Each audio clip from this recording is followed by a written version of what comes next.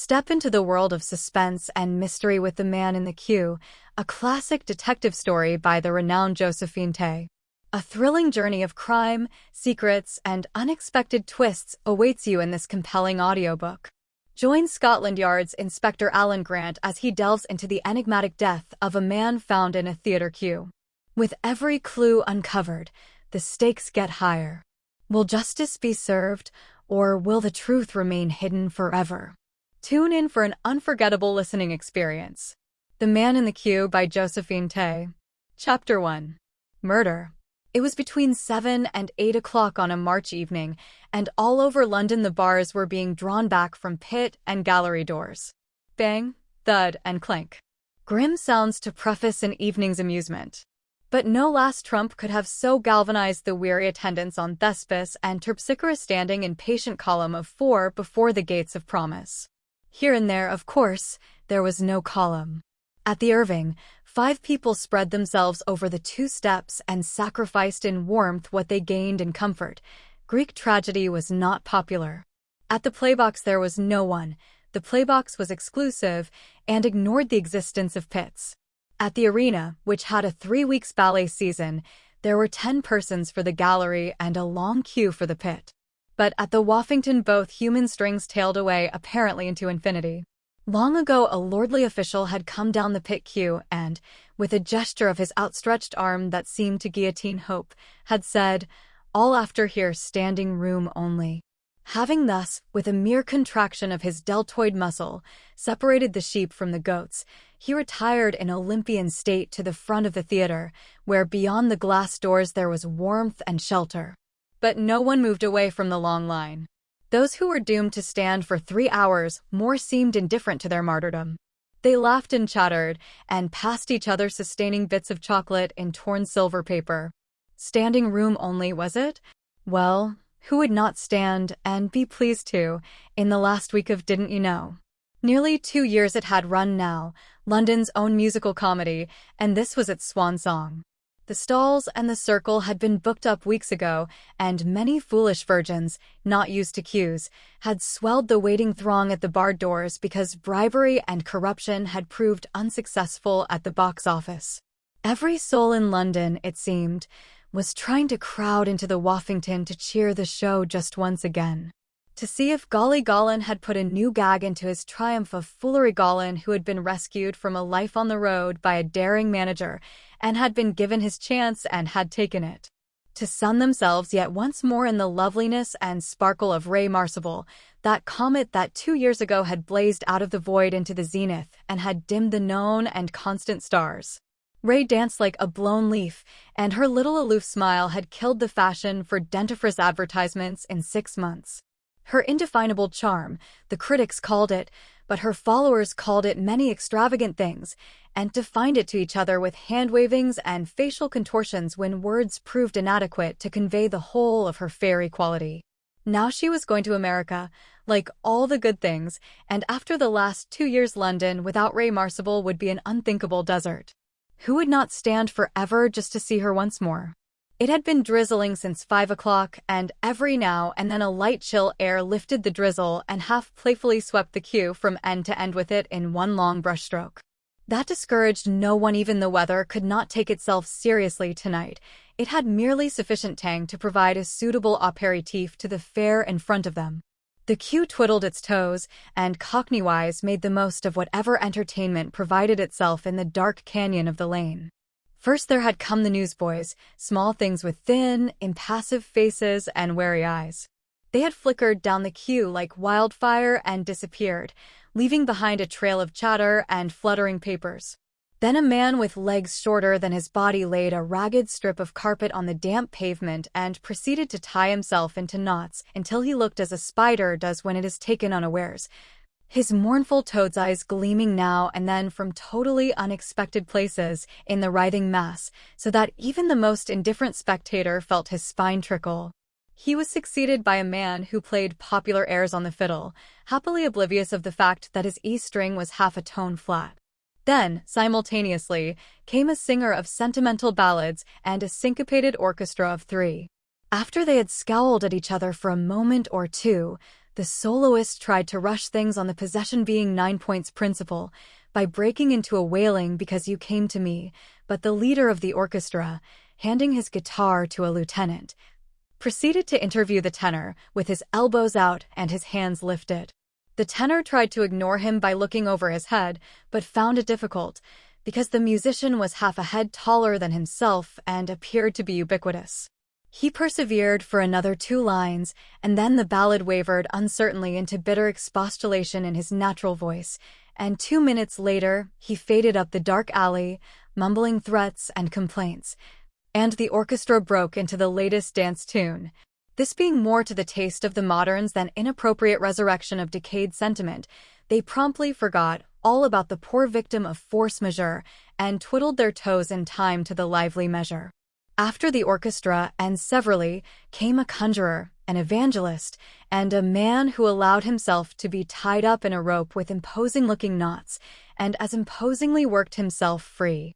All these did their little turn and moved on to another performance elsewhere, and each one before leaving made a tour of the line, thrusting limp but importunate headgear into the meager interstices of the queue, and saying, "Thank you, as encouragement to the bountiful." By way of punctuation to the program, there had been vendors of sweetmeats, vendors of matches, vendors of toys, vendors even of picture postcards. And the crowd had parted good-naturedly with their pence and found amusement sufficient to their needs. Now shudder ran down the line, a shudder that the experienced recognized as but one thing. Stools were given up or folded into handbags, food disappeared, purses appeared. The doors were open. The lovely, exciting gamble had begun. Was it to be win, place, or lose by the time they came to the wicket? Up in the front of the queue where the order was less mathematically 2 and 2 than down in the open, the excitement of the door opening had for a moment or two overcome the habitual place-keeping instincts of the Englishman. I say Englishman advisedly.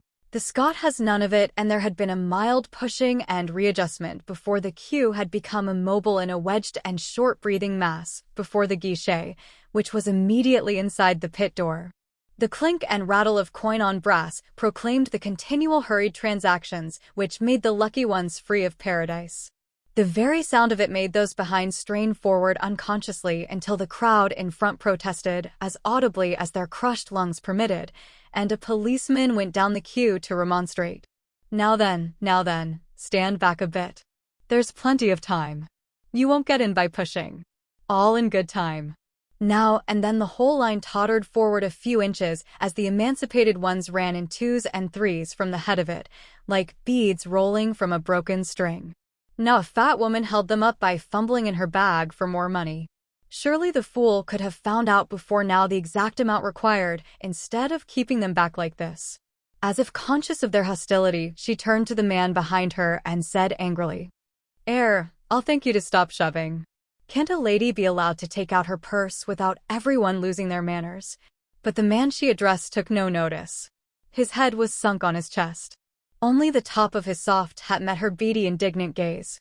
She snorted, and moving away from him to face the box office squarely laid down the money she had been searching for. And as she did so the man sank slowly to his knees, so that those behind almost fell over him, stayed like that for a moment, and then keeled still more slowly over on his face. "Chap fainted," said someone. No one moved for a moment or two. Minding one's own business in a crowd today is as much an instinct of self-preservation as a chameleon's versatility. Perhaps someone would claim the chap. But no one did, and so a man with more social instinct or more self-importance than the rest moved forward to help the collapsed one. He was about to bend over the limp heap when he stopped as if stung and recoiled hastily. A woman shrieked 3 times, horribly, and the pushing, heaving queue froze suddenly to immobility. In the white clear light of the naked electric in the roof, the man's body, left alone by the instinctive withdrawal of the others, lay revealed in every detail. And rising slantwise from the gray tweed of his coat was a little silver thing that winked wickedly in the baleful light. It was the handle of a dagger. Almost before the cry of "police" had gone up, the constable had come from his job of pacification at the other end of the queue. At the first of the woman's shrieks he had turned. No one shrieked like that except when faced by sudden death. Now he stood looking for a moment at the picture, bent over the man, turned his head gently to the light, released it, and said to the man at the guichet, "Phone for the ambulance and the police." He turned his rather shocked gaze on the queue. "Anyone here know the gentleman?" But no one claimed acquaintance with the still thing on the floor. Behind the man there had been a prosperous suburban couple. The woman was moaning continuously and without expression. "Oh, let's go home, Jimmy. Oh, let's go home." On the opposite side of the guichet stood the fat woman, arrested by this sudden horror, grasping her ticket in her black cotton gloves, but making no effort to secure a seat now that the way lay open to her. Down the waiting line behind, the news went like fire in stubble: a man had been murdered, and the crowd in the sloping vestibule began to mill suddenly in hopeless confusion as some tried to get away from the thing that had spoiled all thought of entertainment, and some tried to push forward to see, and some indignant ones fought to keep the place they had stood so many hours for. "Oh, let's go home, Jimmy. Oh, let's go home." Jimmy spoke for the first time. "I don't think we can, old girl, until the police decide whether they want us or not." The constable heard him and said, "You're quite right there. You can't go. You first six will stay where you are, and you, missus," he added to the fat woman. "The rest come on." And he waved them on as he would wave the traffic past a broken-down car. Jimmy's wife broke into hysterical sobbing, and the fat woman expostulated. She had come to see the show and didn't know anything about the man. The four people behind the suburban couple were equally reluctant to be mixed up in a thing they knew nothing about, with results that no one could foresee. They too protested their ignorance. "Maybe," said the policeman, "but you'll have to explain all that at the station." "There's nothing to be scared of," he added for their comfort, and rather unconvincingly in the circumstances. So the queue came on. The doorkeeper brought a green curtain from somewhere and covered up the body. The automatic clink and rattle of coin began again and went on, indifferent as rain. The doorkeeper, moved from his habitual Jovian abstraction by their plight or by the hope of reward, offered to keep their rightful seats for the 7 derelicts. Presently came the ambulance and the police from Gowbridge Police Station. An inspector had a short interview with each of the detained 7, took names and addresses, and dismissed them with a warning to be ready to come up if called upon. Jimmy took his sobbing wife away to a taxi, and the other 5 straggled soberly into the seats over which the doorkeeper was brooding, just as the curtain rose on the evening performance of Didn't You Know? Chapter 2. Inspector Grant. Superintendent Barker applied a carefully manicured forefinger to the ivory bell push on the underside of his table and kept it there until a minion appeared. "Tell Inspector Grant that I want to see him," he said to the minion, who was doing his best to look obsequious in the great man's presence, but was frustrated in his good intention by an incipient embonpoint which compelled him to lean back a little in order to preserve his balance, and by the angle of his nose which was the apotheosis of impudence. Bitterly conscious of failure, the minion withdrew to deliver the message and to bury the memory of his confusion among the unsympathetic perfection of files and foolscap from which he had been summoned. And presently Inspector Grant came into the room and greeted his chief cheerily as one man to another. And his chief's face brightened unconsciously in his presence. If Grant had an asset beyond the usual ones of devotion to duty and a good supply of brains and courage, it was that the last thing he looked like was a police officer. He was of medium height and slight in build, and he was now, if I say dapper, of course you will immediately think of something like a tailor's dummy, something perfected out of all individuality, and Grant is most certainly not that. But if you can visualize a dapperness that is not of the tailor's dummy type, then that is Grant. Barker had for years striven unsuccessfully to emulate his subordinate's chic. He succeeded merely in looking too carefully dressed. He lacked the flair for things sartorial as he lacked flair in most things. He was a plodder. But that was the worst that could be said about him. And when he started plodding after someone, that someone usually wished he had never been born. He regarded his subordinate now with an admiration untinged with any resentment, appreciated his son-of-the-morning atmosphere. He himself had been awake most of the night with sciatica and came to business. "Gowbridge are very sick," he said. In fact, Gow Street went so far as to insinuate that it was a conspiracy. "Oh! Someone been pulling their legs?" "No, but last night's affair is the 5th big thing in their district in the last 3 days, and they're fed up." They want us to take this last affair over. What is that? The theater queue business, is it? Yes, and your OC investigations. So get busy.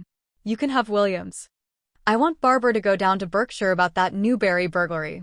The locals down there will want a lot of soft soap because we have been called in and Barbara is better at that than Williams. I think that is all. Better get down to Gow Street right away. Good luck. Half an hour later, Grant was interviewing the Gowbridge police surgeon. Yes, the surgeon said, the man had been dead when he was brought into hospital. The weapon was a thin, exceedingly sharp stiletto. It had been driven into the man's back on the left side of the backbone with such force that the hilt had pressed his garments to a wad which had kept any blood from flowing. What had escaped had oozed out round the wound without coming to the outer surface at all. In his opinion, the man had been stabbed a considerable time, perhaps 10 minutes or more, before he had collapsed as the people in front moved away. In a squash like that, he would be held up and moved along by the crowd. In fact, it would have been a sheer impossibility to fall if one had wanted to in such a closely packed mob. He thought it highly unlikely that the man was even aware that he had been struck. So much pressing and squeezing and involuntary hurting went on these occasions that a sudden and not too painful blow would not be noticed. And about the person who stabbed him? Anything peculiar about the stabbing? No, except that the man was strong and left-handed. Not a woman? No, it would need more strength than a woman has to drive the blade in as it has been driven. You see, there was no room for a back sweep of the arm. The blow had to be delivered from a position of rest. Oh no, it was a man's work. And a determined man's, too. Can you tell me anything about the dead man himself? Asked Grant, who liked to hear a scientific opinion on any subject. Not much. Well-nourished, prosperous, I should say. Intelligent. Yes, very, I should think. What type?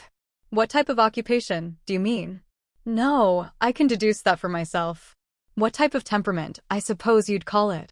Oh, I see. The surgeon thought for a moment. He looked doubtfully at his interlocutor. Well, no one can say that for a certainty, you understand that? And when Grant had acknowledged the qualification, but I should call him one of the lost cause type. He raised his eyebrows interrogatively at the inspector and, assured of his understanding, added he had practical enough qualities in his face, but his hands were a dreamer's. You'll see for yourself. Together they viewed the body. It was that of a young man of 29 or 30, fair-haired, hazel-eyed, slim, and of medium height. The hands, as the doctor had pointed out, were long and slim and not used to manual work. Probably stood a lot, said the surgeon with a glance at the man's feet, and walked with his left toe turned in. Do you think his assailant had any knowledge of anatomy? Asked Grant. It was almost incredible that so small a hole had let a man's life out. It wasn't done with the precision of a surgeon, if that's what you mean. As for a knowledge of anatomy, practically everyone who is old enough to have lived through the war has a working knowledge of anatomy. It may have been just a lucky shot, and I rather think it was. Grant thanked him and came to business with the Gow Street officials. On a table were laid out the scanty contents of the man's pockets. Grant was conscious of a faint dismay when he saw their fewness. A white cotton handkerchief, a small pile of loose change, 2 half-crowns, 2 sixpences, a shilling, for pennies, and a halfpenny, an unexpected service revolver. The handkerchief was well worn but had no laundry mark or initial. The revolver was fully loaded. Grant examined them in a disgusted silence. Laundry marks on his clothes? He asked. No, there were no marks of any kind. And no one had come to claim him? Not even anyone to make inquiries? No, no one but that old madwoman who laid claim to everyone the police found. Well, he would see the clothes for himself. Painstakingly, he examined each article of clothing. Both hat and shoes were well worn, the shoes so much so that the maker's name, which should have been on the lining, had been obliterated.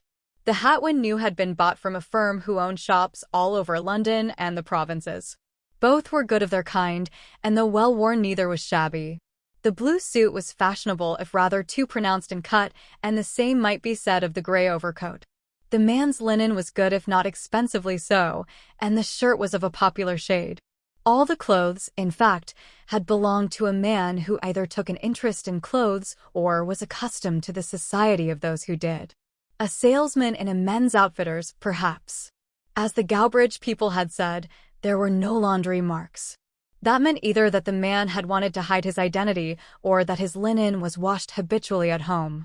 Since there was no sign of any obliteration of marks, it followed that the latter was the reasonable explanation. On the other hand, the tailor's name had been deliberately removed from the suit. That and the scantiness of the man's belongings pointed certainly to a desire on his part to conceal his identity. Lastly, the dagger. It was a wicked little weapon in its viperish slenderness. The handle was of silver, about 3 inches long, and represented the figure of some saint, bearded and robed. Here and there it was touched with enamel in bright primitive colors, such as adorn sacred images in Catholic countries. In general, it was of a type fairly common in Italy and along the south coast of Spain. Grant handled it gingerly. "How many people have had their hands on it?" he asked. The police had commandeered it as soon as the man had arrived in hospital and it could be removed. No one had touched it since. But the expression of satisfaction was wiped from Grant's face when the information was added that it had been tested for fingerprints and had been found blank. Not even a blurred one spoiled the shining surface of the smug saint. "Well," said Grant, "I'll take these and get on." He left instructions with Williams to take the dead man's fingerprints and to have the revolver examined for peculiarities. To his own sight, it seemed to be an exceedingly ordinary service revolver of a type which since the war has been as common in Britain as grandfather clocks. But, as has been said, Grant liked to hear authorities on their own subject. He himself took a taxi and spent the rest of the day interviewing the 7 persons who had been nearest the unknown when he collapsed the previous night. As the taxi bore him hither and thither, he let his thought play round and over the situation. He had not the faintest hope that these people he interviewed would be of use to him. They had one and all denied any knowledge of the man when first questioned, and they were not likely to alter their minds as to that now. Also, if any of them had seen a companion with the dead man previously, or had noticed anything suspicious, they would have been only too ready to say so. It was Grant's experience that 99 people proffered useless information where one was silent. Again, the surgeon had said that the man had been stabbed some time before it had been noticed, and no assassin was going to stay in the immediate neighborhood of his victim until the deed was discovered. Even if the possibility of a bluff had occurred to the murderer, the chances of a connection between himself and his victim being established were too good to allow a sensible man, and a man bent on self-preservation is usually shrewd enough to indulge in it. No, the man who did it had left the queue some time before. He must find someone who had noticed the murdered man before his death and had seen him in converse with someone. There was, of course, the possibility to be faced that there had been no converse, that the murderer had merely taken up a place behind his victim and slipped away when the thing was done. In that case, he had to find someone who had seen a man leave the queue. That should not be difficult. The press could be called to help. Idly he considered the type of man it would be. No thorough Englishman used such a weapon. If he used steel at all, he took a razor and cut a person's throat. But his habitual weapon was a bludgeon and, failing that, a gun. This was a crime that had been planned with an ingenuity and executed with a subtlety that was foreign to an Englishman's habit of thought. The very femininity of it proclaimed the Levant, or at the very least one used to Levantine habits of life. A sailor, perhaps. An English sailor used to the Mediterranean ports might have done it. But then, would a sailor have been likely to think of anything so subtle as the queue? He would have been more likely to wait for a dark night and a lonely street. The picturesqueness of the thing was Levantine. An Englishman was obsessed with the desire to hit. The manner of the hitting did not habitually concern him. That made Grant think of motive, and he considered the more obvious ones: theft, revenge, jealousy, fear. The first was ruled out. The man's pockets could have been picked half a dozen times by an expert practitioner in such a crowd, without any more violence than a fly bestows in alighting. Revenge or jealousy. Most probably Levantines were notoriously vulnerable in their feelings. An insult rankled for a lifetime, a straying smile on the part of their adored, and they ran amok. Had the man with the hazel eyes he had, undoubtedly, been attractive come between a Levantine and his girl? For no reason whatever, Grant did not think so. He did not for a moment lose sight of the possibility, but he did not think so. There remained fear.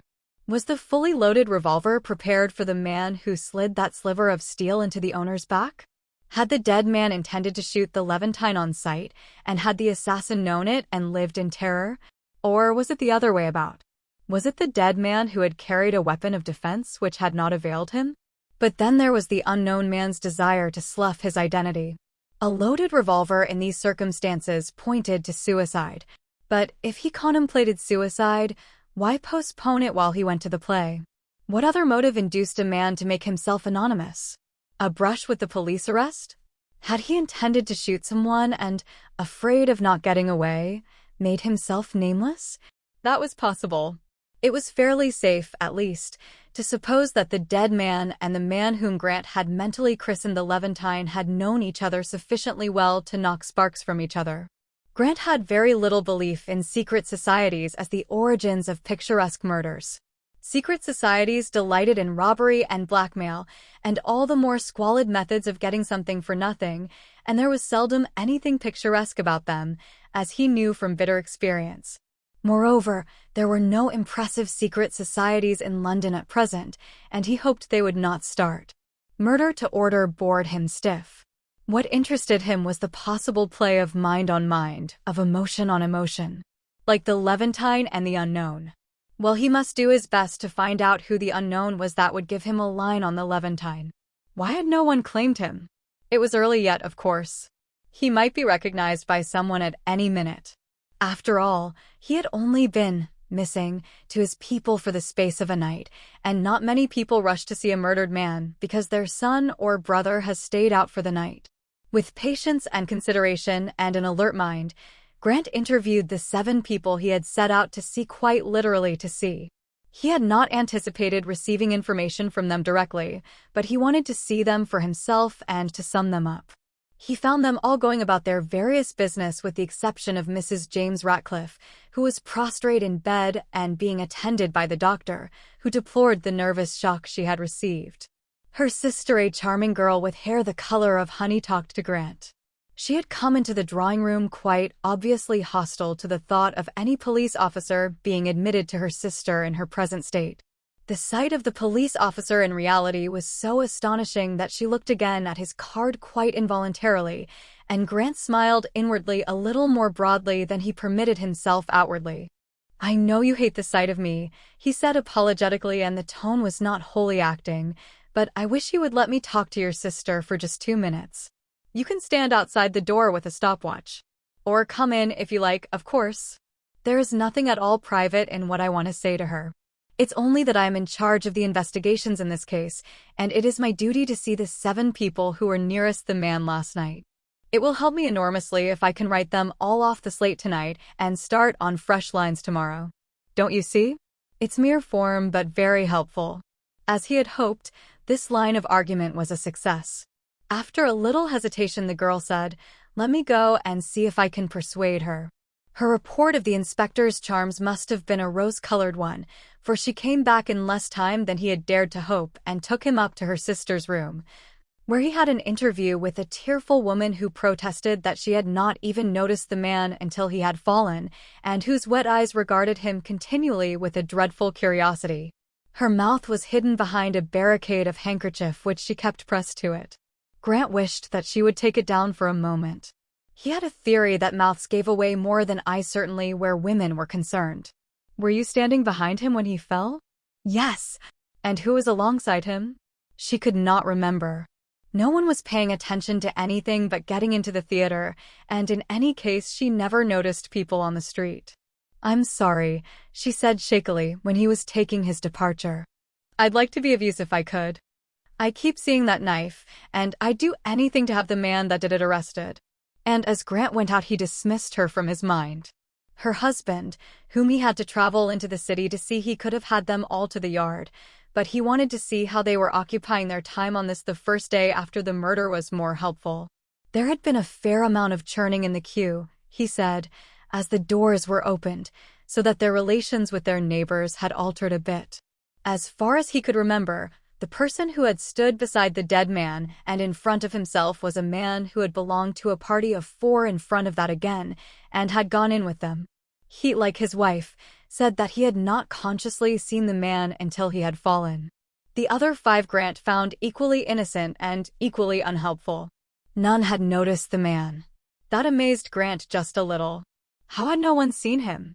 He must have been there all the time. One doesn't shove in at the head of a queue without attracting a most uncomfortable amount of attention. And even the most unobservant of people will recall what their eyes have seen, even if they were unconscious of taking notice at the time. Grant was still puzzling when he got back to the yard. There he sent a notice to the press, which asked anyone who had seen a man leave the queue to communicate with Scotland Yard. Also a full description of the dead man, and as much of the progress of the investigations as was to be given to the public. Then he summoned Williams and demanded an account of his stewardship. Williams reported that the dead man's fingerprints had been photographed according to instructions and sent up for investigation, but he was unknown to the police. No corresponding fingerprints were to be found among those betraying dockets. The revolver expert could find nothing individual about the revolver. It was probably secondhand, had been used quite a lot, and was of course a very powerful weapon. Huh, said Grant disgustedly. Some expert, and Williams smiled. Well, he did say there was nothing distinctive about it, he reminded. And then he explained that before sending the revolver to the experts he had tested it for fingerprints, and finding quite a lot had had them photographed. He was now waiting for the prints. Good man, said Grant, and went in to see the superintendent, carrying the print of the dead man's fingertips with him. He gave Barker a précis of the day's events without adducing any theories about foreigners beyond remarking that it was a very un-English crime. Precious unproductive kind of clues we've got, said Barker. All except the dagger, and that's more like something out of a book than part of an honest-to-goodness crime. My sentiments exactly, said Grant. I wonder how many people will be in the Woffington queue tonight, he added irrelevantly.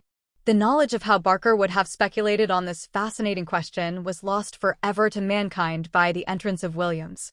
The revolver prints, sir, he said succinctly, and laid them on the table.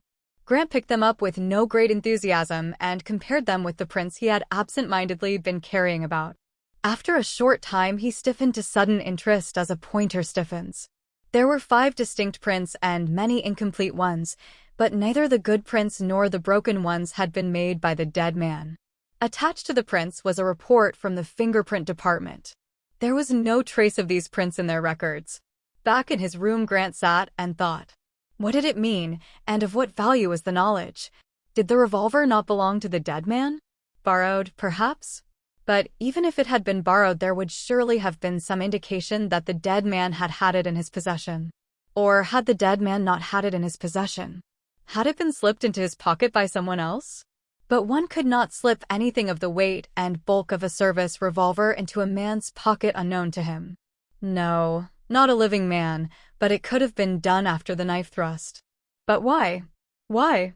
No solution, however far-fetched, presented itself to him. He took the dagger out of its wrappings and considered it through the microscope, but could mesmerize himself into no hopeful state over it. He was stale. He would go out and walk a bit. It was just after 5. He would go down to the Woffington and see the man who had been doorkeeper at the pit last night. It was a fine still evening with a primrose sky, and London was painted against it in flat washes of a misty lavender. Grant sniffed the air appreciatively. Spring was coming. When he had run the Levantine to earth, he would wangle some leave-sick leave, if he couldn't get it any other way, and go fishing somewhere. Where should he go? You got the best fishing in the Highlands, but the company was apt to be darn dull. He would go fishing in the Test at Stockbridge, perhaps. Trout were poor sport, but there was a snug little pub there, and the best of company. And he would get a horse to ride there, and turf to ride it on. And Hampshire in spring. So he speculated, walking briskly along the embankment, on things far removed from the business on hand. For that was Grant's way. Barker's motto was, chew it over. Chew it over continually, sleeping and waking, and you'll find the kernel that matters. That was true for Barker, but not for Grant. Grant had once retorted that when he had chewed to that extent he couldn't think of anything but the ache in his jaws, and he had meant it. When something baffled him he found that if he kept on worrying it, he got no further, and lost his sense of proportion in the process. So when he came to a dead stop he indulged in what he called shutting his eyes for a little, and when he opened them again, he habitually found a new light on things that revealed unexpected angles and made the old problem a totally new proposition. There had been a matinee that afternoon at the Woffington, but he found the theater in its usual state of shrouded desolation in front and untidy dreariness behind. The doorkeeper was on the premises, but no one was very sure where he was to be found. In the early evening his duties were many and various, it seemed. After several panting messengers had returned from the bowels of the building with reports, "No, sir, there wasn't a sign of him," Grant himself joined in the exploration and eventually ran the man to earth in a dim passage behind the stage. When Grant had explained who he was and what he wanted, the man became voluble in his pride and eagerness. He was used to being within hailing distance of the aristocracy of the stage, but it was not every day that he had the chance of conversing on friendly terms with that much more august being an inspector from the CID. He beamed, he continually altered the angle of his cap, he fingered his metal ribbons, he dried his palms on the seat of his trousers, and he quite obviously would have said that he had seen a monkey in the queue if it would have pleased the inspector. Grant groaned inwardly, but the part of himself that always stood aloof whatever he did, the looker-on part of him which he had in such abundance, thought appreciatively what a character the old boy was. With that providing for a hypothetical future which is second nature in a professional detective, he was taking a friendly farewell of so much devoted uselessness, when a charming voice said, "Why, it's Inspector Grant." And he turned to see Ray Marcible in her outdoor things, and evidently on the way to her dressing room. "Are you looking for a job? I'm afraid you can't have even a walking-on part at this late hour." Her still small smile teased him, and her gray eyes looked at him friendlily from under the slight droop of her lids. They had met a year previously over the theft of a fabulously expensive dressing case, which had been one of her richest admirers' gifts to her, and though they had not met again since, she had evidently not forgotten him. In spite of himself, he was flattered even while the looker-on bit of him was aware of it and laughed.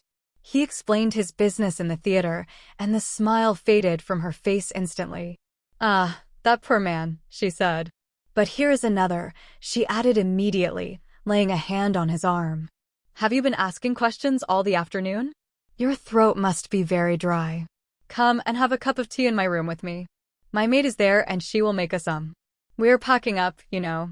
It is very sad after such a long time."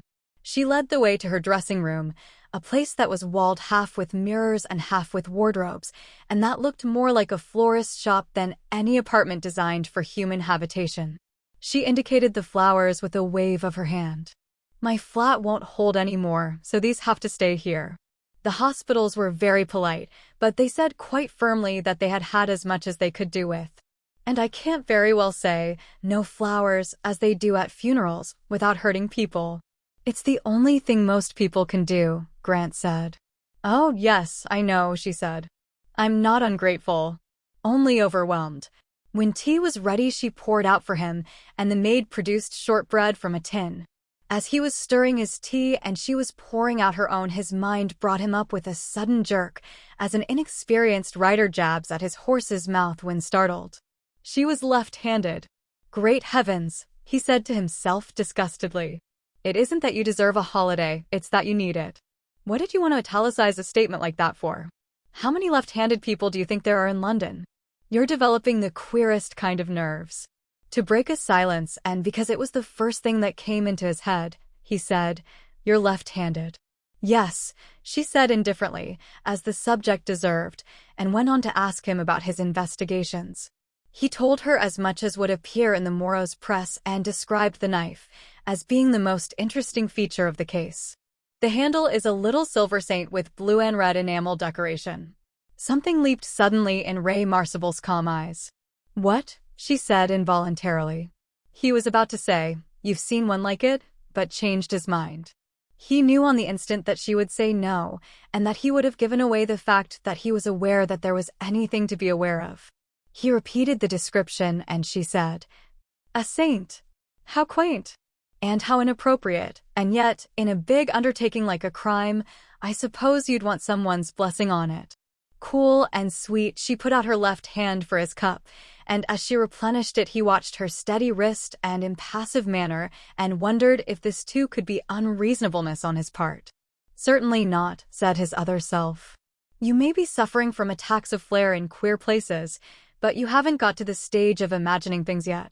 They discussed America, which Grant knew well and to which she was about to make her first visit, and when he took his leave he was honestly grateful to her for the tea. He had forgotten all about tea. Now it wouldn't matter how late he had dinner. But as he went out he sought a light for his cigarette from the doorkeeper, and in the course of another ebullition of chatter, and Goodwill learned that Miss Marcible had been in her dressing room from 6 o'clock the previous evening until the call boy went for her before her first cue. Lord Lacing was there, he said, with an eloquent lift of his eyebrow. Grant smiled and nodded and went away, but as he was making his way back to the yard, he was not smiling. What was it that had leapt in Ray Marcible's eyes? Not fear. No. Recognition? Yes, that was it. Most certainly recognition. Chapter 3. Danny Miller.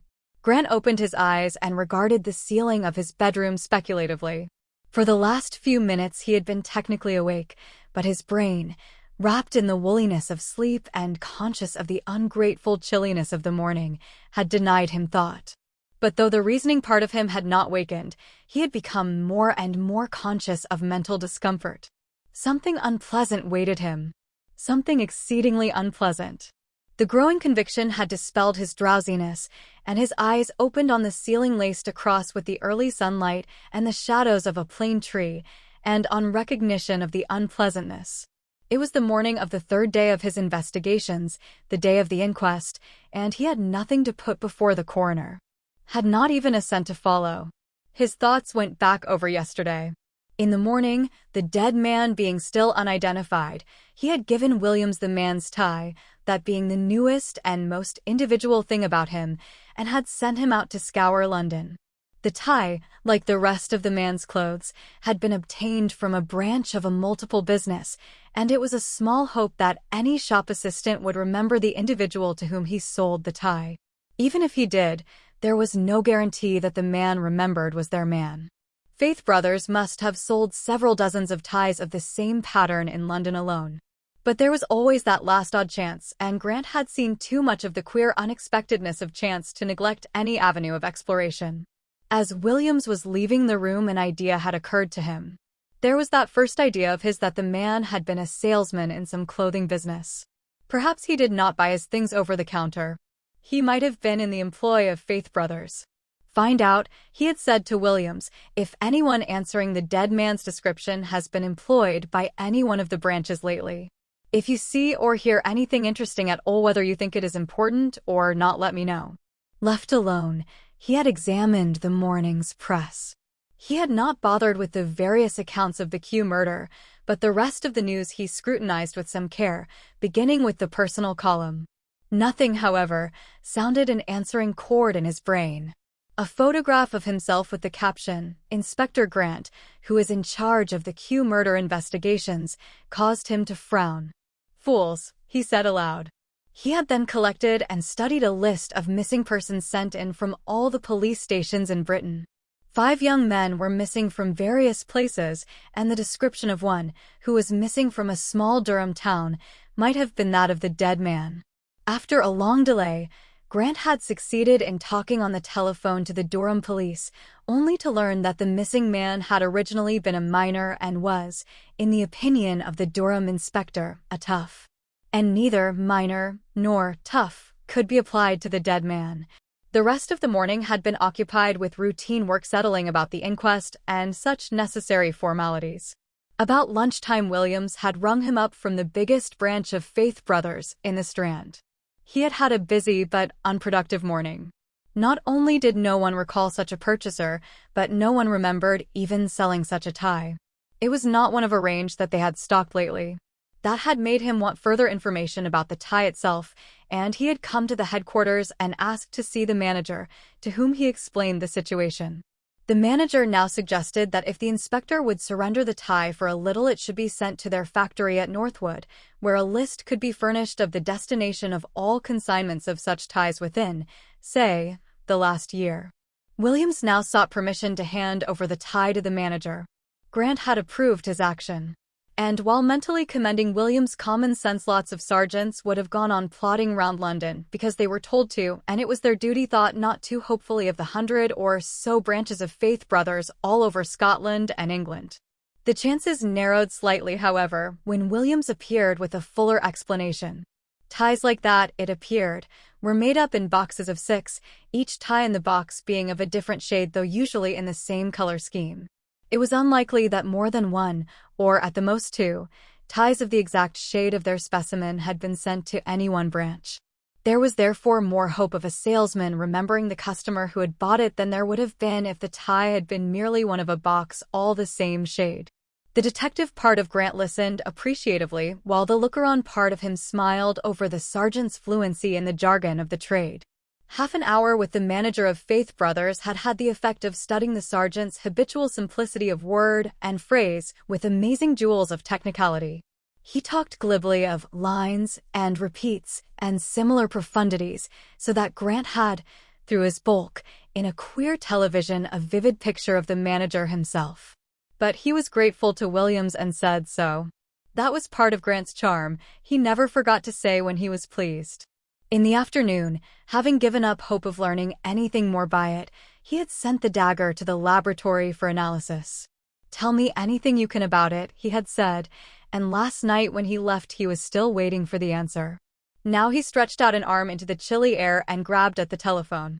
When he got the number he had asked for, he said, "Inspector Grant speaking. Any developments?" No, there were no developments. 2 people had viewed the body last night, 2 separate people, but neither had recognized it. Yes, their names and addresses had been taken and were lying on his desk now. There was also a report from the laboratory. Good, said Grant, jammed the earpiece on the hook and sprang out of bed, his sense of foreboding dispelled by the clear light of reason. Over his cold bath he whistled, and all the time he was dressing he whistled, so that his landlady said to her husband, who was departing to catch an 8 o'clock bus, "I'm thinking it won't be very long now before that horrible anarchist is caught." Anarchist and assassin were synonymous terms to Mrs. Field. Grant himself would not have put it so optimistically perhaps, but the thought of that sealed package waiting on his desk was to him what a lucky packet is to a small boy. It might be something of no importance, and it might be a diamond. He caught Mrs. Field's benevolent glance on him as she set down his breakfast, and it was like a small boy that he said to her, "This my lucky day, do you think?" "I don't know about luck, Mr. Grant. I don't know as I believes in it. But I do believe in Providence. And I don't think Providence let a nice young man like that be stabbed to death and not bring the guilty to justice. Trust in the Lord, Mr. Grant." And if the clues are very thin, the Lord and the CID, Grant misquoted at her and attacked his bacon and eggs. She lingered a moment watching him, shook her head in a gently misgiving way at him, and left him scanning the newspapers while he chewed. On the way up to town he occupied himself by considering the problem of the man's non-identification, which became momentarily more surprising. True, a few persons every year are thrown up by London to lie unclaimed for a day or 2 and then vanish into paupers' graves. But they are all either old or penniless or both the dregs of a city's being, cast off long before their deaths by their relations and friends, and so, when the end came, beyond the ken of anyone who might have told their story. In all Grant's experience, no one of the type of the dead man, a man who must have had the normal circle of acquaintances, if not more, had remained unidentified. Even if he had been a provincial or a foreigner, and Grant did not think he was, the man's whole appearance had proclaimed the Londoner. He must have had a dwelling in London or near it, hotel, lodgings, or club, from which he must now be known to be missing. And the appeals from the press that the fact of a missing person should be communicated to Scotland Yard without delay would most certainly have brought someone hurrying to report it. Then, granted that the man was a Londoner, as Grant most heartily believed, why did his people or his landlord not come forward? Obviously, either because they had reason to think the dead man a bad lot, or because they themselves had no wish to attract the attention of the police. A gang?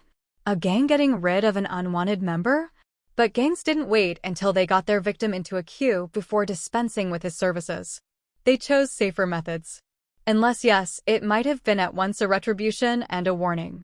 It had all the elements of a gesture: the weapon, the striking down of the victim while in a place of supposed safety, the whole bravado of the thing.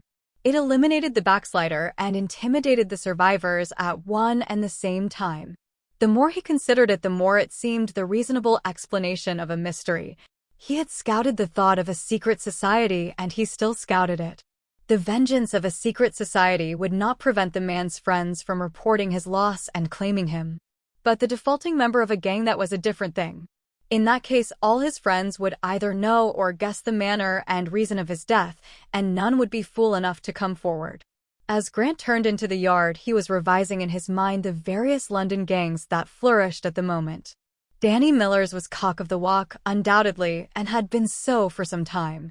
It was 3 years since Danny had seen the inside, and unless he made a grievous error, it would be still longer before he did. Danny had come from America after serving his second sentence for burglary, and had brought with him a clever brain, a belief in organization that was typically American. The British practitioner is by nature an individualist, and a wholesome respect for British police methods. The result was that, though his minions slipped occasionally and served short sentences for their carelessness, Danny went free and successful, much too successful for the liking of the CID. Now, Danny had all the American crook's ruthlessness in dealing with an enemy. His habit was a gun, but he would think no more of sticking a knife into a man than he would of swatting the fly that annoyed him. Grant thought that he would invite Danny to come and see him. Meanwhile, there was the packet on his table. Eagerly he opened it and eagerly skipped the slightly prosy unimportances with which it opened. Brotherton, of the scientific side, was inclined to be a pompous dogmatist. If you sent him a Persian cat to report on, he would spend the first sheet of foolscap in deciding that its coat was gray and not fawn, and picked out the salient thing. Just above the junction of the handle with the blade, Brotherton said, was a stain of blood which was not the blood on the blade. The base on which the saint stood was hollow and had been broken at one side. The break was merely a cut which did not gape and was almost invisible owing to the bloodstain. But when the surface was pressed, one edge of the rough cut was raised very slightly above the other. In gripping the tool, the murderer had made the fracture in the metal gape sufficiently to injure his own hand. He would now be suffering from a jagged cut somewhere on the thumb side of the first finger of the left hand, or finger side of the thumb. Good so far, thought Grant, but one can't sift London for a left-handed man with a cut hand and arrest him for that. He sent for Williams. "Do you know where Danny Miller is living now?" he asked. "No, sir," said Williams, "but Barber will know. He came up from Newbury last night, and he knows all about Danny." "All right, go and find out." "No, better send Barber to me." When Barber came, a tall, slow man with a sleepy and misleading smile, he repeated his question. "Danny Miller?" Barber said. "Yes, he has rooms in a house in Amber Street, Pimlico." "Oh! Been very quiet lately, hasn't he?" "So we thought, but I think that jewel robbery that the Gowbridge people are busy with now is Danny." "I thought banks were his line." "Yes, but he has a new Jane. He probably wants money."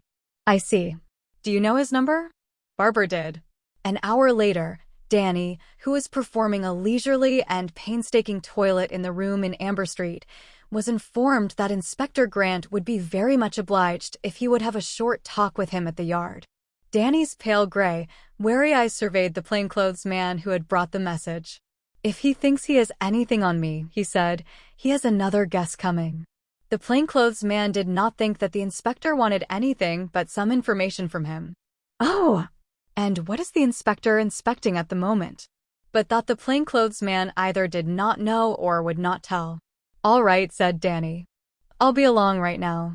When a portly constable led him into Grant's presence, Danny, who was small and slim, indicated the departing one with a backward jerk of the head and a humorous lift of an eyebrow.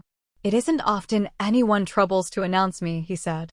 "No," said Grant, smiling. "Your presence is usually announced after your departure, isn't it? You're a wit, Inspector. I shouldn't have thought you'd need anyone to jog your brains along. You don't think you've got anything on me, do you?" "Not at all." "I thought you might be of some use to me." "You're certainly flattering." It was impossible to tell when Miller was serious or otherwise. Did you ever know by sight a man like this? While he described in detail the murdered man, Grant's eyes were examining Danny, and his brain was busy with what his eyes saw. Gloves. How could he get the glove off Danny's left hand without deliberately asking for its removal? When he came to the end of his description, particularized even to the turned in toe, Danny said politely, "That's the debtor from the queue." "No, I'm very sorry to disappoint you, Inspector, but I never saw the man in my life." "Well, I suppose you have no objections to coming with me and having a look at him?" "Not if it'll set your mind at rest, Inspector." "I'll do anything to oblige." The inspector put his hand into his pocket and brought it out full of coins, as if to make sure of his loose change before setting out. A sixpenny piece slid through his fingers and rolled swiftly across the smooth surface of the table towards Miller, and Miller's hand shot out in an abrupt preventive movement as it was about to drop off the table's edge to the floor. He fumbled for a moment with his gloved hand and then laid the coin down on the table. "Trifling things, these," he remarked in his flat, amiable voice. But it was his right hand that he had used to stop it. As they were driving down to the mortuary in a car, he turned to the inspector with the almost noiseless expulsion of breath that in him did duty for a laugh. "Say," he said, "if any of my pals see me now, they'll all be boarding a dangler for Southampton inside 5 minutes and not waiting to pack." "Well, we'd do the packing back," said Grant. "Got us all taped like that, have you? Would you bet on it? I'll lay you 5 to 1 in dollars now, pounds 5 to 1 in pounds that you don't have one of us settled inside 2 years. You won't take it?" "Well, I think you're wise." When Miller was brought face to face with the body of the murdered man, Grant's eager eyes could trace no shadow of expression on that poker face. Danny's cool gray glance wandered over the dead man's features in a half-interested indifference. And Grant knew certainly that, even had Miller known the man, his hope of a betraying gesture or expression had been a vain one. "No," Danny was saying, "I never saw the man in my—" He stopped. There was a long pause. "Say, but I did," he said. "Oh, gosh, let me think. Where was it? Where was it? Wait a minute and it'll come." He beat a hectic tattoo on his forehead with his gloved palm.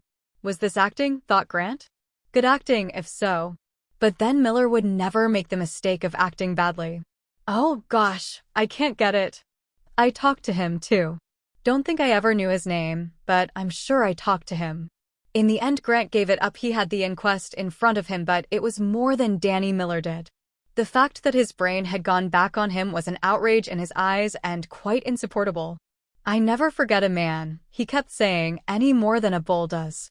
"Well, you can think it over and telephone to me," said Grant. "Meanwhile, will you do one thing more for me? Will you take your gloves off?" Danny's eyes shut suddenly to bright slits. "What's the big idea?" he said. "Well, there isn't any reason that you shouldn't take them off, is there?"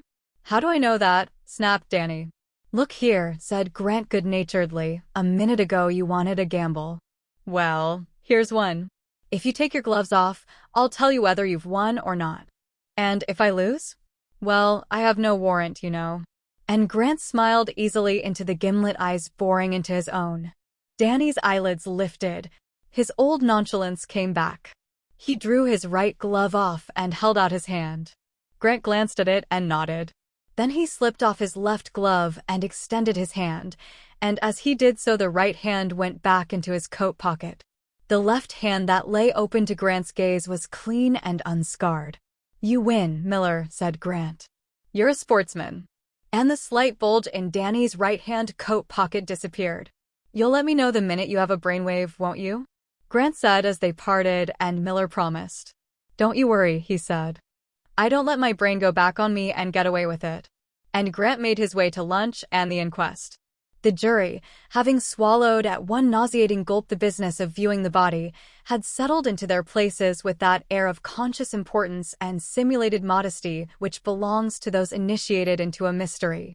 Their verdict was already certain, therefore they had no need to worry themselves over the rights or wrongs of the case. They could give themselves up wholly to the delightful occupation of hearing all about the most popular murder of the day from lips of eyewitnesses. Grant surveyed them sardonically and thanked the gods that neither his case nor his life depended on their intelligences. Then he forgot them and gave himself up to the rich comedy of the witnesses. It was strange to compare the grim things that fell from their lips with the pretty comedy they themselves presented. He knew them so well by now, and they all ran so amusingly true to form. There was the constable who had been on duty at the Woffington Pit queue, brushed and shining, his dampish forehead shining most of all, precise in his report and tremendously gratified by his own preciseness.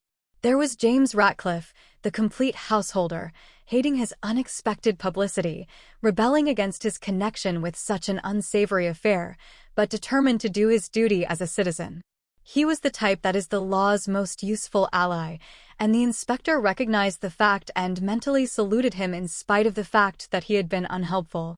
Waiting in queues bored him, he said, and as long as the light was good enough he had read, until the doors opened and the pressure became too great to do anything but stand. There was his wife, whom the inspector had last seen sobbing in her bedroom. She still clutched a handkerchief and obviously expected to be encouraged and soothed after every second question. And she was subjected to a longer examination than anyone else. She was the one who had stood directly behind the dead man. "Are we to understand, madam," said the coroner, "that you stood for nearly 2 hours in close proximity to this man, and yet have no recollection of him or of his companions, if any?" "But I wasn't next to him all that time. I tell you I didn't see him until he fell over at my feet." "Then who was next in front of you most of the time?" "I don't remember. I think it was a boy, a young man." "And what became of the young man?" "I don't know." "Did you see him leave the queue?" "No." "Can you describe him?" "Yes. He was dark and foreign-looking, rather." "Was he alone?" "I don't know. I don't think so, somehow. I think he was talking to someone." "How is it that you do not remember more distinctly what occurred when it is only 3 nights ago?" The shock had put everything out of her head, she said. Besides, she added, her gelatinous backbone ossified suddenly by the coroner's ill-hidden scorn, in a queue one doesn't notice the people next one. "Both I and my husband were reading most of the time." And she dissolved into hysterical weeping. Then there was the fat woman, shiny with satin and soap and water, recovered now from the shock and reluctance she had displayed at the crowded moment of the murder, and more than willing to tell her tale. Her plump red face and boot-button brown eyes radiated a grim satisfaction with her role. She seemed disappointed when the coroner thanked her and dismissed her in the middle of a sentence. There was a meek little man, as precise in manner as the constable had been, but evidently convinced that the coroner was a man of little intelligence. When that long-suffering official said, "Yes, I was aware that queues usually go 2 by 2, the jury allowed themselves to snigger, and the meek little man looked pained. As neither he nor the other 3 witnesses from the queue could recall the murdered man, or throw any light on any departure from the queue, they were dismissed with scant attention. The doorkeeper, incoherent with pleasure at being so helpful, informed the coroner that he had seen the dead man before several times. He had come quite often to the Woffington, but he knew nothing about him. He had always been well-dressed. No, the doorkeeper could not recall any companion, though he was sure that the man had not habitually been alone. The atmosphere of futility that characterized the inquest discouraged Grant. A man whom no one professed to know, stuck in the back by someone whom no one had seen. It was a sweet prospect. No clue to the murderer except the dagger, and that told nothing except that the man was scarred on a finger or thumb. No clue to the murdered man except the hope that a Faith Brothers employee might have known the person to whom he sold a fawn pattern tie with faint pink splashes. When the inevitable verdict of murder against some person or persons unknown had been given, Grant went to a telephone revolving in his mind the Ratcliffe woman's tale of a young foreigner. Was that impression a mere figment of her imagination, brought into being by the suggestion of the dagger? Or was it a genuine corroboration of his Levantine theory? Mrs. Ratcliffe's young foreigner had not been there when the murder was discovered. He was the one who had disappeared from the queue, and the one who had disappeared from the queue had most certainly murdered the dead man. Well, he would find out from the yard if there was anything new, and if not he would fortify himself with tea. He needed it. And the slow sipping of tea conduced to thought. Not the painful tabulations of Barker, that prince of superintendents, but the speculative revolving of things which he, Grant, found more productive. He numbered among his acquaintances a poet and essayist who sipped tea in a steady, monotonous rhythm, the while he brought to birth his masterpieces. His digestive system was in a shocking condition, but he had a very fine reputation among the more precious of the modern literateurs. Chapter 4. Raoul Lagarde. But over the telephone Grant heard something which put all thoughts of tea out of his head. There was waiting for him a letter addressed in capitals. Grant knew very well what that meant. Scotland Yard has a wide experience of letters addressed in capitals. He smiled to himself as he hailed a taxi. If people only realized that writing in capitals didn't disguise a hand at all. But he sincerely hoped they never would. Before he opened the letter that awaited him, he dusted it with powder and found it covered with fingerprints. He slit the top delicately, holding the letter, which was fat and softish, in a pair of forceps, and drew out a wad of Bank of England £5 notes and a half sheet of notepaper. On the notepaper was printed, "To bury the man who was found in the queue." There were 5 notes. £25. Grant sat down and stared. In all his time in the CID, a more unexpected thing had not happened. Somewhere in London tonight was someone who cared sufficiently for the dead man to spend £25 to keep him from a pauper's grave, but who would not claim him? Was this corroboration of his intimidation theory? Or was it conscience money? Had the murderer a superstitious desire to do the right thing by his victim's body? Grant thought not. The man who stuck another in the back didn't care a hoot what became of the body. The man had a pal, man or woman in London tonight, a pal who cared to the tune of £25. Grant called in Williams, and together they considered the plain, cheap, white envelope and the strong, plain capitals. "Well," said Grant, "what do you know?" "A man," said Williams. "Not well off. Not used to writing much. Clean. Smokes. Depressed." "Excellent," said Grant. "You're no good as a Watson, Williams. You get away with all the kudos." Williams, who knew all about Watson at the age of 11, he had spent hunted moments in a hayloft in Worcestershire trying to read The Speckled Band without being discovered by authority, who had banned it, smiled, and said, "I expect you have got far more out of it, sir." But Grant had not. Except that he's a poor hand at the business. Fancy sending anything as easily traced as English £5 notes. He blew the light, soft powder over the half sheet of notepaper, but found no fingerprints. He summoned a constable and sent the precious envelope and the bundle of notes to have all fingerprints photographed. The sheet of notepaper bearing the printed message he sent to the handwriting expert. "Well, the banks are shut now, worse luck. Are you in a hurry to get back to the missus, Williams?" No, Williams was in no hurry. His missus and the baby were in Southend with his mother-in-law for a week. "In that case," Grant said, "we'll dine together, and you can give me the benefit of your ideas on the subject of murders in queues." Some years before, Grant had inherited a considerable legacy, a legacy sufficient to permit him to retire into idle nonentity if such had been his desire. But Grant loved his work even when he swore and called it a dog's life, and the legacy had been used only to smooth and embroider life until what would have been the bleak places were eliminated, and to make some bleak places in other lives less impossible. There was a little grocer's shop in a southern suburb, bright as a jewel with its motley goods, which owed its existence to the legacy and to Grant's chance meeting with a ticket of leave man on his first morning out.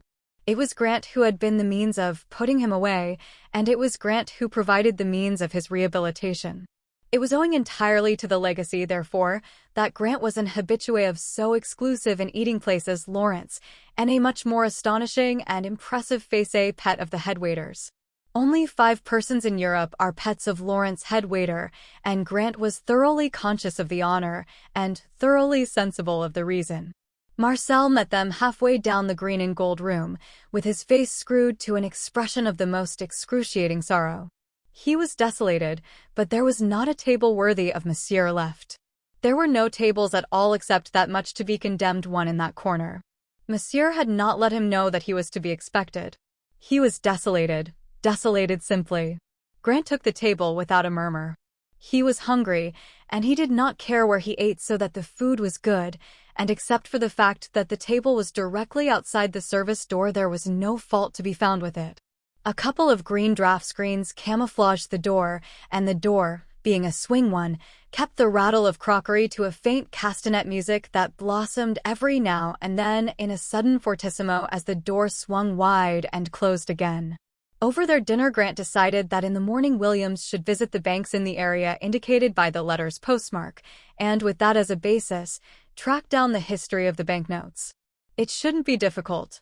Banks were always accommodating. From that they turned to the discussion of the crime itself. It was Williams' opinion that it was a gang affair, that the dead man had fallen foul of his gang, had known his danger, had borrowed the gun from the only friendly member of the crowd, and had never had a chance to use it. The money that had arrived tonight had come from this secretly friendly one. It was a good enough theory, but it left out things. Why had he no identification marks on him, then? Perhaps, said Williams with electrifying logic, it's a gang habit. No identification if they're caught. That was a possible theory, and Grant was silent for a little, thinking it over. It was with the outre that he became conscious, with that sixth sense which 4 years on the Western Front and many more in the CID had developed to an abnormal acuteness, that he was being watched. Restraining the impulse to turn round, he was sitting with his back to the room. Almost facing the service door, he glanced casually into the mirror. But no one seemed to be taking the slightest interest in him. Grant continued to eat, and in a moment or two tried again. The room had emptied considerably since their arrival, and it was easy to examine the various people in the vicinity. But the mirror showed only a collection of self-absorbed people, eating, drinking, and smoking. And still Grant had that sense of being subjected to a long scrutiny. It made his flesh creep, that steady, unseen examination. He lifted his eyes above Williams' head to the screen that hid the door. And there, in the chink between the screens, were the eyes that watched him. As if conscious of his discovery, the eyes wavered and disappeared, and Grant went serenely on with his meal. A too curious waiter, he thought. Probably knows who I am, and just wanted to gape at anyone connected with a murder. Grant had suffered much from the gapers. But presently, looking up in the middle of a sentence, he found the eyes back at their examination of him. This was too much. He stared stolidly in return. But the owner of the eyes was evidently unaware that he was visible at all to Grant, and continued his watching uninterrupted. Now and then as a waiter came or went behind the screen, the eyes disappeared, but always they returned to their furtive gazing. Grant was seized with a desire to see this man whose interest in himself was of so absorbing a character. He said to Williams, who was seated not more than a yard in front of the screen, "There is someone at the back of the screen behind you who is taking a most abnormal interest in us. When I click my fingers, fling back your right and knock the screen sideways. Make it look as much like an accident as you can." Grant waited until the waiter traffic had lulled for a little and the eyes were steady at gaze, and then gently snapped his middle finger and thumb. Williams' brawny arm shot out, the screen quivered for a moment and collapsed sideways. But there was no one there. Only the agitated swinging of the door showed where someone had made his hasty exit. Well, that's that, thought Grant, as Williams was apologizing for the accident with the screen. You can identify a pair of eyes. He finished his dinner without further annoyance and strolled back to the yard with Williams, hoping that the photographs of the prints on the envelope would be ready for his examination. No photographs had come, but there was a report on the tie which had been sent to Faith Brothers' factory at Northwood.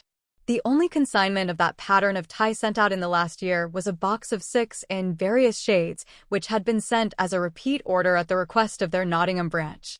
They returned the tie and hoped that if they could be of any further use, the inspector would command them. "If nothing important turns up between now and tomorrow," said Grant, "I shall go down to Nottingham while you are doing the banks." And then a man came in with photographs of the envelope prints, and Grant took from his desk the photographs of the other prints in the case, the prints of the dead man's fingertips, and the prints found on the revolver. Nothing but smudges, the report said, had been found on any of the banknotes, so Grant and the sergeant applied themselves to the examination of the envelope prints. A variety of impressions were apparent since several people had handled the envelope since the writer had posted the letter. But clear and perfect and without possibility of doubt was the print of a forefinger to the right of the flap, and the forefinger was the same forefinger that had left its mark on the revolver found in the dead man's pocket.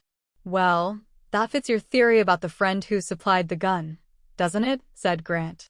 But the sergeant made a queer choked noise and continued to look at the print. "What's the matter?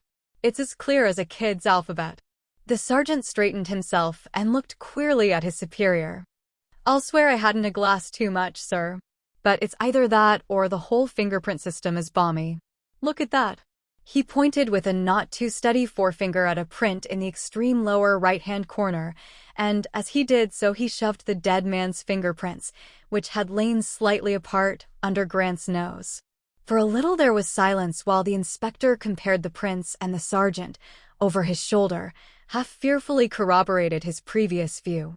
But there was no getting away from the fact that faced them in irrefutable whorls and ridges.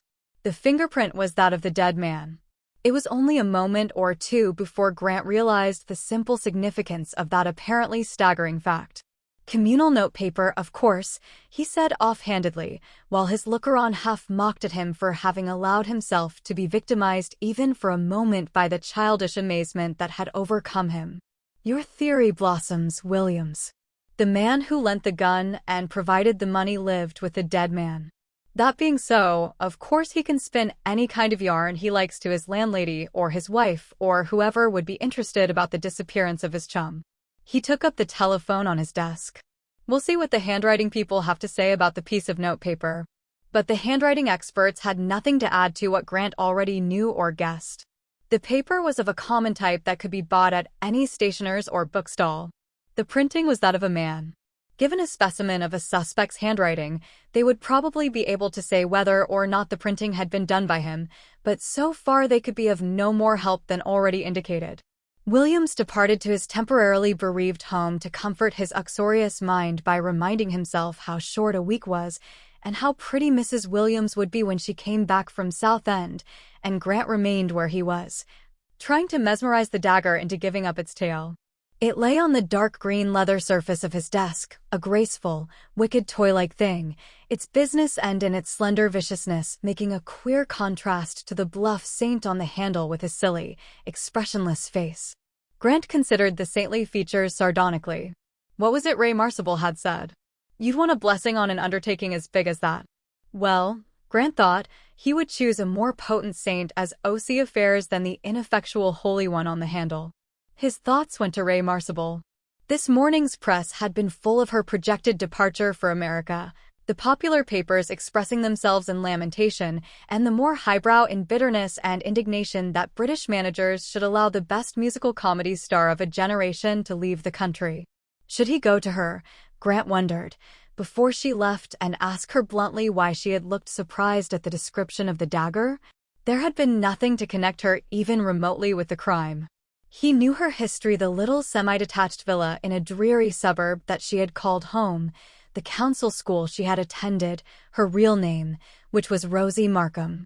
He had even met Mr. and Mrs. Markham over the affair of the suitcase.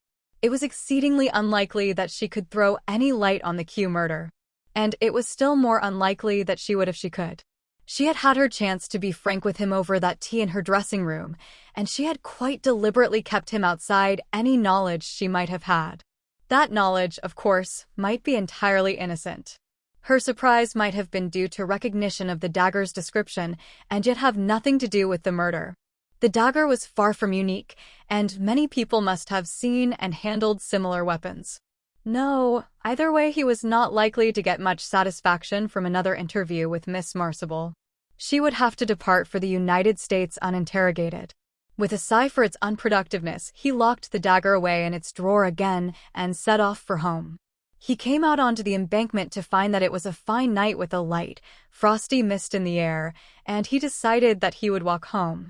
The midnight streets of London, always so much more beautiful than the choppy, crowded ones of the daytime, fascinated him. At noon London made you a present of an entertainment, rich and varied and amusing. But at midnight she made you a present of herself. At midnight you could hear her breathe. When at length he turned into the road where he lived, he had come to the stage of walking automatically, and a starry mist possessed his brain. For a little while Grant had shut his eyes. But he was not asleep, actually or metaphorically, and the eyes of his brain opened with a start at the dim figure that was waiting on the opposite corner just outside the lamplight. Who was hanging about at this hour? He debated rapidly whether or not to cross and walk down the other side of the street, and so come within criticizing distance of the figure. But it was rather late to change his direction. He held on, ignoring the loiterer. Only when he was turning in at his own gate he looked back. The figure was still there, almost indistinguishable in the gloom. It was after 12 when he let himself in with his latchkey, but Mrs. Field was waiting up for him. "I thought you'd like to know that there's been a gentleman here asking for you. He wouldn't wait, and he wouldn't leave a message." "How long ago was that?"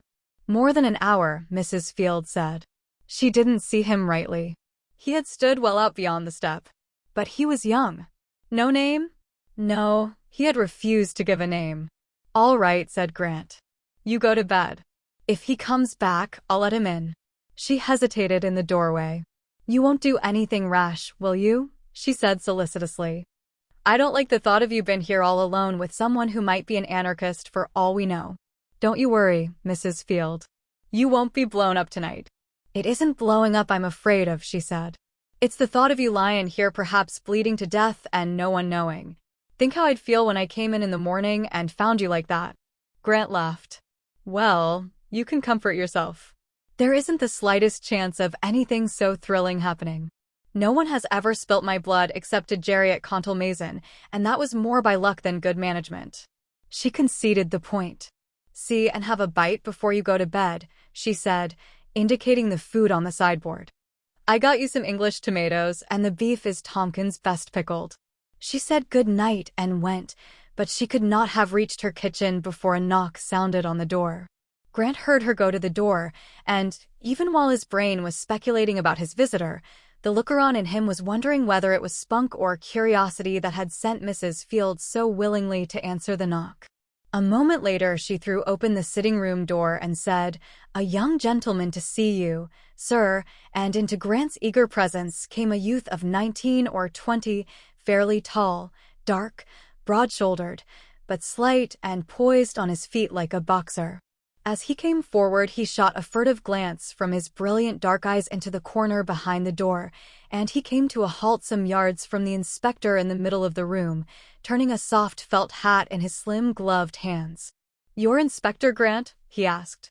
Grant motioned him to a chair, and the youth, with a completely un-English grace, subsided sideways onto it, still clutching his hat, and began to talk.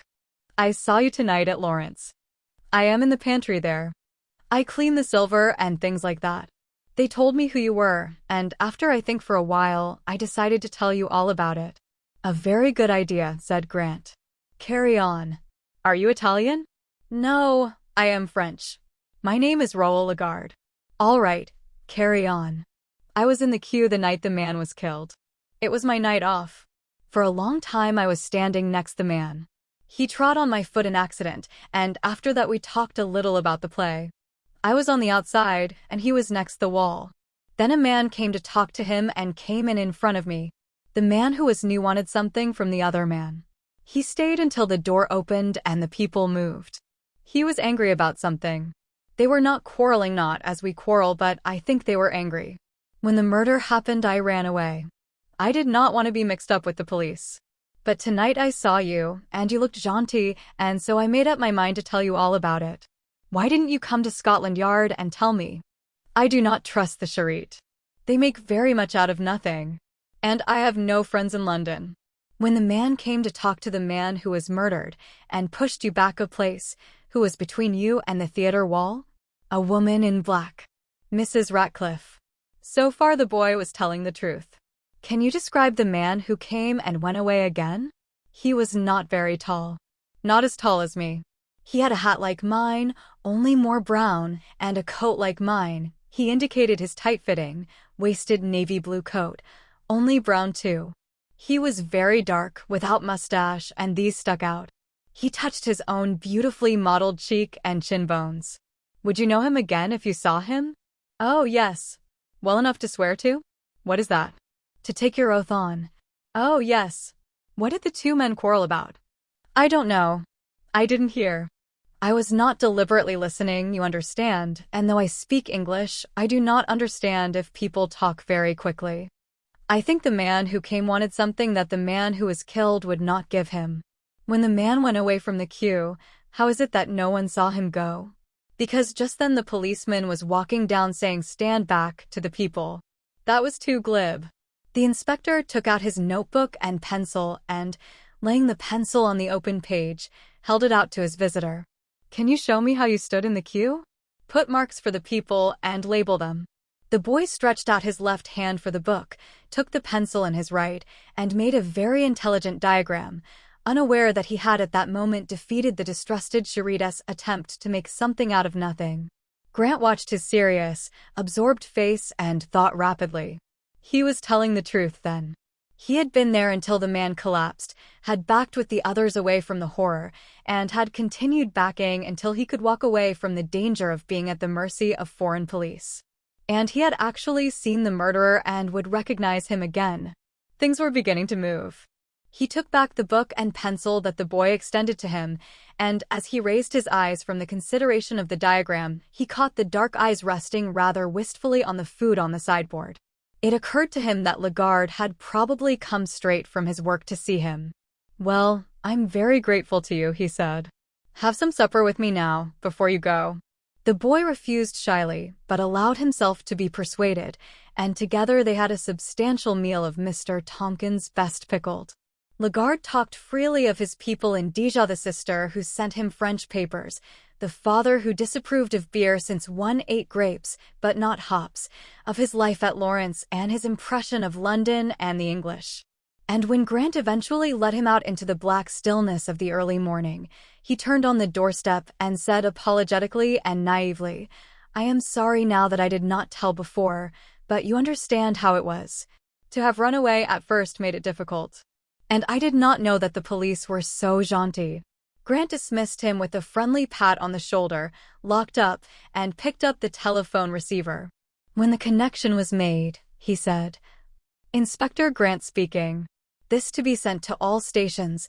Wanted, in connection with the London Q murder, a left-handed man, about 30 years of age, slightly below middle height, very dark in complexion and hair, prominent cheek and chin bones, clean-shaven. When last seen was wearing a soft brown hat and tight-fitting brown coat. Has a recent scar on the left forefinger or thumb." And then he went to bed. Chapter 5. Danny again. Running out of Marylebone into the sunlight of the morning, Grant looked out of his carriage window and felt more optimistic than he had since he had first interviewed the officials at Gauss Street Police Station. The murderer had ceased to be a mythical being. They had a full description of him now, and it could only be a matter of time before they ran him down. And perhaps by tonight he would have settled the identity of the murdered man. He stretched his legs in the empty compartment and let the sun slide slowly back and fore over them as the train wheeled in its progress. A pleasant country, England, at 10 of a bright morning. Even the awful little suburban villas had lost that air of aggressiveness born of their inferiority complex, and were shining self-forgetful and demure in the clear light. Their narrow, inhospitable doors were no longer ugly in the atrociousness of cheap paint and applique moldings. They were entrances of jade and carnelian and lapis lazuli and onyx into particular separate heavens. Their gardens, with their pert, ill-dressed rows of tulips and meager seed-sown grass, were lovely as ever the hanging gardens of Babylon had been. Here and there a line of gay, motley child's clothes danced and ballooned with the breeze in a necklace of colored laughter. And farther on, when the last vestiges of the town fell away, the wide acres of the grass country smiled broadly in the sunlight like an old hunting print. All England was lovely this morning, and Grant knew it. Even Nottingham canals had a Venetian touch of blue today, and their grimy, imprisoning walls were rosy as Petra. Grant came out of the station into the drone and clamor of trams. If he had been asked what represented the Midlands in his mind, he would unhesitatingly have said trams. Trams in London always seemed to him alien incongruities, poor provincials who had been inveigled to the metropolis and drudged out a misanthropic and despised existence because they had never made enough money to get out of it. Grant never heard the faraway peculiar sing of an approaching tramcar without finding himself back in the dead, airless atmosphere of the Midland town where he had been born. The Midlanders did not hide away their trams in back streets. They trailed them proudly through their chiefest thoroughfares, partly from braggadocio, partly from a misplaced idea of utility. A long yellow string of them stood in Nottingham Marketplace, blocking the view of the wide, almost continental square, and making the passage from the pavement on one side to the stalls of the market on the other a most exhilarating game of hide-and-seek. But the natives, with that adaptability to circumstances which is nature's greatest marvel, seemed to enjoy the hop-skip-and-jump business, and to find it not too dangerous to be indulged in. No one was killed during the time that Grant walked down the street at any rate. At Faith Brothers he produced the tie which had belonged to the dead man, and explained that he wanted to know whether anyone remembered selling it. The man at the counter had no recollection of the transaction, but summoned a colleague, who was flipping a white and too flexible forefinger up and down the wall of cardboard boxes in an endeavor to find an article that would meet with his customer's approval. Something told Grant that in matters sartorial this youth would have the memory of an oldest inhabitant, and he was right. After one glance at the tie, he said that he had taken it out of the window or one exactly like it for a gentleman about a month ago. The gentleman had seen it in the window and, because it matched the suit he was wearing, had come in and bought it. No, he did not think that he was a Nottingham man. Why? Well, he didn't talk Nottingham for one thing, and he didn't dress Nottingham for another. Could he describe the man? He could, and did, with minuteness and accuracy. "I can tell you the date, if you like," said this surprising youth. I remember because he hesitated, and finished with a refreshing lapse from his worldly-wise air to a pink naivete, because of something that happened that day. It was the 2nd of February. Grant noted the date and asked what his impression of the stranger had been. Was he a commercial traveler? The youth thought not. He didn't talk business, and he didn't seem interested in the growth of Nottingham or anything. Grant asked if there was anything on in the town on that date that would bring a stranger to Nottingham, and the youth said yes, most emphatically. There had been a huge musical festival for all the Midlands, and there had been a good few people from London too. He knew, because he himself had taken part in it. He sang in a church choir and knew all about festivals. The stranger had looked much more like someone interested in the festival than like a commercial traveler. He had thought at the time that that was probably what the man was in Nottingham for. Grant thought it was quite likely. He remembered the man's sensitive hands. And he had been an habitué of the Woffington which, if not highbrow, is at least invariably musical. It didn't march with the gang theory, but he could not afford to ignore it because of that. The gang theory had no support in fact. It was a theory and nothing else, pure speculation. He thanked the youth and asked for the name of someone in Nottingham who would know all about the festival and the people who came to it. The youth said that he had better go and see Udall, the solicitor. Udall wasn't the secretary, but he was a sort of chairman, and it was his hobby. He sat there from morning to night, all the 3 days of the festival, and he would be certain to know anyone who was interested enough to come from London for it. Grant wrote down Udall's address, conscious that the youth's inquisitive mind was docketing him as it had docketed the dead man, and that years hence, if someone asked him to describe the man who took Udall's address, he would do it faithfully.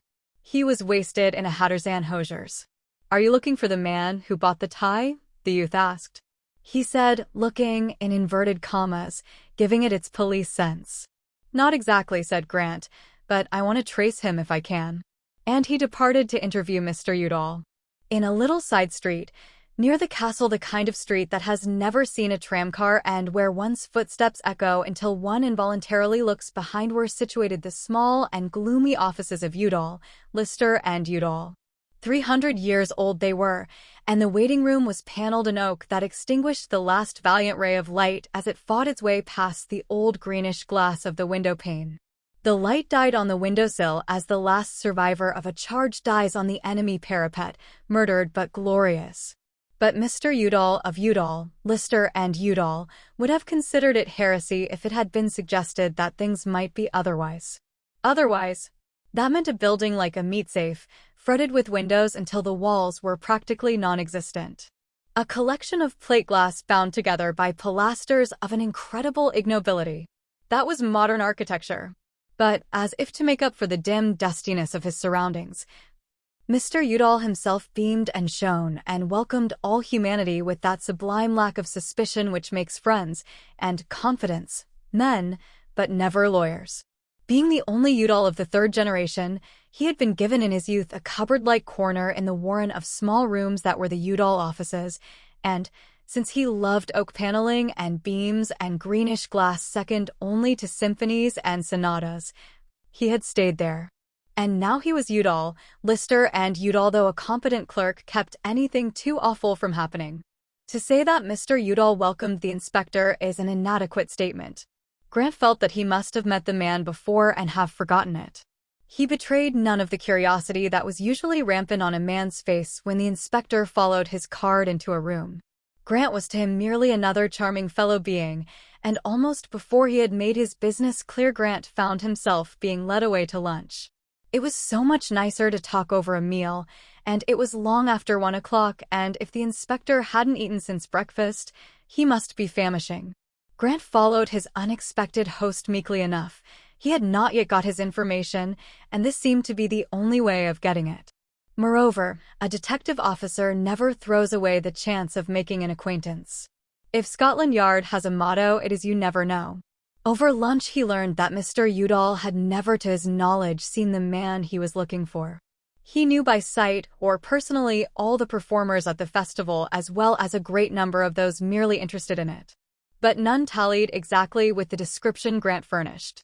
If you think he was musical, try Lyon's Orchestra or the Picture Houses. Their orchestra performers are mostly Londoners.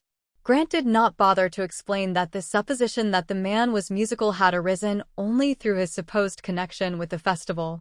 It was easier and pleasanter to let Mr. Udall talk.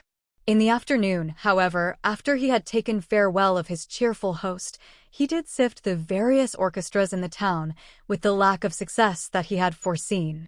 He then telephoned to the Yard to find out how Williams had fared in his hunt after the history of the banknotes, and spoke to Williams himself, who had just come back after a long morning's work.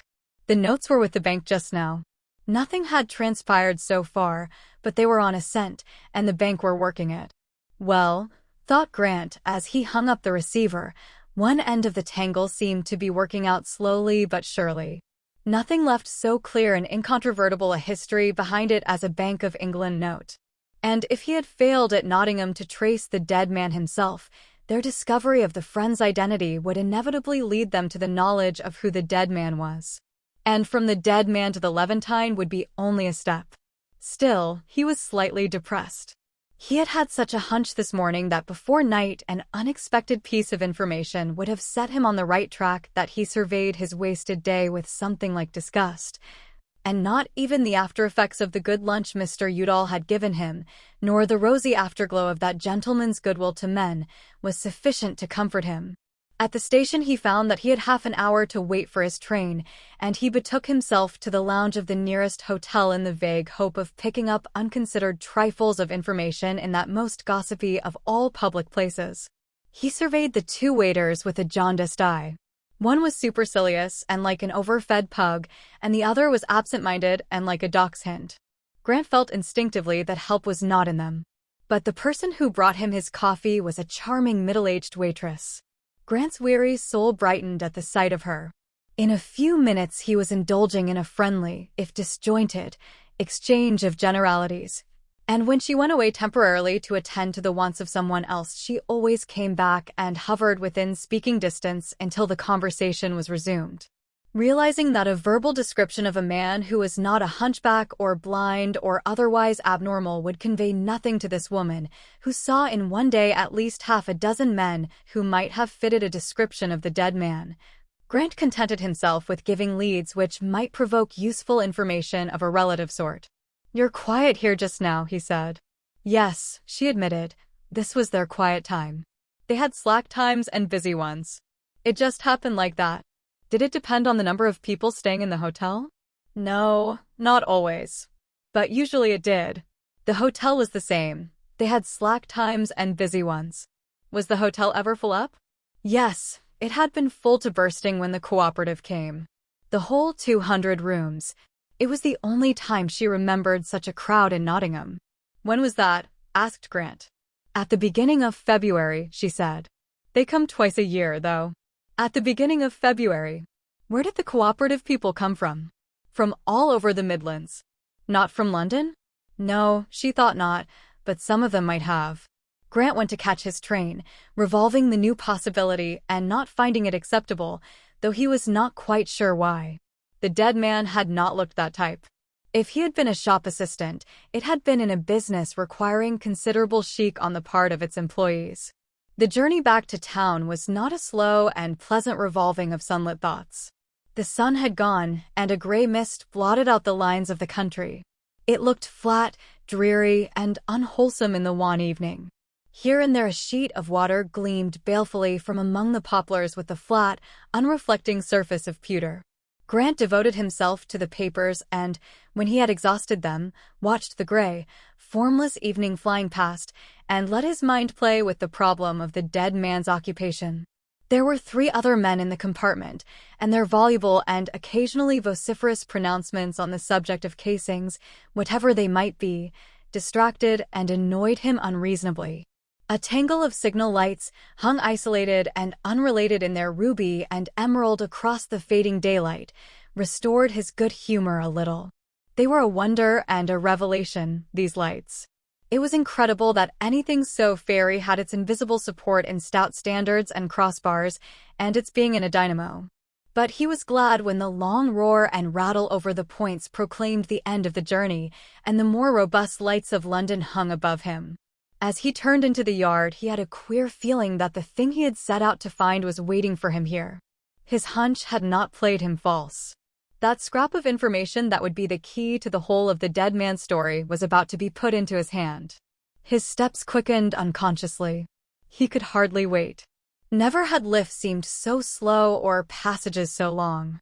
And after all there was nothing but the written report which Williams, who had gone to tea, had left for him when he should come in a more detailed recapitulation of what he had already heard over the telephone. But at the exact moment that Inspector Grant had turned into the yard, a queer thing had happened to Danny Miller. He had been seated sideways in an easy chair in an upper room of the house in Pimlico, his neat feet in their exquisite shoes dangling idly from the upholstered arm, and a cigarette in a 6-inch holder projecting at an aggressive angle from his thin mouth. Standing in the middle of the floor was his Jane. She was engaged in trying on a series of evening frocks, which she wrested from their cardboard shells as one thumbs peas from a pod. Slowly she turned her beautiful body so that the light caught the beaded surface of the fragile stuff and accentuated the long lines of her figure. "That's a nice one, isn't it?" she said, her eyes seeking Danny's in the mirror. But even as she looked, she saw the eyes, focused on the middle of her back, widen to a wild stare. She swung round.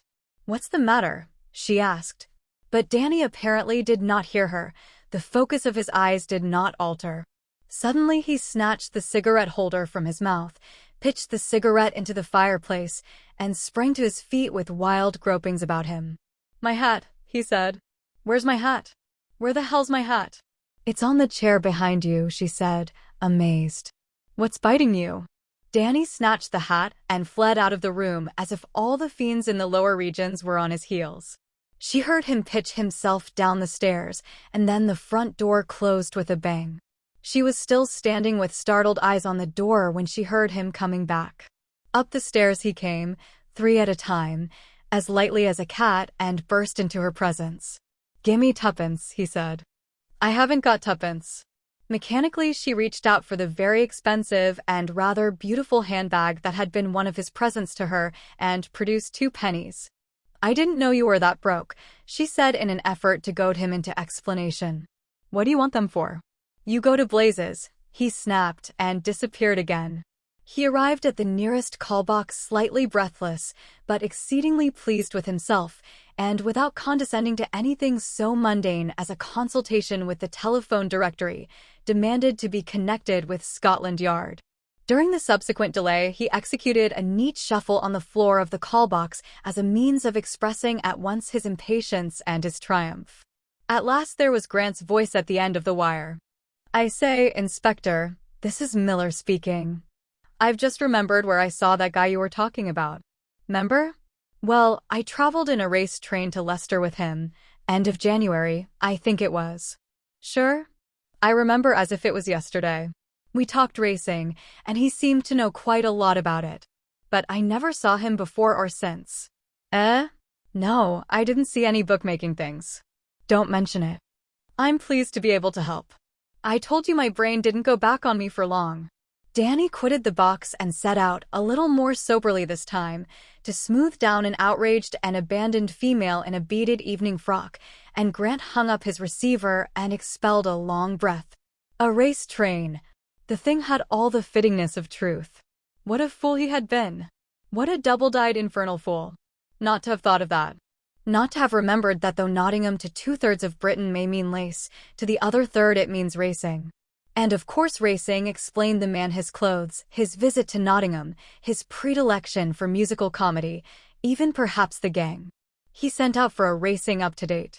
Yes, there had been a jumping meeting at Colwick Park on the 2nd of February. And one in Leicester at the end of January. That checked Danny's statement. Danny had provided the key. Information like that, Grant thought bitterly, would come on a Saturday evening when bookmakers were as if they had not been, as far as their offices were concerned. And as for tomorrow, no bookmaker was at home on a Sunday.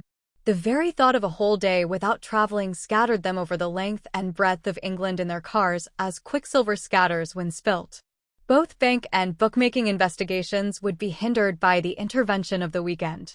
Grant left word of his whereabouts and repaired to Lawrence. On Monday, there would be more hack work round of the offices with the tie and the revolver that no one so far had claimed to have seen. But perhaps before then the banknotes would have provided a clue that would speed things up and obviate the laborious method of elimination. Meantime, he would have an early dinner and think things over. Chapter 6. The Levantine. The green and gold room was half empty as he made his way to a corner, and Marcel lingered to talk. Things marched with the inspector, it seemed. But Inspector Grant was a marvel. To have built a whole man out of a little dagger. The press, with the exception of the early morning editions, had blazoned the wanted man's description all over Britain. It was a thing off air pair.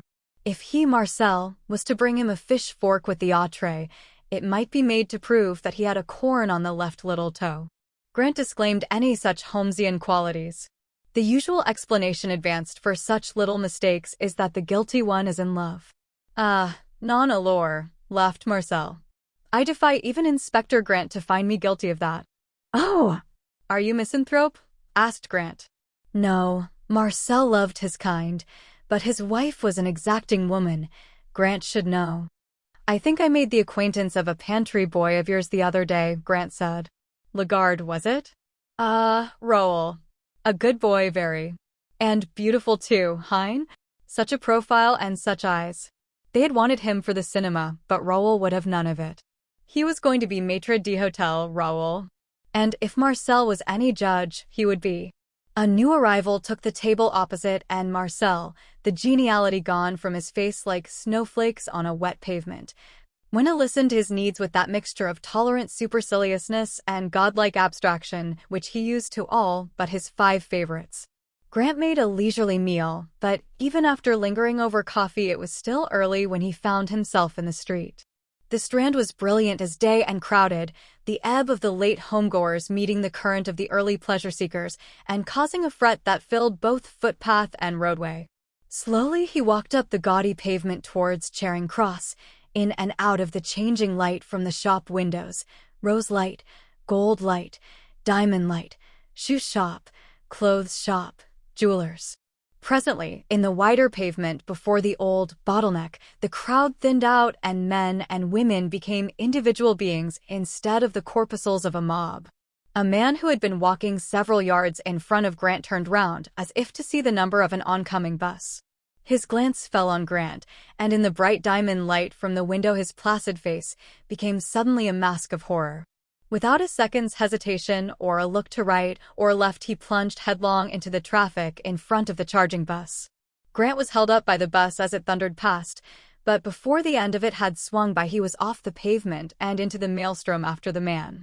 In that crowded moment, when his eyes were more for a figure in flight than for the dangers that threatened himself, he thought distinctly, won't it be awful to die under a bus in the Strand after dodging the Boche for 4 years? A yell in his ear, and he hovered in flight sufficiently to let a taxi scrape past him by inches with a blasphemous driver howling vituperation at him. He dodged a yellow sports car, saw a whirring black thing at his left elbow which he recognized as the front wheel of a bus, leaped back, was charged on his right by another taxi, and sprang behind the bus as it passed, and a yard in front of the following one to safety on the far pavement. A quick glance to right and left. There was his man walking composedly towards Bedford Street. He had evidently not expected such a quick decision on the inspector's part. Grant metaphorically vowed a candle to the saint that had taken him safely across the street, and fell to the casual stroll that kept him at the right distance from his quarry. Now, if he looks round before Bedford Street, he thought, I'll know I wasn't mistaken, that it really was the sight of me and not a sudden thought that scared him. But he did not need another glance at the man to verify his impression of high cheekbones, thin dark face, and jutting chin. And he knew as surely as if he saw it that on the man's left forefinger or thumb was a recent scar. A second later the man looked back, not with that momentary, absent-minded glance that one gives, not knowing why, but with that 2-second turn of the head which means a deliberate scrutiny. And a second after he had vanished up Bedford Street. And then Grant sprinted. Vividly he could see in his mind that thin figure flying up the dark and deserted street with none to say him nay. As he turned the corner and pulled up, he could see no sign of his quarry. Now, not even a burly could have been out of sight in the time if he had taken a straight course, so Grant, expecting a bluff, walked briskly up the right-hand side of the street, his eye wary at each recess. As nothing materialized, he grew anxious. A consciousness of being fooled grew within him. He stopped and looked back, and as he did so, down at the Strand end a figure moved from a doorway on the other side of the street and fled back to the crowded thoroughfare it had left. In 30 seconds Grant had gained the Strand again, but the man was gone. Buses came and went, taxis floated by, shops were open all up and down the street. The choice of a means of escape was not wanting. Grant cursed, and, even as he cursed, he thought, well, he fooled me very neatly, but I expect he's cursing harder than I am for being such a fool as to show that he knew me. That was a very bad break. And for the first time he felt pleased with the press, who had made so free with his features in their desire to educate the public. He patrolled the street for a while, casting exploratory but unoptimistic glances into the shops as he passed. Then he withdrew into the shadow of a doorway, where he remained for some time, hoping against hope that the man had gone to ground instead of making a break for it, and would reappear when he thought the coast was clear. The only result of that was that an inquisitive policeman who had watched him for some time from across the street wanted to know what he was waiting for. Grant came out into the light and explained the circumstances to the apologetic officer, and, deciding that his man had bolted, went to telephone to the yard. His first impulse when the man had tricked him and run for it had been to throw a squad into the Strand, but the sight of the swift traffic and the knowledge that by the time anyone arrived from the embankment, even in a fast car, the wanted man might be well on the way to Golders Green or Camberwell or Elstree, had deterred him. It was hardly an occasion for turning out the force. As he went slowly up to Trafalgar Square after the business of telephoning, his spirits lightened. For the last hour he had been disgusted with himself to an extent that beggared his vocabulary. He had had the man within 6 yards of him, and had let him slip through his fingers. Now the lighter side of the situation was becoming apparent. He had made a backward slip certainly, but even at the end of the slip he was much further on than when he had started. He knew for a certainty that the Levantine was in London. That was a tremendous advance. Until his description had been furnished to the police the previous night, there had been nothing to prevent the murderer from leaving London at any moment. They would have had to consider reports from all over Britain, and Grant had bitter experience of such reports of wanted men and perhaps the continent, if it had not been for that chance meeting in the Strand, and the man's lack of self-control in a delirious moment. Now they knew he was in London and could concentrate their forces. He might leave it by road, but he could not by any other method, and Grant had seen to it that he would have difficulty in hiring a car from any recognized garage. That merely made things difficult for him. It did not prevent him from going if he wanted to, but it made his exit considerably slower. It was strange in the circumstances that he had stayed at all when the way was clear. But Grant knew the Londoner's mulish habit of clinging to the town he knows, and the foreigner's rat-like preference of the sewers to the open. Both would be more likely to hide than to run. And of course the wanted man, though his description had not been broadcast, had no guarantee that the police were not in possession of it. It would have required more courage or more foolhardihood than most men possess to face a ticket collector or a boat official in these circumstances. So the man had stuck to the town. From now on he would be at the mercy of a continual patrol of the flying squad, and his chances of slipping through their fingers again were very small. Moreover, Grant had seen him. That was another enormous advance. They could never meet again, even in the distance, without Grant recognizing him. The Levantine in London, the dead man's friend in London presumably, the Levantine recognizable, the friend about to be traced by his banknotes things, as Marcel had remarked, were marching. At the bottom of St. Martin's Lane Grant remembered that this was the last night of Didn't You Know? He would drop in there for a little, and then go back to the yard.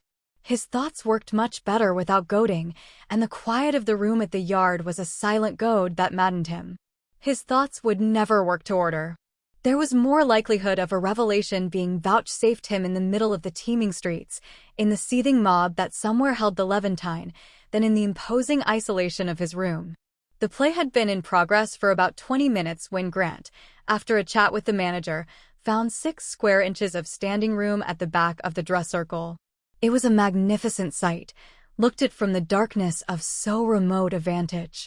The theater, never a very accommodating one, was packed from floor to ceiling, its rosy dimness filled with the electric quality that is only found when every man of an audience is an enthusiast. And they were all enthusiasts, that last night crowd, devotees saying farewell to the object of their adoration. Adulation, camaraderie, and regret filled the house and made the gathering completely un-British in its abandon to the emotion of the moment. Now and then, when Gollin left out an old gag, someone would call a correction. "Give us all of it, Golly," they cried. "Give us all of it." And Golly gave them all he had. Ray Marcival trailed her loveliness over a nearly empty stage with that half-reluctant lightness of a leaf in the wind. She was always, when she danced, a mere fraction of a beat behind the music, so that it seemed as if, instead of being an accompaniment, the music was the motive power, as if it was the music that lifted and span and whirled her, floated her sideways, and relinquished her gently as it died. Again and again at their vociferous demands the music lifted her into motion, held her laughing and sparkling and quivering, like a crystal ball held poised on a jet of water, and dropped her in a quick descending run to a fast-breathing stillness broken by the crash of the applause.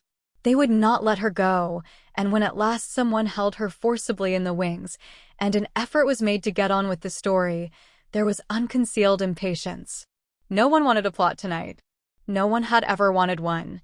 Quite a large number of the most enthusiastic habitués were unaware that there was such a thing, and few, if any, would have been able to give a lucid account of it. And tonight to insist on wasting time with such irrelevance was folly. The entrance of the most perfect chorus in Britain soothed them slightly. The 14 Woffington girls were famous in 2 continents, and their studies in synchronized motion gave one the same feeling of complete satisfaction, the satisfaction that never becomes satiety that one has on beholding the guards in motion. Not a head turned too much, not a toe was out of alignment. No kick was higher than its neighbor, no flop was quicker than another. When the last of the 14 flicked her black and orange columbine skirt in a little defiant motion as she disappeared behind the flats, the audience had almost forgotten Ray. Almost, but not quite. Ray and Gollin possessed the house. It was their night, theirs and their public's. And presently the impatience with anything that was not Ray or Gollin became too marked to be ignored. The evening was one long crescendo of excitement that was rapidly reaching hysteria point. Grant watched half-pityingly the wry smile with which the leading man acknowledged the conventional plaudits accorded to his sentimental solo. That solo was sung by languishing tenors all over Britain, whistled by every errand boy, played, with lowered lights, by every dance orchestra. He had obviously expected it to be encored at least 3 times, but beyond humming the last chorus with him they had shown no marked appreciation of it. Something had gone wrong. They couldn't even see him. With as good a grace as he could muster, he took his place as background to Ray Marcival, danced with her, sang with her, acted with her, and Grant suddenly caught himself wondering if his eclipse were merely the accident of Ray Marsable's vivid personality, or if she had used that personality deliberately to keep the limelight where she happened to be. Grant had no illusions about the theater or about the professional generosity of leading ladies.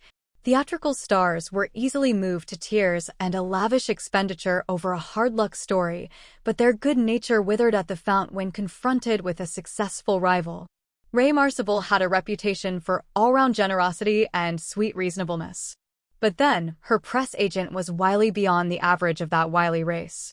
Grant himself had read pars about her which he had not recognized as an agent's work until his eye had gone on to the next item of interest. He had that supreme quality, her press agent, of making the advertised one's presence in the story entirely and convincingly incidental to the main theme. And then there was the suspicious fact that she had had 3 leading men in the 2 years, whereas the rest of the cast had stayed the same. Could her friendly air, her modesty, there was no other word for it, her ladylikeness, be camouflage? Was London's fragile darling hard as nails underneath? He visualized her as he had met her, off, unassuming, intelligent, eminently reasonable. No parade of temperament or idiosyncrasy. A charming girl with her head screwed on the right way. It was hardly credible. He had known among crooks many women of the fluffy type who had no softer feelings whatever in their makeup. But Ray Marsable's was a sweetness that had no fluff about it, a sweetness that he could have sworn was genuine. He watched her closely now, trying to disprove for his own satisfaction he had liked her enormously, that suggestion which his mind had thrown up involuntarily. But to his dismay he found his suspicions, now that they were acknowledged and made the subject of investigation, being slowly confirmed. She was keeping the man out of it. When he looked for the indications, they were all there, but they were done with a subtlety such as Grant had never witnessed before. There was nothing so crude as trying to share or divert his applause, or even cutting his applause short by an intrusion of her own. All these would have been recognizable for what they were, and therefore, from her point of view, not permissible. It occurred to him that she was not only too subtle to use such a method, but too potent to need to.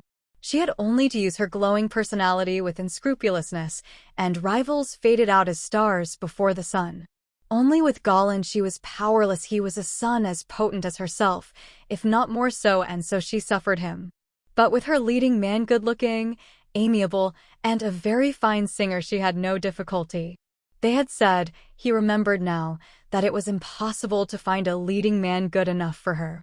That was why. He did not doubt it now. There was something uncanny about the clearness with which he suddenly read her mind, untouched by the glamour that surrounded him. Only he and she and all that intoxicated crowd were aloof, were poised above emotion and looking on. He watched her play with that unhappy wretch as coldly and deliberately as he would have played a trout in the test. Smiling and sweet, she took what would have been a triumph from his hands and tacked it on to her own dazzling outfit. And no one noticed that the triumph had gone astray. If they thought at all, they thought that the leading man was not up to the mark tonight, but, of course, it was difficult to get one good enough for her. And after having absorbed his worth, she would at the end of a turn with a Machiavellian acuteness drag him forward by the hand to share the applause, so that everyone in the building thought, well, he didn't deserve much of it. And his inferiority was accentuated and remembered. Oh, yes, it was subtle. This play within a play became for Grant the absorbing entertainment of the evening. He was seeing the real Ray Marsable, and the sight was incredibly strange. So rapt was he that the final curtain found him still at the back of the circle, deafened by the cheers and feeling strangely cold. Again and again, and yet again, the curtain rose on the glittering stage, and the stream of presents and flowers began to flow over the footlights. Then the speeches came, first Gollin, clutching a large square bottle of whiskey and trying to be funny, but not succeeding because his voice would not stay steady. Grant guessed that in his mind was a picture of the heartbreaking years of squalid rooms in squalid towns, twice-nightly performances, and the awful ever-present fear of the bird. Gollin had sung long for his supper. It was no wonder that the feast choked him. Then the producer. Then Ray Marsable. "Ladies and gentlemen," she said in her clear, slow voice, 2 years ago, when none of you knew me, you were kind to me. You overwhelmed me then. Tonight you have overwhelmed me again. I can only say thank you. Very neat, thought Grant, as they cheered her to the echo. Quite in the part. And he turned away. He knew what was coming, speeches by everyone down to the callboy, and he had heard enough. He went down through the crimson and buff vestibule and out into the night with a queer constriction in his chest. If he had not in his 35 years cast overboard all such impedimenta as illusion, one would have said that he was disillusioned. He had quite liked Ray Marcival. Chapter 7. Things move. It's not a Christian life at all, said Mrs. Field as she put the inevitable bacon and eggs in front of him. Mrs. Field had tried to cure Grant of the bacon and eggs habit by providing wonderful breakfasts with recipes culled from her daily paper, and kidneys and other favors wrested from Mr. Tompkins at the threat of withdrawing her custom. But Grant had defeated her as he defeated most people in time. He still had bacon and eggs, Saturday, Sunday, Monday. It was now 8 o'clock on Sunday morning, which was the fact that had called forth Mrs. Field's remark. Unchristian in Mrs. Field's vocabulary meant not any lack of conformity, but an absence of comfort and respectability. The fact that he was having breakfast before 8 on a Sunday morning shocked her infinitely more than the fact that his day was to be spent in the most mundane of work. She grieved over him. It's a wonder to me that the king doesn't give you inspector's decorations oftener than he does. What other man in London is having breakfast at this hour when he needn't? In that case, I think inspectors' landladies should be included in the decoration. Mrs. Field, O.B.E. for being an inspector's landlady. Oh, the honor's enough for me without the decoration, she said.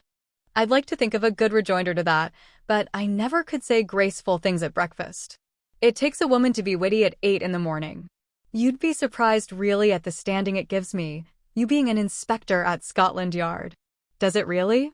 It does, but don't you be afraid. I keep my mouth shut. Nothing ever comes out through me. There's lots would like to know what the inspector thought, or who came to see the inspector, but I just sit and let them hint. You don't have to see a hint unless you like. It is very noble of you, Mrs. Field, to achieve a reputation for obtuseness for my sake. Mrs. Field blinked and recovered herself. It's my duty, if it wasn't my pleasure, she said, and made a graceful exit. As he was going away after breakfast, she surveyed the untouched toast sorrowfully. Well, see that you have a good meal in the middle of the day. You can't think to any advantage on an empty stomach. But you can't run to any advantage on a full one. You'll never have to run very far after anyone in London. There's always someone to head them off. Grant was smiling to himself as he went down the sunny road to the bus stop at the simplification of the work of the CID. But there was no heading off the people who claimed to have seen the wanted man. Nearly half London appeared to have set eyes on him, his back, as often as not. And the number of cut hands that required investigation would have been incredible to anyone who has not witnessed a manhunt from the inside. Patiently Grant sifted the reports through the long, bright morning, sitting at his desk and sending his lieutenants out here and there as a general arranges his forces on a battlefield. The provincial clues he ignored, with the exception of 2, which were too good to be passed over. There was always the odd chance that the man in the Strand had not been the Levantine. 2 men were sent to investigate these, one to Cornwall and one to York. All day long the telephone at his elbow buzzed, and all day long messages of failure came over it. Some of the men they had been sent out to observe had not, in the detective's opinion, the remotest resemblance to the wanted man. This valuable information was obtained often enough at the cost of a long afternoon's vigil behind the Nottingham lace curtains of a suburban villa waiting for the man 3 houses down to pass within examining distance. One suspect proved to be a nobleman well known to the public as a polo player. The officer who tracked him down saw that he had aroused the Earl's curiosity. The noble lord had been run to earth in a garage where he was collecting his car preparatory to having a little flip of 300 or 400 miles as a slight Sunday diversion, and confessed what his business was. I thought you were tailing me, said the peer of the realm, and as my conscience is particularly good at the moment, I wondered what you were up to. I have been accused of many things in my short time, but never of looking like a murderer before. Good luck to you, by all means. Thank you, sir. Same to you. I hope your conscience will be as clear when you come back. And the Earl, who had more convictions for exceeding the speed limit than anyone else in England, had grinned appreciatively. Truly it was the men who went out that found work light that Sunday, and it was Grant, sitting pulling strings with mechanical competence, that found it tedious. Barker came in the afternoon, but had no suggestion to make which might expedite matters. They could afford to ignore nothing. The least helpful of the clues had to be investigated in the relentless process of elimination. It was spade work, and most unchristian, in the field sense. Grant looked enviously from his window, through the bright mist that hung over the river, at the Surrey side, lit now by the westering sun. How good it would be to be in Hampshire today! He could see the woods on Danbury in their first green. And a little later in the evening, when the sun went, the test would be just right for Fly. It was late when Grant got home, but he had not left an avenue of exploration untrodden. With the coming of evening, the spate of reported appearances had gradually diminished and died away.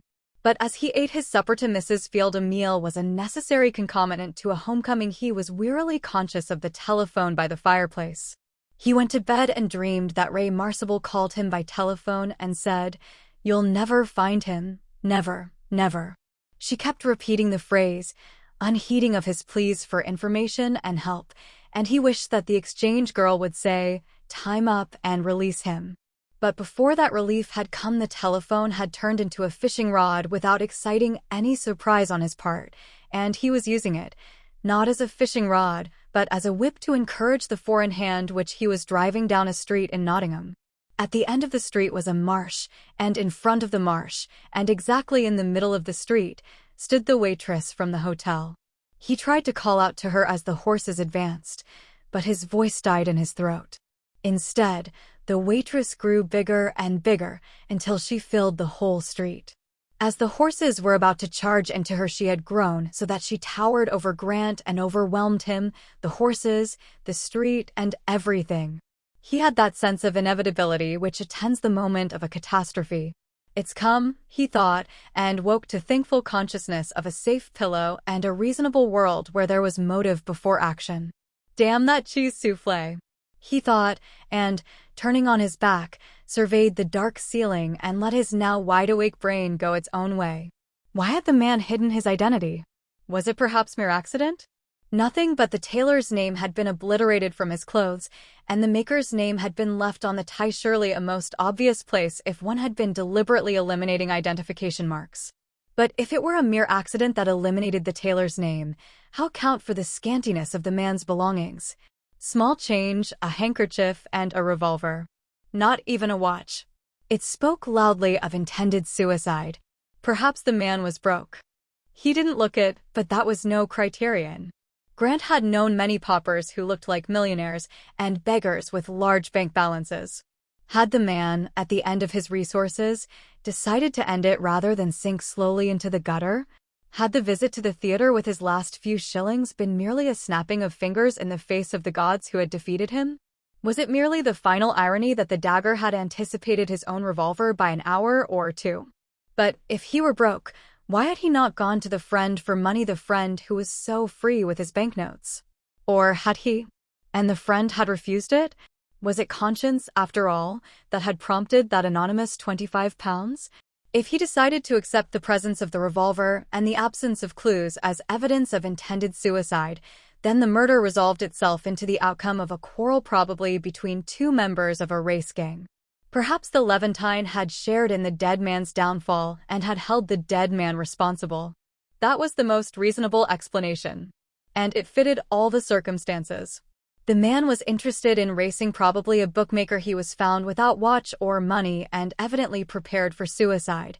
The Levantine was heard to demand something which the dead man either could not or would not give, and the Levantine had stabbed him. The friend who had refused him help in life, probably tired of pulling him out of tight places, had been seized with such a fit of remorse on learning of the man's end that he had provided lavishly, if anonymously, for his burial. Pure theory, but it fitted almost. There was one corner where no amount of insinuation would make it fit. It did not explain why no one had come forward to claim the dead man. If the affair were merely a quarrel between two men, intimidation was washed out as a theory for the silence of his friends. It was not credible that the foreigner had them all in such a state of subjection that not one of them risked even that usual method of the craven and the circumspect, the anonymous communication. It was a curious and almost unique situation. Never in all Grant's experience had a murderer been on the point of being captured before the identity of his victim had been established. A light rain felt across the window pane with stealthy fingers. The end of the good weather, thought Grant. A silence followed, dark and absolute. It was as if an advance guard, a scout, had spied out the land and gone away to report. There was the long, faraway sigh of the wind that had been asleep for days. Then the first blast of the fighting battalions of the rain struck the window in a wild rattle. The wind tore and raved behind them, hounding them to suicidal deeds of valor. And presently the drip from the roof began a constant gentle monotone beneath the wild symphony, intimate and soothing as the tick of a clock. Grant's eyes closed to it, and before the squall had retreated, muttering into the distance, he was asleep. But in the morning, a gray morning veiled in dispirited drizzle, the theory still looked watertight with judicious plugging at the weak spot, and it was not until, hard on the track of the dead man's friend, he was interviewing the manager of the Adelphi branch of the Westminster Bank that he found his nicely made house of cards pattering round his ears. The agent was a quiet, gray man whose unluminous skin had somehow taken on the appearance of a banknote. In his manner, however, he was more like a general practitioner than a financial advisor. Grant found himself momentarily expecting to feel Mr. Dawson's dry fingertips on his wrist. But Mr. Dawson this morning was a mixture of Mercury and Juggernaut. This was his report. The 5 notes in which the inspector was interested had all of them been paid over the counter on the 3rd of the month as part of a payment of £223 10 shillings. The money had been drawn by a client of theirs who had a running account in the bank. His name was Albert Sorel, and he ran a small bookmaker's business in Millay Street. The sum drawn represented the whole of the money deposited with them except £1, which had been left presumably with the intention of keeping the account open. Good, thought Grant. The friend is a bookmaker too. Had Mr. Dawson known Mr. Sorel by sight? He asked. No, not very well, but his cashier would be able to tell the inspector all about him, and he summoned the cashier. This is Inspector Grant from Scotland Yard. He wants a description of Mr. Albert Sorel, and I have told him that you will provide him with one. The cashier provided a very telling one. With a minuteness that defeated any hope of a mistake, he described the dead man. When he had finished, Grant sat thinking at top speed. What did it mean? Had the dead man owed the money to the friend, and had the friend taken all he possessed and afterwards been seized with a too tardy charity? Was that how the notes had come into the friend's possession? On the 3rd, too. That was 10 days before the murder. Did Sorel draw the money himself? He asked. No, the cashier said. The check had been presented by a stranger. Yes, he remembered him. He was very dark, thin, medium height or a little under, with high cheekbones. Foreign-looking, a little. The Levantine. Grant was seized with a mixture of exhilaration and breathlessness rather as Alice must have felt during her express journey with the Red Queen. Things marched, but at what a bat. He asked to see the check, and it was produced. You don't think that this is a forgery? Such a thought had not occurred to them. Both the amount and the signature had been made out in Mr. Sorel's handwriting, and that was unusual in an attempt at forgery. They brought out other checks of the dead man's and exhibited them. They refused to entertain the thought that the check was not genuine. If it is a forgery, Mr. Dawson said, it is incredibly good. Even if it were proved a forgery, I should have difficulty in believing it. I think you may take it that it is a genuine check. And the foreigner had drawn it. The foreigner had had all Sorel's deposit with the exception of 20 shillings. And 10 days later he had stuck Sorel in the back. Well, if it proved nothing else, it proved the existence of a relationship between the two men which would be useful when it came to evidence in a court of law. Have you the numbers of the rest of the notes handed over in the money to Sorel? They had, and Grant took a list of them. Then he inquired what Sorel's address was, and was told that they had no home address, but that his office was at 32, Millay Street, off the Charing Cross Road. As Grant walked up to Millay Street from the Strand, he began to digest the news. The Levantine had drawn the money with a check made payable to Sorel and endorsed by Sorel. Theft seemed to be ruled out by the fact that Sorel had made no fuss in the 10 days intervening between the paying out of the money and his death. Therefore, the check had been given to the foreigner by Sorel himself. Why had it not been made payable to the foreigner? Because it had been a transaction in which the Levantine had no intention of letting his name appear. Had he been bleeding Sorel? Had his asking for something, which Raoul Lagarde had reported as being the tenor of their conversation on the night of the murder, been but a further demand for money? Had the Levantine been not an unlucky companion in Sorel's ruin, but the means of it? At least that transaction over the counter of the Westminster Bank explained Sorel's pennilessness and intended suicide. Then who had sent the £25? Grant refused to believe that the man who had had all Sorel had, and who had stuck him in the back at not getting more, would have disbursed such a sum for so slight a reason. There was someone else. And the someone else knew the Levantine well enough to be in receipt of at least £25 of the amount that the Levantine had received from Sorel. Moreover, the someone else and the dead man had lived together, as witnessed by the dead man's fingerprint on the envelope which had contained the £25. The sentimentality of the action and the lavishness of the amount spoke of a woman, but the handwriting people had been very sure that the printing was a man's work. And of course that someone else had also owned the gun with which Sorel had contemplated putting an end to himself. It was a pretty tangle, but at least it was a tangle closely related and growing closer, so that at any moment he might pick up a lucky thread which, when pulled, would unravel the whole thing. It seemed to him that he had only to find out about the dead man's habits and life generally, and he would have the Levantine. Minlay Street has, in common with the lesser turnings off Charing Cross Road, that half-secretive, half-disgruntled air that makes it forbidding. A stranger turning into it has an uncomfortable feeling of being unwelcome, as if he had blundered unwittingly into private property. He feels as a newcomer feels in a small cafe under the half-surprised, half-resentful scrutiny of the habitués. But Grant, if he was not an habitué of Minlay Street, was at least no stranger to it. He knew it as most of the yard know the purlieus of Charing Cross Road and Leicester Square. If the outwardly respectable but sly faces of the houses said anything to him, it was, "Oh, here again, are you?" At 32, a painted wooden notice announced that on the first floor were the offices of Albert Sorel, turf accountant, and Grant turned in at the doorway and climbed the dim stairs smelling of the charwoman's Monday morning ministrations. The stairs came to a pause at a wide landing, and Grant knocked at the door which had Sorel's name on it. As he expected, there was no answer.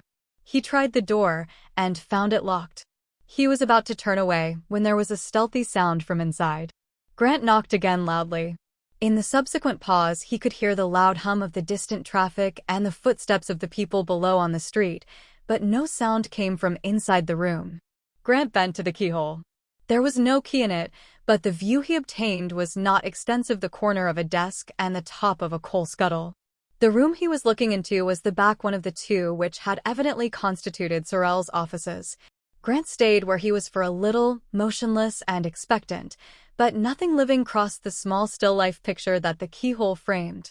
He rose to go away, but before he had taken the first step, again there was that stealthy sound. As Grant cocked his head the better to listen, he became aware that over the banister of the floor above hung an inverted human head, grotesque and horrible, its hair spread round it by the force of gravity into a Strewelpeter effect. Finding itself observed, the head said mildly, "Are you looking for someone?" "The evidence points that way, doesn't it?" said Grant nastily. "I'm looking for the man who has these offices." "Oh," said the head, as if this were an entirely new idea. It disappeared, and a moment later appeared right way up in its proper place as part of a young man in a dirty painter's smock, who came down the last flight to the landing, smelling of turpentine and smoothing down his mop of hair with paint-covered fingers. "I don't think that man's been here for quite a while now," he said. "I have the 2 floors above my rooms and my studio, and I used to pass him on the stairs and hear his I don't know what you call them." "He was a bookie, you know." "Clients," suggested Grant. "Yes, here what I presume were his clients coming sometimes. But I'm sure it's more than a fortnight since I saw or heard him." "Did he go to the course, do you know?" Grant asked. "Where's that?" asked the artist. I mean, did he go to the races every day? The artist did not know. Well, I want to get into his offices. Where can I get a key? The artist presumed that Sorel had the key. The agent for the property had an office off Bedford Square. He could never remember the name of the street or the number, but he could find his way there. He had lost the key of his own room, or he would have offered it for a trial on Sorel's door. "And what do you do when you go out?" asked Grant, curiosity for a moment overcoming his desire to get behind the locked door. "I just leave it unlocked," said this happy wight. "If anyone finds anything in my rooms worth stealing, they're cleverer than I am." And then suddenly, apparently within a yard of them and just inside the locked door, that stealthy sound that was hardly sound, merely a heard movement. The artist's eyebrows disappeared into the Stirwelpeter hair. He jerked his head at the door and looked interrogatively at the inspector. Without a word, Grant took him by the arm and drew him down the stairs to the first turn. "Look here," he said, "I'm a plainclothes man, know what that is?" For the artist's innocence as to courses had shaken any faith he might have had in his worldly knowledge. The artist said, "Yes, a bobby," and Grant led him away with it. "I want to get into that room. Is there a yard at the back where I can see the window of the room?" There was, and the artist led him to the ground floor and through a dark passage to the back of the house, where they came out into a little bricked yard that might have been part of a village inn. A low outhouse with a lead roof was built against the wall, and directly above it was the window of Sorel's office. It was open a little at the top and had an inhabited air. "Give me a leg up," said Grant, and was hoisted on to the roof of the outhouse. As he drew his foot from the painty clasp of his assistant, he said, "I might tell you that you are conniving at a felony. This is housebreaking and entirely illegal." "It is the happiest moment of my life," the artist said. "I have always wanted to break the law, but a way has never been vouchsafed me. And now to do it in the company of a policeman is joy that I did not anticipate my life would ever provide." But Grant was not listening to him. His eyes were on the window. Slowly he drew himself up until his head was just below the level of the windowsill. Cautiously he peered over. Nothing moved in the room. A movement behind him startled him. He looked round to see the artist joining him on the roof. "Have you a weapon?" he whispered, "or shall I get you a poker or something?" Grant shook his head, and with a sudden determined movement flung up the lower half of the window and stepped into the room. Not a sound followed but his own quick breathing. The one gray light lay on the thick dust of a deserted office. But the door facing him, which led into the front room, was ajar. With an abrupt 3 steps he had reached and thrown it open. And as he did so, out of the second room with a wail of terror sprang a large black cat. It cleared the rear room at a bound and was through the open window before the inspector recognized it for what it was. There was an agonized yell from the artist, a clatter and a crash. Grant went to the window, to hear queer choked moans coming from the yard below. He slid hastily to the edge of the outhouse and beheld his companion in crime sitting on the grimy bricks, holding his evidently painful head, while his body was convulsed in the throes of a still more painful laughter. Reassured, Grant went back to the room for a glance at the drawers of Sorel's desk. They were all empty methodically and carefully cleared. The front room had been used as another office, not a living room. Sorel must have lived elsewhere. Grant closed the window and, sliding down the lead roof, dropped into the yard. The artist was still sobbing, but had got the length of wiping his eyes. "Are you hurt?" Grant asked. "Only my ribs," said Stirwelpeter. "The abnormal excitation of the intercostal muscles has nearly broken them." He struggled to his feet. "Well, that's 20 minutes wasted," said Grant, "but I had to satisfy myself." He followed the hobbling artist through the dark passage again. "No time is wasted that earns such a wealth of gratitude as I feel for you," said Stirwelpeter. "I was in the depths when you arrived. I can never paint on Monday mornings. There should be no such thing. Monday mornings should be burnt out of the calendar with prussic acid. And you have made a Monday morning actually memorable. It is a great achievement. Sometime when you are not too busy breaking the law, come back and I'll paint your portrait. You have a charming head." A thought occurred to Grant. "I suppose you couldn't draw Sorel from memory?" Stirwelpeter considered. "I think I could," he said. "Come up a minute." He led Grant into the welter of canvases, paints, lengths of stuff, and properties of all kinds which he called his studio. Except for the dust, it looked as though a flood had passed and left the contents of the room in the haphazard relationships and curious angles that only receding water can achieve. After some flinging about of things that might be expected to be concealing something, the artist produced a bottle of Indian ink, and after another search, a fine brush. He made 6 or 7 strokes with the brush on a blank sheet of a sketching block, considered it critically, and having torn it from the block, handed it over to Grant. "It isn't quite correct, but it's good enough for an impression," he said. Grant was astonished at the cleverness of it. The ink was not yet dry on the paper, but the artist had brought the dead man to life. The sketch had that slight exaggeration of characteristics that is halfway to caricature, but it lived as no photographic representation could have done. The artist had even conveyed the look of half-anxious eagerness in the eyes which Sorel's had presumably worn in life. Grant thanked him heartfeltly and gave him his card. "If there is ever anything I can do for you, come and see me," he said, and went away without waiting to see the altering expression on Struwwelpeter's face as he took in the significance of the card. Near Cambridge Circus are the palatial offices of Lawrence Murray. Lucky folk bet with Laurie Murray, one of the biggest bookmakers in London.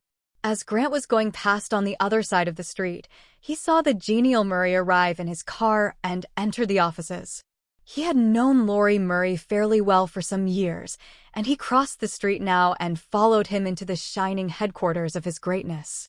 He sent in his name and was led through a vast wilderness of gleaming wood, brass, and glass partitions and abounding telephones to the sanctum of the great man, hung round with pictures of great thoroughbreds.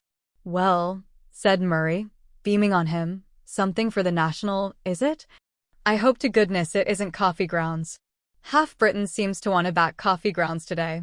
But the inspector denied any intention of losing money even on such an attractive proposition as coffee grounds seemed to be. "Well, I don't suppose you've come to warn me about ready money betting?" The inspector grinned. No, he wanted to know if Murray had ever known a man called Albert Sorel. "Never heard of him," said Murray. "Who is he?" He was a bookmaker, Grant thought. Course, Grant did not know. He had an office in Millay Street. "Silver ring, probably," said Murray. "Tell you what. If I were you, I should go down to Linkfield today, and you can see all the silver ring men in one fell swoop. It'll save you a lot of touting round." Grant considered. It was by far the quickest and most logical method, and it had the additional advantage of offering him a knowledge of Sorel's business associates, which the mere obtaining of his home address would not have done. "Tell you what," Murray said again as he hesitated, "I'll go down with you. You've missed the last train now. We'll go down in my car. I have a horse running, but I couldn't be bothered to go down alone. I promised my trainer I'd go, but it was such a beast of a morning. Have you had lunch?" Grant had not, and Murray went away to see about a lunch basket while Grant talked to the yard on his telephone. An hour later, Grant was having lunch in the country, a gray and sodden country truly, but a country smelling of clean, fresh, growing things, and the drizzle that had made town a greasy horror was left behind. Gray, wet-looking torn clouds showed blue sky in great rifts, and by the time they had reached the paddock, the pale, unhappy pools in the rock garden were smiling uncertainly at an uncertain sun. It was 10 minutes before the first race, and both rings from Grant's point of view were impossible. He pushed down his impatience and accompanied Murray to the white rails of the parade ring, where the horses for the first race were walking sedately round. The looker-on and him loving their beauty and their fitness, Grant was a fairly competent judge of a horse while his eyes wandered over the crowd in a businesslike commentary. There was Mollenstein Stone. He called himself, now looking as if he owned the earth. Grant wondered what bogus scheme he was foisting on a public of suckers now. He shouldn't have thought that anything as uncomfortable as a jumping meeting in March would have appealed to him. Perhaps one of his suckers was interested in the game. And Vanda Morden, back from her third honeymoon and advertising the fact in a coat of a check so aggressive that it was the most obvious thing in the paddock. Wherever one looked, it seemed, there was Vanda Morden's coat. And the polo-playing Earl who had been shadowed in the hope that he was the Levantine. And many others, both pleasant and unpleasant, all of whom Grant recognized and noted with a little mental remark. When the first race was over, and the little eddy of lucky ones had surrounded the bookmakers and been sent gloating away, Grant began his work. He pursued his inquiries steadily until the ring began to fill again with eager inquirers after odds for the second race, when he returned to the paddock. But no one seemed to have heard of Sorel, and it was a rather disconsolate Grant who joined Murray in the paddock before the fourth race, a handicap hurdle in which Murray's horse was running. Murray was sympathetic, and as Grant stood with him in the middle of the parade ring, he mixed adjurations to admire his horse with suggestions for the tracking of Sorel. Grant wholeheartedly admired the magnificent bay that was Murray's property and listened with only half an ear to his suggestions. His thoughts were worried. Why did no one in the silver ring know Sorel?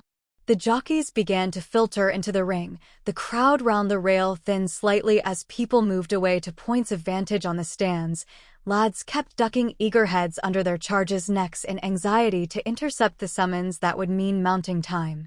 "Here comes Lacey," said Murray, as a jockey came stepping cat-like over the wet grass to them. "Know him?" "No," said Grant. "Flat race crack really, but has a go over hurdles occasionally." "Crack at that too." Grant had known that there is very little between a Scotland Yard inspector and omniscience, but he had never actually met the famous Lacey. The jockey greeted Murray with a tight little smile, and Murray introduced the inspector without explaining him. Lacey shivered slightly in the damp air. "I'm glad it's not fences," he said, with mock fervor. "I just hate to be emptied into the water today." "Bit of a change from heated rooms and all the coddling," said Murray. "Been in Switzerland?" asked Grant conversationally, remembering that Switzerland was the winter mecca of flat race jockeys. "Switzerland," repeated Lacey in his drawling Irish voice. "Not me. I've had measles." "Measles if you'd believe it." "Nothing but milk for 9 days and a whole month in bed." His pleasant, cameo-like face twisted into an expression of wry disgust. "And milk is so fattening," laughed Murray. "Talking of fat, did you ever know a man called Sorel?" The jockey's pale bright eyes trickled over the inspector like twin drops of icy water and came back to Murray. The whip, which had been swinging pendulum-wise from his first finger, swung slowly to a halt. "I think I can remember a Sorel," he said, after some cogitation, "but he wasn't fat." "Wasn't Charlie Baddeley's clerk called Sorel?" But Murray could not recall Charlie Baddeley's clerk. "Would you recognize a sketch?" asked the inspector, and took Struwelpeter's impressionistic portrait from his pocketbook. Lacey took it and looked at it admiringly. "It's good, isn't it?"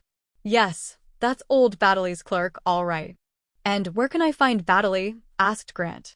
"Well, that's rather a difficult question," said Lacey, the tight smile back at his mouth. "You see, Baddeley died over 2 years ago." "Oh! And you haven't seen Sorel since?" "No, I don't know what became of Sorel. Probably doing office work somewhere. The bay was let up to them." Lacey took off his coat, removed a pair of galoshes, which he laid neatly side by side on the grass, and was thrown into the saddle. As he adjusted the leathers, he said to Murray, "Alvinson isn't here today." Alvinson was Murray's trainer. "He said you would give me instructions." "The instructions are the usual ones," said Murray. "Do as you like on him. He should about win." "Very good," said Lacey matter-of-factly, and was led away to the gate, horse and man as beautiful a picture as this weary civilization can provide. As Grant and Murray walked to the stands, Murray said, "Cheer up, Grant. Baddeley may be dead, but I know who knew him. I'll take you down to talk to him as soon as this is over." So it was with a real enjoyment that Grant watched the race, saw the color that flickered and streamed against the gray curtain of the woods on the back stretch, while a silence settled eerily on the crowd, a silence so complete that he might have been there alone with the dripping trees, and the gray wooded countryside, and the wet grass, saw the long struggle in the straight and the fighting finish, with Murray's bay second by a length. When Murray had seen his horse again and congratulated Lacey, he led Grant into Tattersall's and introduced him to an elderly man, with the rubicund face of the man who drives mail coaches through the snow on Christmas cards. "Thacker," he said, "you knew Baddeley. What became of his clerk, do you know?" "Sorel," said the Christmas card man. "He set up for himself. Has an office in Millay Street." "Does he come to the course?" "No, don't think so. Just has an office." Seemed to be doing quite well last time I saw him. How long ago was that? Oh, long time. Do you know his home address? Asked Grant. No. Who wants him? He's a good boy, Sorrel. The last irrelevance seemed to suggest suspicion, and Grant hastened to assure him that no harm was intended Sorrel.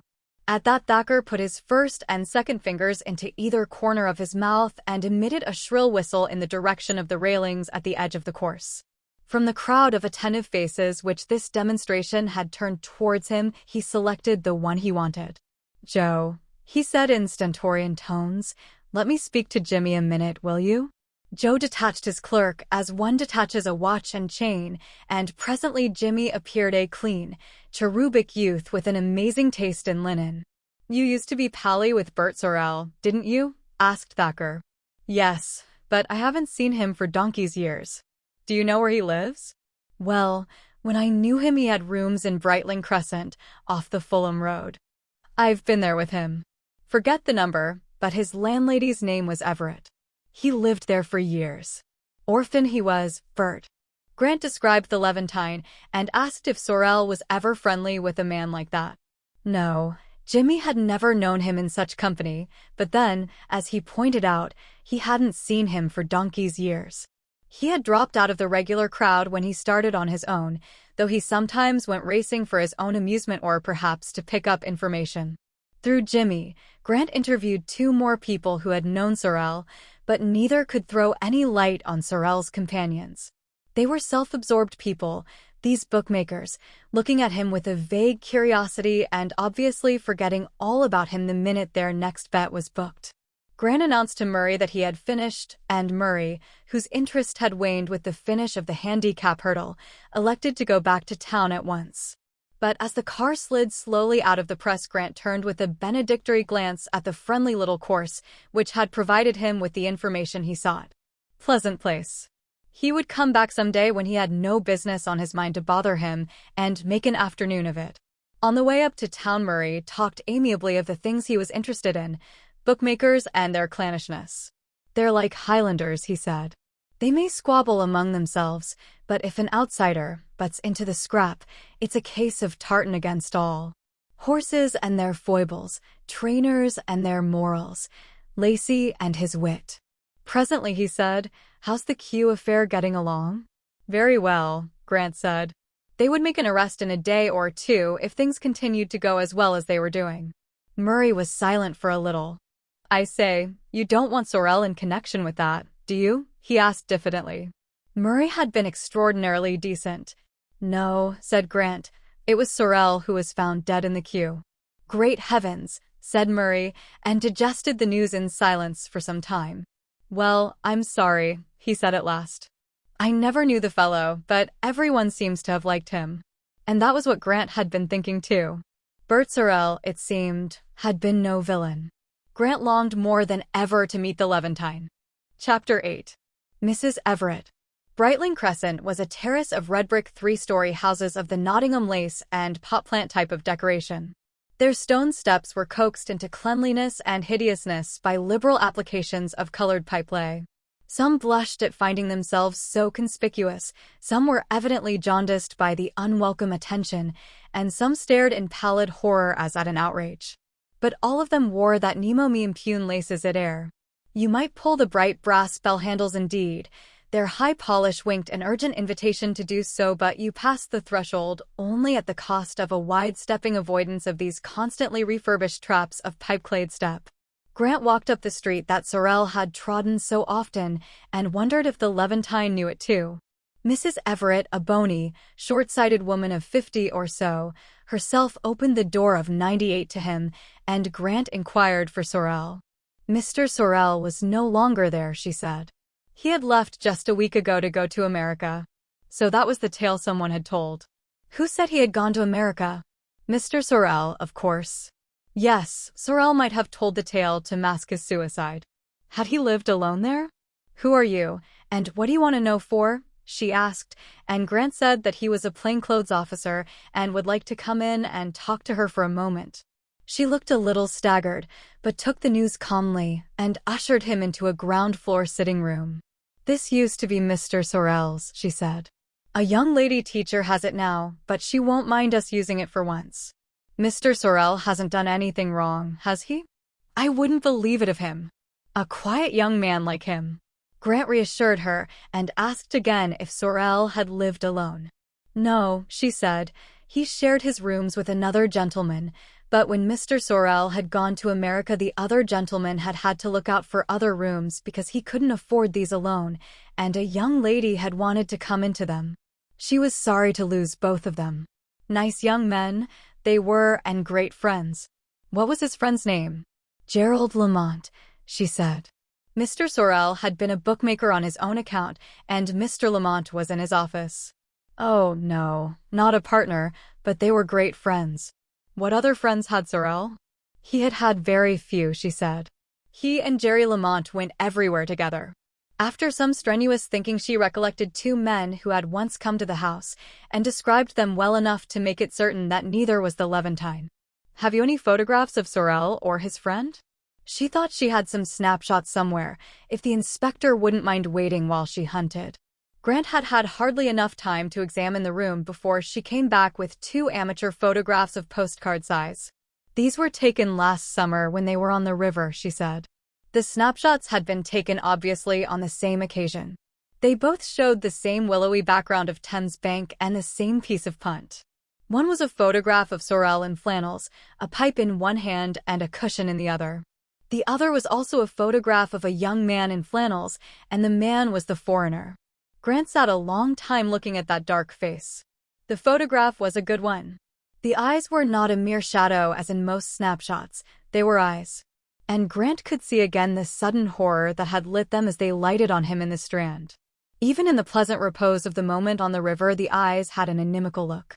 There was no friendliness in the hard-boned face. Where did you say Lamont had gone? He asked matter-of-factly. Mrs. Everett did not know. Grant examined her minutely. Was she telling the truth? As if conscious of his suspicion, she supplemented her statement with another. He had got rooms somewhere on the south side of the river. Suspicion filled him. Did she know more than she was telling? Who had sent the money to bury Sorel? His friend and the Levantine were one, and the Levantine, who had had £223 from him, had certainly not sent the money. He looked at the woman's hard face. She would probably write like a man. The handwriting experts were not infallible. But then, the person who had sent the money had owned the revolver. No, he corrected himself. The person who had posted the money had had the revolver. Had either of the men owned a revolver? He asked. No, she had never seen such a thing with either of them. They weren't that type. There she was again, harping on their quietness. Was it mere partisanship, or was it a feeble attempt to head him off the track? He wanted to ask if Lamont were left-handed, but something held him back. If she were not being straight with him, that question in relation to Lamont would alarm her immediately. It would give away the whole extent of his investigations. She would give warning and flush the bird from cover long before they were ready to shoot. And it was not vital at the moment. The man of the photograph was the man who had lived with Sorel, was the man who had fled at sight of him in the Strand, was the man who had had all Sorel's money, and was almost certainly the man of the queue. Lagarde could identify him. It was more important at the moment to keep Mrs. Everett in the dark as to how much they knew. When did Sorel leave for America? His boat sailed on the 14th, she said, but he left here on the 13th. Unlucky day, said Grant, hoping to bring the conversation to a less formal and less antagonistic level. I don't believe in superstition, she said. One day is very like another. But Grant was thinking hard. The 13th was the night of the murder. Did Lamont leave with him? He asked. Yes, they had left together in the morning. Mr. Lamont was going to take his things to his new rooms and then to meet Mr. Sorel. Mr. Sorel was going down to Southampton with a boat train at night. She had wanted to go to see him off, but he had been very insistent that she shouldn't. Why? Asked Grant. He said it was too late, and in any case he didn't like being seen off.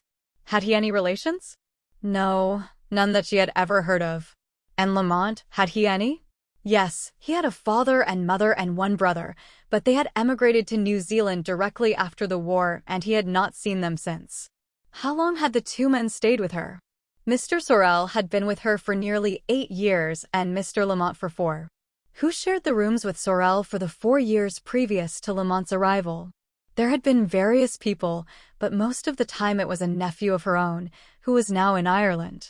Yes, Mr. Sorel had always been on good terms with all of them. Was he always bright and cheerful? Asked Grant. Well, no, she said. Bright and cheery didn't describe Mr. Sorel at all. That was Mr. Lamont, if he liked. Mr. Lamont was the bright and cheery one. Mr. Sorel was quiet but pleasant.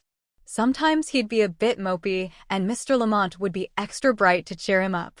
Grant, remembering how grateful one is when someone deliberately attempts to take the black dog from one's back, wondered why it hadn't been the other way about, and Sorel had murdered Lamont. Did they ever quarrel? No, never that she had known of, and she would have known quick enough. Well, said Grant at last, I suppose you have no objections to lending me these snapshots for a day or 2? You'll let me have them back safe, will you? She said. They're the only ones I have, and I was very fond of both of them. Grant promised, and put them carefully away in his pocketbook, praying that they were covered with valuable fingerprints. You're not going to get them into trouble, are you? She asked again as he was going. They never did a wrong thing in their lives. Well, if that's so, they're quite safe, Grant said. He hurried back to Scotland Yard and, while the fingerprints on the photographs were being recorded, heard William's report of an unproductive day among the bookmaking offices of London. As soon as the snapshots were again in his possession, he repaired to Lawrence. It was very late and the place was deserted. A solitary waiter was absent-mindedly assembling the crumbs from a table, and the air smelt of rich gravy, wine, and cigarette smoke. The distrait minion laid away the crumb scoop and bent to hear his pleasure with that air of having hoped for nothing, and of having the melancholy pleasure of being right, which a waiter presents to the foolhardy one who attempts to dine when others have finished. As he recognized Grant, he reassembled his features in a new combination intended to read, "What a pleasure to serve a favorite customer," but which in reality was unfortunately clear as, good heavens, that was a bloomer. It's that pet of Marcel's. Grant asked after Marcel, and heard that he had that morning departed for France in a hurry. His father had died, and he was an only son, and there was, it was understood, a matter of a good business and a vineyard to be settled. Grant was not particularly desolated at the thought of not seeing Marcel again. The manners on which Marcel had always prided himself had left Grant invariably slightly nauseated. He ordered a dish and asked if Raoul Lagarde was on the premises and, if so, would he be allowed to come and speak to him for a moment. Several minutes later, Raoul's tall figure, clad in white linen overall and cap, emerged from the screens by the door and followed the waiter diffidently to Grant's table. He had the air of a shy child going up for a prize which it knows it has earned. "Good evening, Lagarde," Grant said amiably. "You've been a great help to me. I want you to look at these and see if you can recognize any of them." He spread 12 photographs roughly fan-wise on the table and left Raoul to examine them. The boy took his time. In fact, the pause was so long that Grant had time to wonder if the boy's statement that he would recognize the man he had seen had been merely a boast. But when Raoul spoke, there was no hesitation about him. "That," he said, laying a slender forefinger on the photograph of Sorel, "is the man who was beside me in the queue. And that, this time the forefinger descended on Lamont's photograph, is the man who came to talk to him." "Will you swear to that?" Grant asked. Raoul knew all about swearing to a thing this time. "Oh, yes," he said, "I take my oath any time." That was all Grant wanted. "Thank you, Lagarde," he said gratefully. "When you are maitre d'hotel, I'll come and stay and bring half the aristocracy in Britain." Raoul smiled broadly at him. "It may never come," he said, "the maitre d'hotel. They offer very much on the movies, and it is easy just to be photographed and look." He sought for a word. "You know," he said, and suddenly let his beautiful but intelligent face slip into an expression of idiotic languishing which was so unexpected that some of Grant's duck and green peas went the wrong way. "I think I try that first," he said, "and after, when I grow," he moved his hands to indicate a corporation, "I can buy a hotel." Grant smiled benevolently as he watched the graceful figure making its way back to the spoons and the silver cleaning racks. Typically French he was, he thought, in his shrewd recognition of the commercial worth of his beauty, in his humor, in his opportunism. It was sad to think that embonpoint would ever mar his slenderness and his good looks. Grant hoped that in the midst of his adipose tissue he would keep his humor. When he himself got back to the yard, it was to obtain a warrant for the arrest of Gerald Lamont for the murder of Albert Sorel, outside the Woffington Theatre, on the evening of the 13th of March. When she closed the door behind the inspector, the woman in Brightling Crescent remained for a long time motionless, her eyes on the brown-patterned linoleum that covered the floor of the lobby. Her tongue came out and ran along her thin lips in a contemplative way. She did not appear agitated, but her whole being seemed concentrated in an effort of thought. She vibrated with thought as a dynamo vibrates. For perhaps 2 minutes she stood there quite motionless, still as a piece of furniture, in the clock-ticking silence. Then she turned and went back to the sitting room. She plumped up the cushions which had been depressed by the inspector's weight. She herself had taken the wholly instinctive precaution of seating herself on a hard chair as if that were the most immediately important thing in life. She took a white tablecloth from a drawer in the sideboard and began to set a meal, coming and going between the sitting room and the kitchen in an unhurrying deliberation, laying knives and forks exactly parallel in a painstaking fashion that was evidently habit. Before she had finished, a key rattled in the lock, and a drab woman of 28 or so let herself in, her gray drab coat, fawn drab scarf, timidly fashionable green drab hat, and unexpectant air proclaiming her profession. She removed her galoshes in the hall and came into the sitting room with an artificially cheerful remark about the wet day. Mrs. Everett agreed and said, "I was thinking, as it's cold supper, you mightn't mind if I left it set," and went out. "I'd like to run over and see a friend, if it makes no difference to you." Her boarder assured her that it made no difference whatever, and Mrs. Everett thanked her and retired to the kitchen. There she took from the larder a roast of beef, from which she cut thick slices, and proceeded to make sandwiches. She wrapped them neatly in white paper and put them into a basket. Into the basket with them she put some cooked sausage, some meat lozenges, and a packet of chocolate. She stoked the fire, filled the kettle, and set it on the side of the hearth so that it would be hot when she came back, and proceeded upstairs. In her bedroom she made a deliberate toilet for the street, tucking stray strands of hair carefully under her uncompromising hat. She took a key from one drawer and opened another, withdrew a roll of notes and counted them, and put them into her purse. She opened a blotter worked in canvas and silks and wrote a short note, which she sealed in an envelope and put into her pocket. She came downstairs again, pulling on her gloves, and, taking the small basket from the kitchen table, let herself out at the back door, locking it behind her. She went down the street, looking neither right nor left, her flat back, lifted chin, and resolute walk proclaiming the citizen with a good conscience. In the Fulham Road she waited at a bus stop and took such casual interest in her fellow attendants as does a woman who knows what is what and keeps herself to herself. So entirely orthodox was she that when she left the bus, only the bus conductor, whose power of observation was entirely instinctive, could have said that she had been a passenger. And in the bus that took her to Brixton she was equally inconspicuous. Her fellow travelers noticed her no more than if she had been a sparrow or a lamppost. Some time before Brixton became Streatham Hill, she got off the bus and disappeared into the foggy evening, and no one remembered that she had been there. No one had been disturbed by the terrific pent urgency that her passive exterior hid. Up a long street where the street lamps hung like misty moons she went, and down another its exact replica flat fronts, foggy lamplight, deserted roadway, along another, and yet another. Halfway along this last she turned abruptly and walked back to the nearest lamppost. A girl hurried past her, late for some appointment, and a small boy came jingling 2 pennies in his joined palms. But no one else. She made a pretense of looking at her watch in the light and went on again in the original direction. To her left was a terrace of the high, imposing-looking houses which the social descent of Brixton has left high and dry, the plaster peeling in large flakes from the walls, and the variegated window curtaining proclaiming the arrival of the flat dweller. Nothing could be seen at this hour of the detail of the mass, only a chink of light here and there, and the recurrent fan lights of the doors told of human habitation. Into one of these she disappeared, the door closing softly behind her. Up 2 flights of stairs, dimly lighted and shabby, she went, and came to the 3rd flight, where there was no light. She glanced up into the dark above and listened. But only the stealthy creaking of the old wood sounded in all the house. Slowly, feeling her way step by step, she climbed, negotiated the turn without a stumble, and came to rest at the top of the house on an unlighted landing, breathless.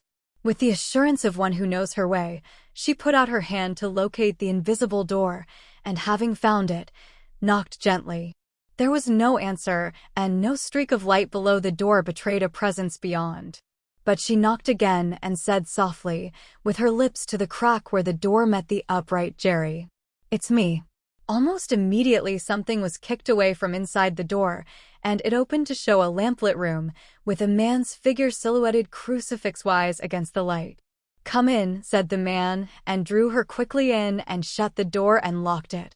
She set her basket on the table by the curtained window and turned to face him as he came from the door. "You shouldn't have come," he said. "Why did you?" "I came because there was no time to write to you, and I had to see you." They found out who he was. "A man from Scotland Yard came this evening and wanted to know all about you both. I did everything I could for him. Told him everything he wanted to know, except where you were. I even gave him snaps of you and him. But he knows you are in London, and it's only a matter of time if you stay here. You've got to go." "What did you give him the photographs for?" "Well, I thought about it when I went away to pretend to look for them, and I knew I couldn't go back and say I couldn't find them and make him believe me. I mean, I was afraid I wouldn't do it well enough. And then I thought, since they had got so far finding out all about you, 2A photograph wouldn't make much difference one way or another." "Wouldn't it?" said the man. "Tomorrow every policeman in London will know exactly what I look like. A description's one thing and that's bad enough. God knows, but a photograph is the very devil." "That's torn it." "Yes, it might have if you were going to stay in London. But if you stayed in London, you'd be caught in any case. It would only be a matter of time. You've got to get out of London tonight." "There's nothing I'd like better," he said bitterly, "but how and where to? If I leave this house, it's 50 to 1 I walk straight into the police, and with a mug like mine it wouldn't be very easy to convince them that I wasn't myself. This last week's been 10,000 hells. God, what a fool I was, and for so little reason. To put a rope round my neck for next to nothing." "Well, you've done it," she said coolly. "Nothing can alter that. What you've got to consider now is how to get away. And as quickly as you can." "Yes, you said that before, but how and where to?" "Have some food and I'll tell you." "Have you had a proper meal today?" "Yes, I had breakfast," he said. But he did not appear to be hungry, and his angry, feverish eyes watched her unwaveringly. "What you want," she said, "is to get out of this district, where everyone's talking about the thing, to a place where no one's ever heard of it. If you mean abroad, it isn't the slightest good trying. I tried to get taken on a boat as a hand 4 days ago, and they asked if I was union or something and wouldn't look at me. And as for the Channel boats, I might as well give myself up. I'm not talking about abroad at all. You're not as famous as you think. I'm talking about the Highlands. Do you think the people in my home on the West Coast have ever heard of you or what happened last Tuesday night? Take my word for it, they haven't. They never read anything but a local paper, and local papers report London affairs in one line. The place is 36 miles from a railway station, and the policeman lives in the next village, 4 miles away, and has never seen anything more criminal than a salmon poacher. That's where you are going.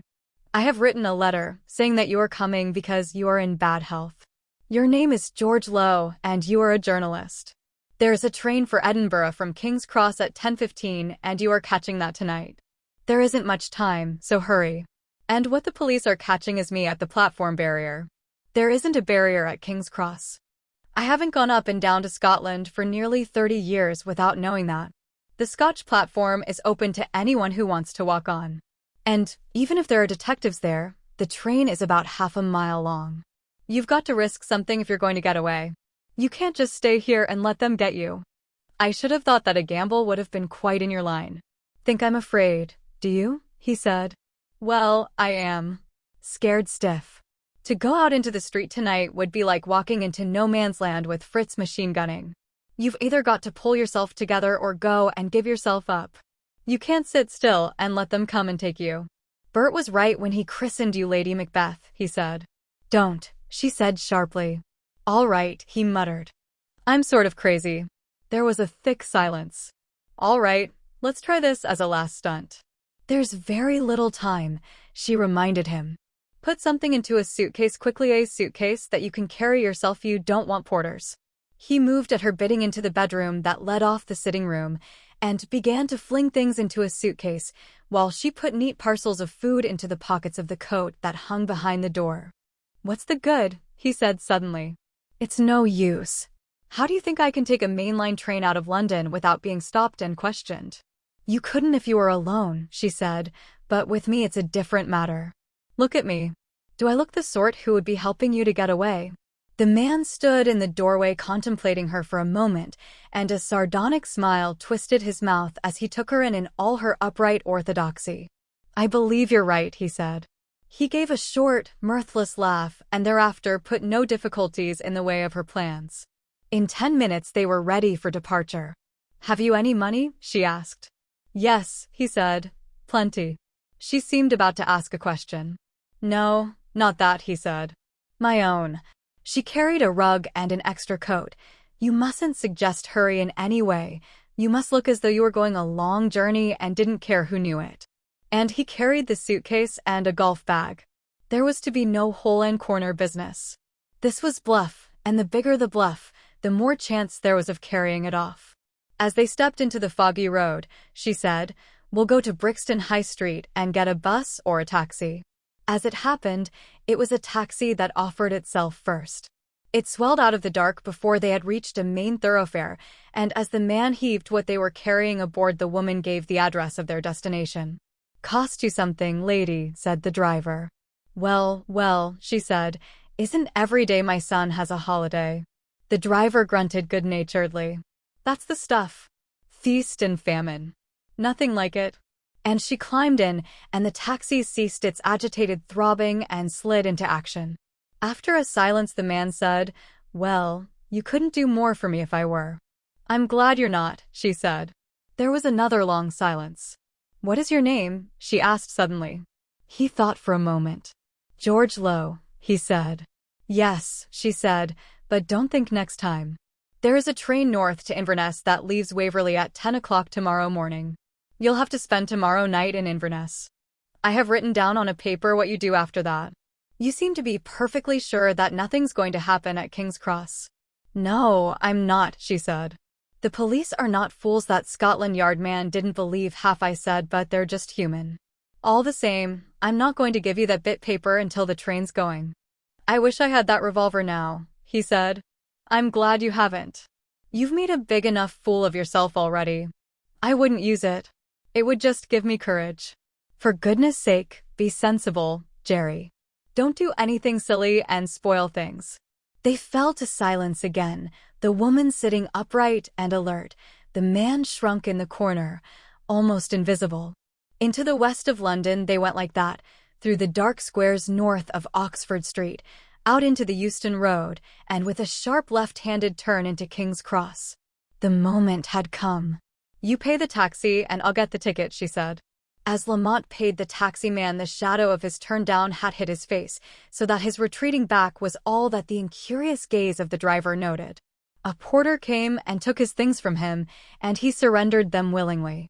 Now that the time had come, his nerves had gone. It was neck or nothing, and he could afford to play the part well.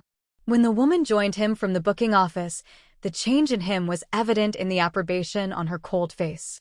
Together they went on to the platform and followed the porter down it, looking for a corner seat. They made a sufficiently convincing picture: the man with the rug and the golf bag and the wraps, and the woman in attendance with the man's extra coat. The porter dived into a corridor and came out again saying, Got you a corner, sir. Probably have the side to yourself all the way. It's quiet tonight. Lamont tipped him and inspected his quarters.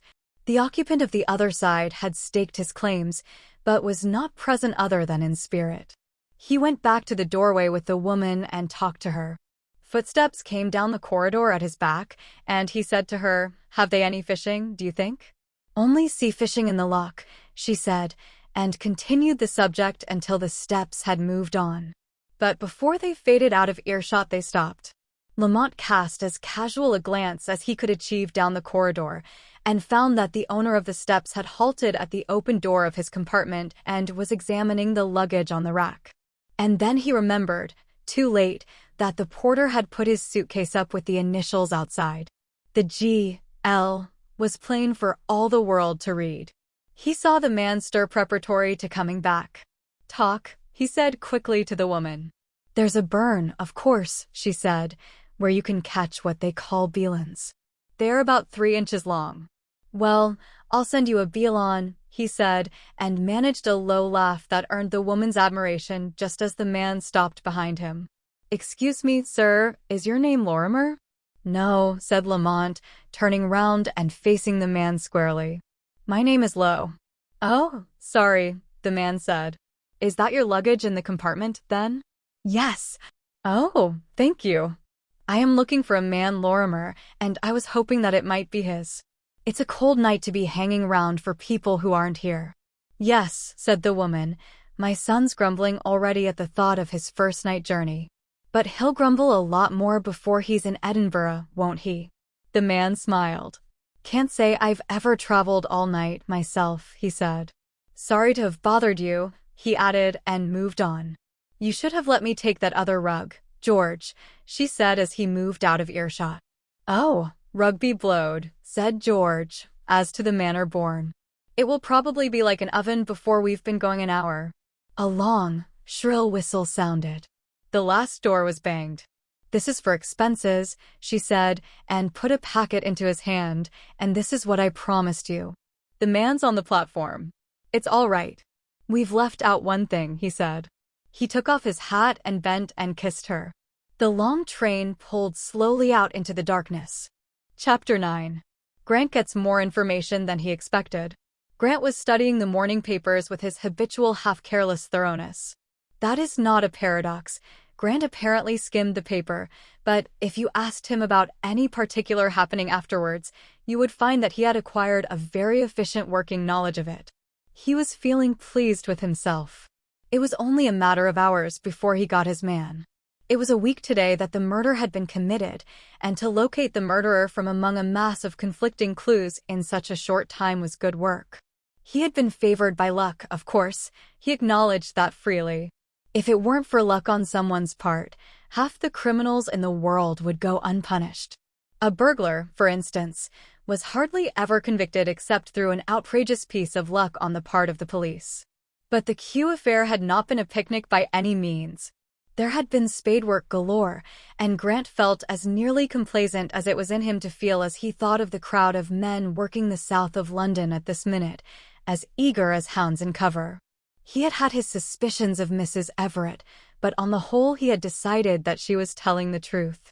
The man put on to watch her had reported that no one had come or gone from the house from 8 o'clock last night, when he went on duty, until this morning.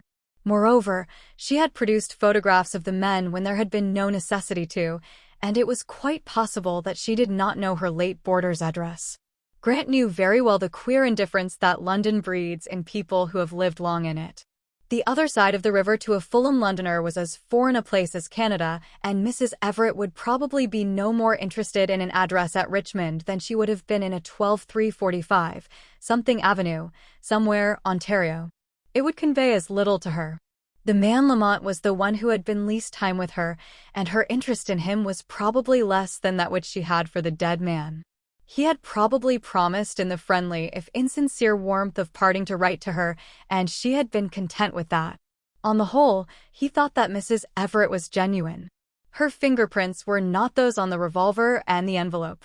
Grant had noticed where her left thumb and forefinger had held the photographs tightly by the corner, and the marks when developed proved to be quite new in the case. So Grant was happy this morning. Apart from the kudos arising from the apprehension of a badly wanted man, it would afford Grant immense satisfaction to lay his hands on a man who had stuck another in the back. His gorge rose at the contemplation of a mind capable of conceiving the crime.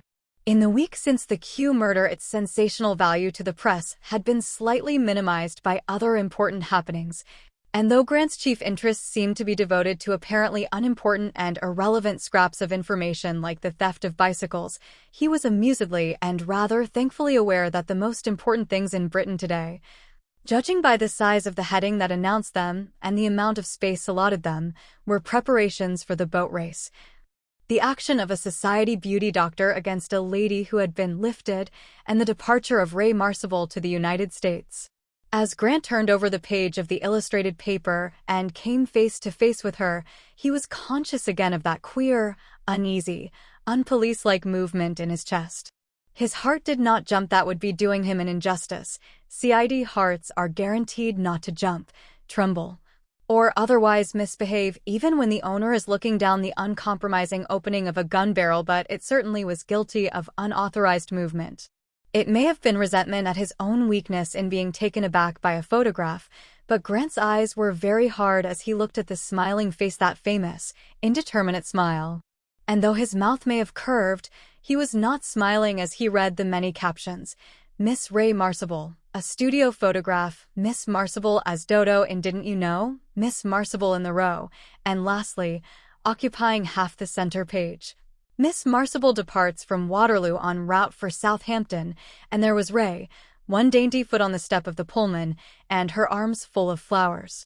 Arranged buttress-wise on either side of her were people well enough known to come under the heading, left to right.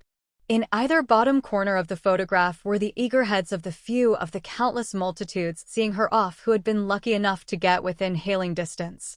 These last, mostly turned to look into the camera, were out of focus and featureless, like a collection of obscene and half-human growths.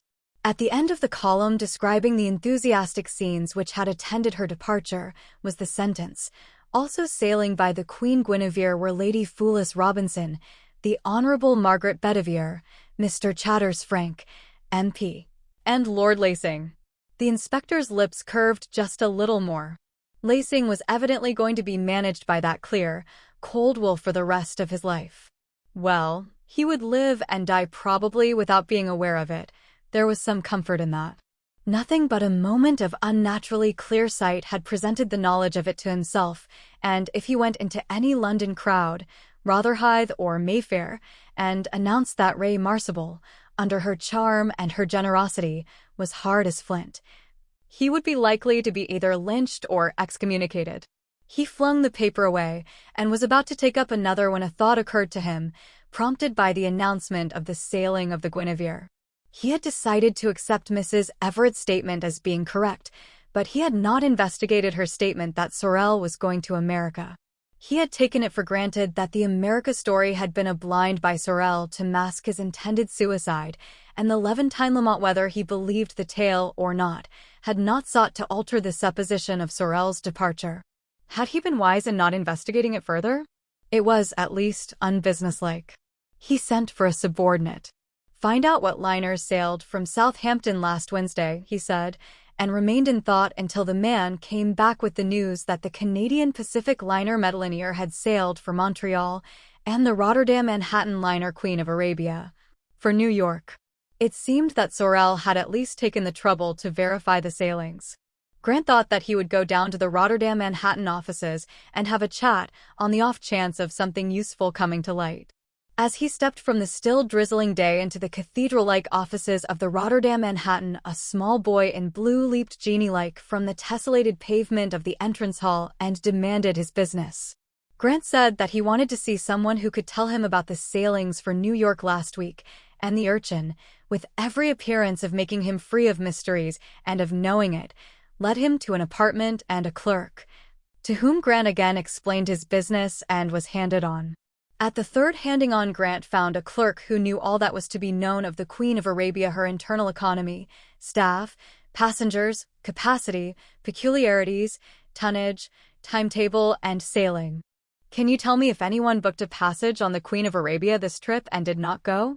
"Yes," the clerk said. 2 people had failed to occupy their berths.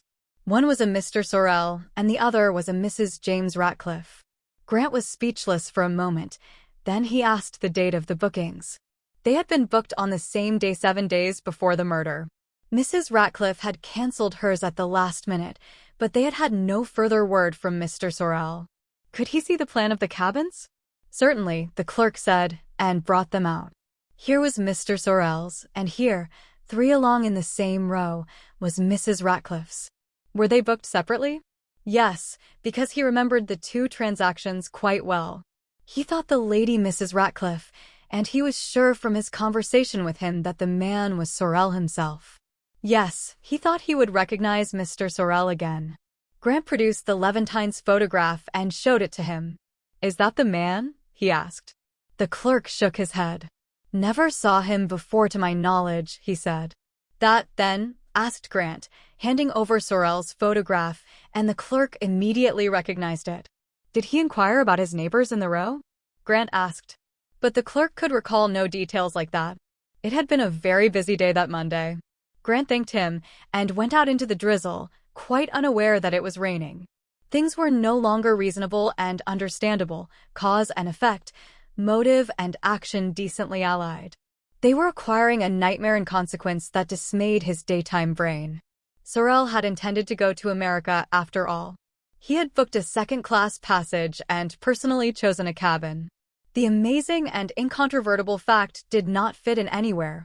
It was a very large wrench thrown into the machinery that had begun to run so smoothly. If Sorel had been as penniless as he seemed, he would not have contemplated a second-class journey to New York, and in view of the booking of the passage, contemplated suicide seemed a poor explanation for the presence of the revolver and absence of belongings.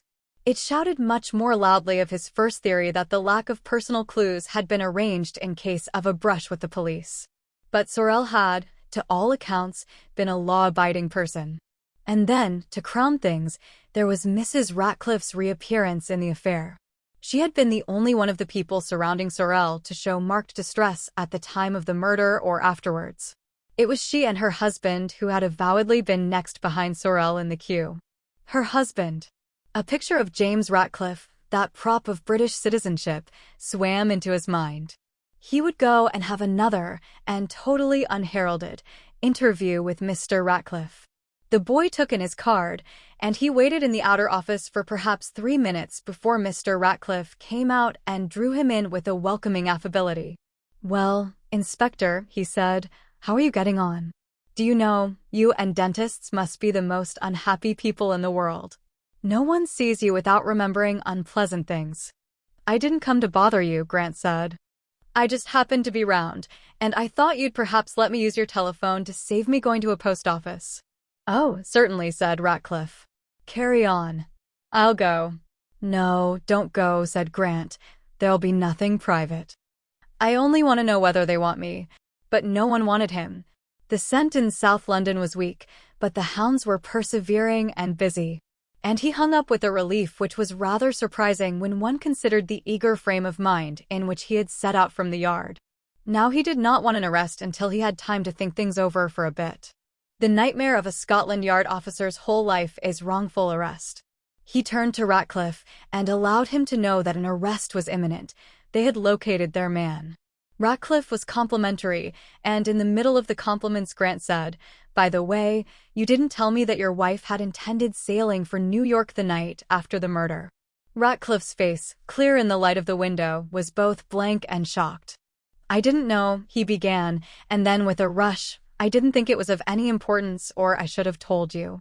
She was too much upset to go, and in any case there was the inquest. She has a sister in New York, and was going over for a month just. It didn't make any difference, did it? Not knowing, I mean? It had no bearing on the crime." "Oh, no," Grant said. "I found it out quite accidentally. It is of no consequence." "Is your wife better?" "Yes, I think so. She has not been at home since the inquest. She is at Eastbourne with the other sister, the one you met, I think." Still more puzzled, Grant made his way back to the yard. He pressed the button on his desk and said to the man who answered it, "I want someone for special work." "Is Simpson in?" "Yes, sir." "Send him in." A fair and freckled man of medium height arrived. He had the pleased, alert air of a terrier who is waiting for someone to throw a stone. To him Grant said, At 54, Lemonora Road, Golders Green, live a Mr. and Mrs. Ratcliffe. I want to know what terms they are on with each other, I mean. Also, anything else you can learn about the household. The gossipier the better. I know all about his business, so you needn't waste time on that. It's his home affairs that I want to know about. You can use any method you like as long as you keep within the law. Report to me tonight whether you have got anything or not. Is Mullins in the yard just now? Yes, Simpson had seen him as he came up. Well, send him to me. Mullins was not freckled, and he looked rather like a verger. Good morning, sir, he said, and waited. Good morning, Mullins. From now until further notice you are a peddler. You make an excellent Italian, but I think perhaps you had better be British. It is less conspicuous. I'll give you a chit to Clitheroe on Lowndes Street, and he will give you the kind of stock I want.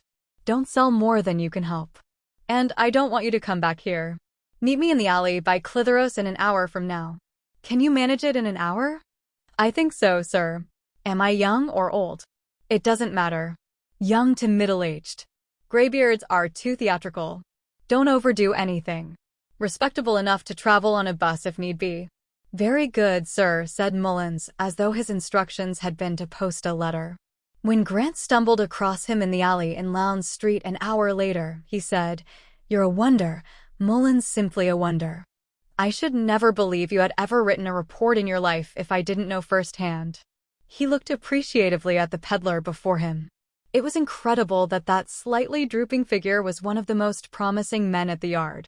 It is very seldom that the CID resort to disguise, but when they do it well. Mullins had the supreme touch, that faculty of looking as though he could not possibly be other than he was at the moment.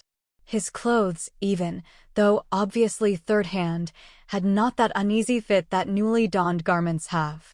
They lay to his shoulders as a much-worn garment does, however ill-fitting. Like a trinket, sir, said Mullins, the peddler, opening the lid of his wicker tray.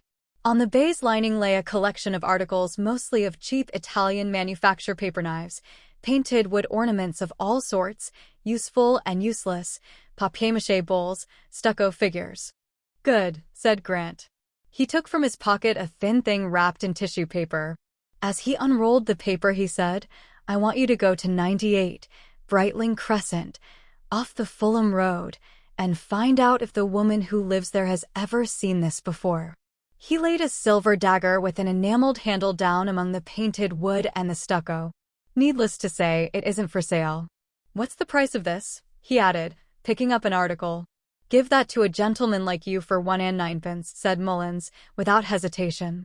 As the passerby went beyond hearing, Grant continued cheerfully as if there had been no parenthesis. When you've disposed of the woman in Brightling Crescent and keep your eyes open, generally go to 54, Lemonora Road, and see if anyone there recognizes it. Report as soon as you have finished. When the peddler of Italian goods reached the back door of 54, Lemonora Road about tea time, a pretty but sapless maid said, Goodness, here's another. Another what? Said the peddler. Another man selling things. Oh! Been a lot? Bet they hadn't anything like mine, he said, and opened the tray. Oh, she said, obviously enraptured.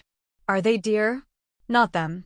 Sides, a girl with wages like yours can easy afford something nice. What do you know about my wages, mister? Well, I don't know anything. I'm just a dissing. Pretty girl, nice house, good wages. Oh, the wages are good enough, she said in a tone that indicated other shortcomings. Wouldn't the lady of the house like to have a look at them? He said. There's no lady, she said. I'm the lady of the house just now. The missus is at Eastbourne. You been in the army? I was in the army during the war. That's the only time been in the army counts. France? I was 4 years in France, miss. Well, you can come in and have some tea, and let me see the things properly. We're just in the middle of it. She led him into the kitchen, where the table was spread with butter, bread, several kinds of jam, and cake. At the table, with an enormous cup of tea halfway to his mouth, was a freckled fair man with a blue muffler and a discharged soldier's silver badge on his lapel. Beside him on the table was a pile of cheap writing pads. This is another ex-serviceman, the maid said. He's selling writing paper. I shouldn't think there's much sale for it now. It's ages since I seen some one-round selling pads. How do, mate, said the freckled one, meeting the quizzical regard of the peddler with complete equanimity. How's trade? Fair. Just fair. You seem to be very comfortable. Well, I needed it. Haven't sold a pad today. This country's going to the dogs. It's something to come across someone now and again who has a heart. Have some jam, said the maid, pushing his cup of tea across to the peddler, and he helped himself liberally. Well, I'm glad the missus isn't at home in one way, but I'm sorry in another. I thought as how she might buy something too. Well, I'm not sorry, she said. It's a blessed relief. What with her airs and her tantrums, life isn't worth living. Got a temper, has she? Well, I call it temper, but she calls it nerves. And ever since this murder affair she was in the queue that night the man was murdered, you know. Yes, stood right up against him. And, oh, what a to-do. And then she had to go to the inquest and give evidence. If she'd done the murder herself, she couldn't have kicked up a bigger fuss about going. The night before she was screaming and howling and saying she couldn't stand it. And when the poor master tried to quiet her down, she wouldn't let him go near her. Hurling names at him you wouldn't use to a dog. I tell you it wasn't half a relief when she went off to Eastbourne with Miss Lethbridge, that's her sister. Yes, the best thing they can do when they're like that is to go away for a bit, said the freckled man. Does she go often? Not so often as I'd like, believe me. She was going to Yorkshire the day after the murder, and then was so upset that she couldn't go. Now she's gone to Eastbourne instead, and long may she stay there, say I. Let's see your stuff, she said to the peddler. He jerked his head at the tray. Have a look for yourself. Anything you fancy you can have cheap. It's a long time since I had a tea like this. What say, Bill? A.R. agreed his fellow itinerant through a large mouthful of cake. It isn't often people has a heart. She gloated over the bright-colored collection a while. Well, the missus is missing something, she said. She's mad on curios and such like things that hold the dust. Artistic, she is. What's this for? She said, holding up the dagger. Murdering people with? Ain't you ever seen one like that before? The peddler said in astonishment. That's a paper knife. Same as the wooden ones. She tried the point absently on a fingertip, and with a queer little shudder of disgust that was quite involuntary, she put it down again. In the end she chose a little painted bowl, quite useless, but very gay to look upon. The peddler let her have it for 6 pence, and in her gratitude she produced cigarettes of Mr. Ratcliffe's, and while they smoked enlivened them with talk of what was obviously uppermost in her mind, the murder. We had an inspector of police here, if you'd believe it. Quite nice-looking he was. You'd never say he was a policeman. Not coarse like a bobby. But it wasn't nice, all the same, having him round. Of course he was suspicious, with her carrying on like that and not wanting to see him. I heard Miss Lethbridge say to her, "Don't be a fool, Meg. The only way to stop him is to see him and convince him. You've got to do it." Well, Eastbourne's a nice place, said the freckled man. She'll have company there to forget her troubles. She's not one for company much. Always having crazes for someone or other, and then she runs them to death and has someone new. Boys as often as not. She's queer, she is. When her talk began to be repetitive instead of informative, the freckled man stood up and said, "Well, miss, I ain't had such a tea, not in years, and I'm real grateful to you." "You're welcome," she said. "If you take my advice, you'll give up the writing pad business. There's nothing in it nowadays. It's old-fashioned. Try stuff like him, their novelty stuff like they sell in the shops at Christmas time." The freckled man's glance fell sardonically on the dagger among the Christmas goods. "You going up the road or down?" he said to the peddler. "Up," said the peddler. "Well, cheerio, I'll be going." "Many thanks again for the tea, miss." And the door closed behind him. 5 minutes later the peddler took his leave. "If I was you, miss, I wouldn't be so free with my teas," he said. "There's lots of decent chaps on the road, but there's lots of the other kind, too. You can't be too careful when you're alone in the house." "Are you jealous of the freckly man?" she asked coquettishly and quite unimpressed. "You needn't be. I didn't buy a pad, you know." "Well, well," said the peddler, frustrated in his good intentions, and went laggingly down the path to the gate. By sheer chance, he found the freckled man occupying the front outside seat of the bus he boarded. "Well," said that worthy cheerily. "Had a good day, mate?" "Rotten," said the peddler. "Just rotten. How you been doing?" "Fair. Isn't it amazing," he said, seeing that the bus stop behind them was deserted. "What fools these girls are. Why, we could have polished her off and made away with everything in the house, and it never seemed to occur to her. I said as much to her when I was going, but she thought I was jealous of you." "Of me? It should be the other way about. She didn't buy a pad, so she pointed out. That was a good stock you had. The boss choose it?" "Yes. Thought so. He's a daisy. What's he nosing out there?" "Don't know. The girl didn't fall for the knife, I noticed." "No." The peddler was not communicative. The freckled one resigned himself. "Chatty bird," he remarked, and drawing 2 cigarettes from the recesses of his person, he handed one to his companion. The peddler cast an idle glance at the maker's name and recognized it as one of Mr. Ratcliffe's. His stern features relaxed into a smile. "Scrounger," he said, and held his cigarette to the offered match. But there was nothing of the freebooter in the reports which Mullins and Simpson presented to Grant an hour later. Simpson said that Mr. and Mrs. Ratcliffe lived on amicable terms, with intervals of very severe squall. Simpson was unable to say whether the squall was started by Mr. Ratcliffe's shortcomings or by Mr. Ratcliffe's resentment of his wife's, since the maid was never present at the beginning of a quarrel. What she heard through a shut door usually. The biggest row had occurred when they came home on the night of the murder. Since then they had not been on friendly terms. Mrs. Ratcliffe had intended to go to Yorkshire the day after the murder, but was too upset to go, and after the inquest she and her sister had gone down to Eastbourne, where she was now at the Grand Parade Hotel. She was a person who took sudden and violent likings for people, and during the time she liked them would be quite unreasonable about them. She had a little money of her own, and was rather independent of her husband. Mullins said that at 98 he had had difficulty in making Mrs. Everett interested enough to allow him to open his tray. She had insisted that she wanted nothing. When he did uncover his wares, the first thing her eyes had lighted on was the dagger. She had immediately cast a glance full of suspicion at him and had said, "Go away," and shut the door in his face. What do you think? Did she know it? Mullins could not say, but it was the sight of it that had made her shut the door like that. She had been going to put up with him until she saw the knife. The maid at Lemonora Road had never seen it before. That he was sure of.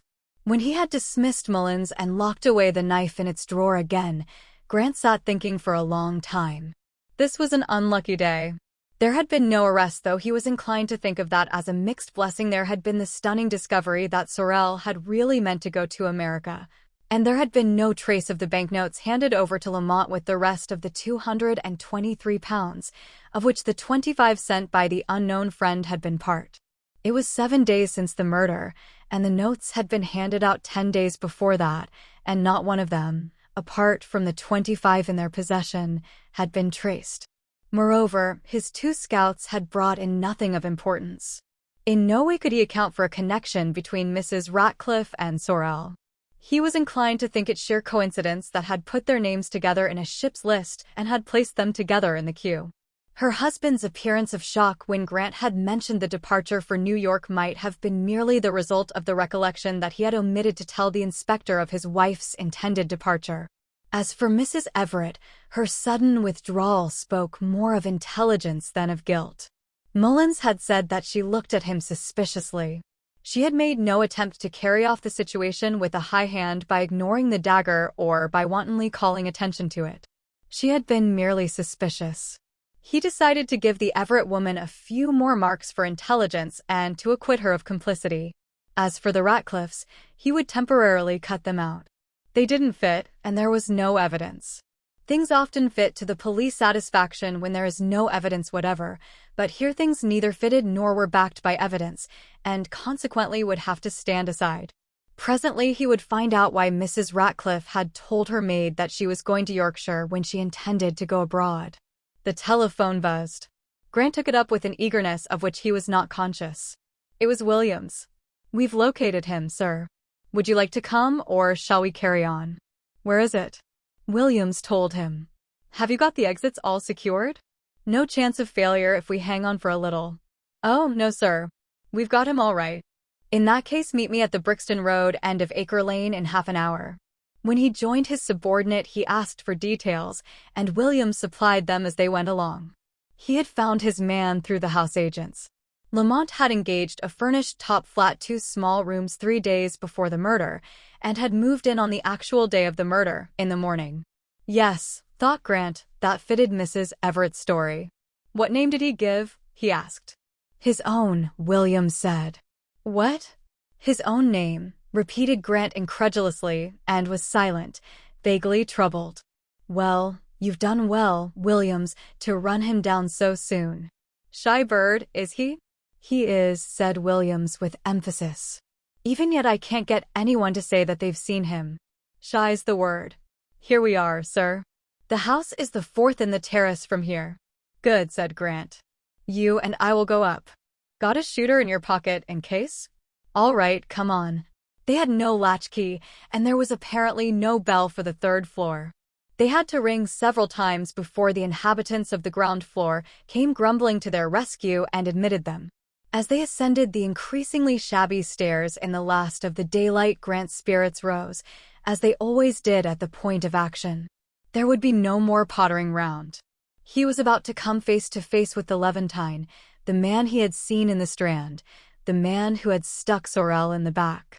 He knocked abruptly at the door in the shadows. The room beyond sounded hollow and empty. There was no answer.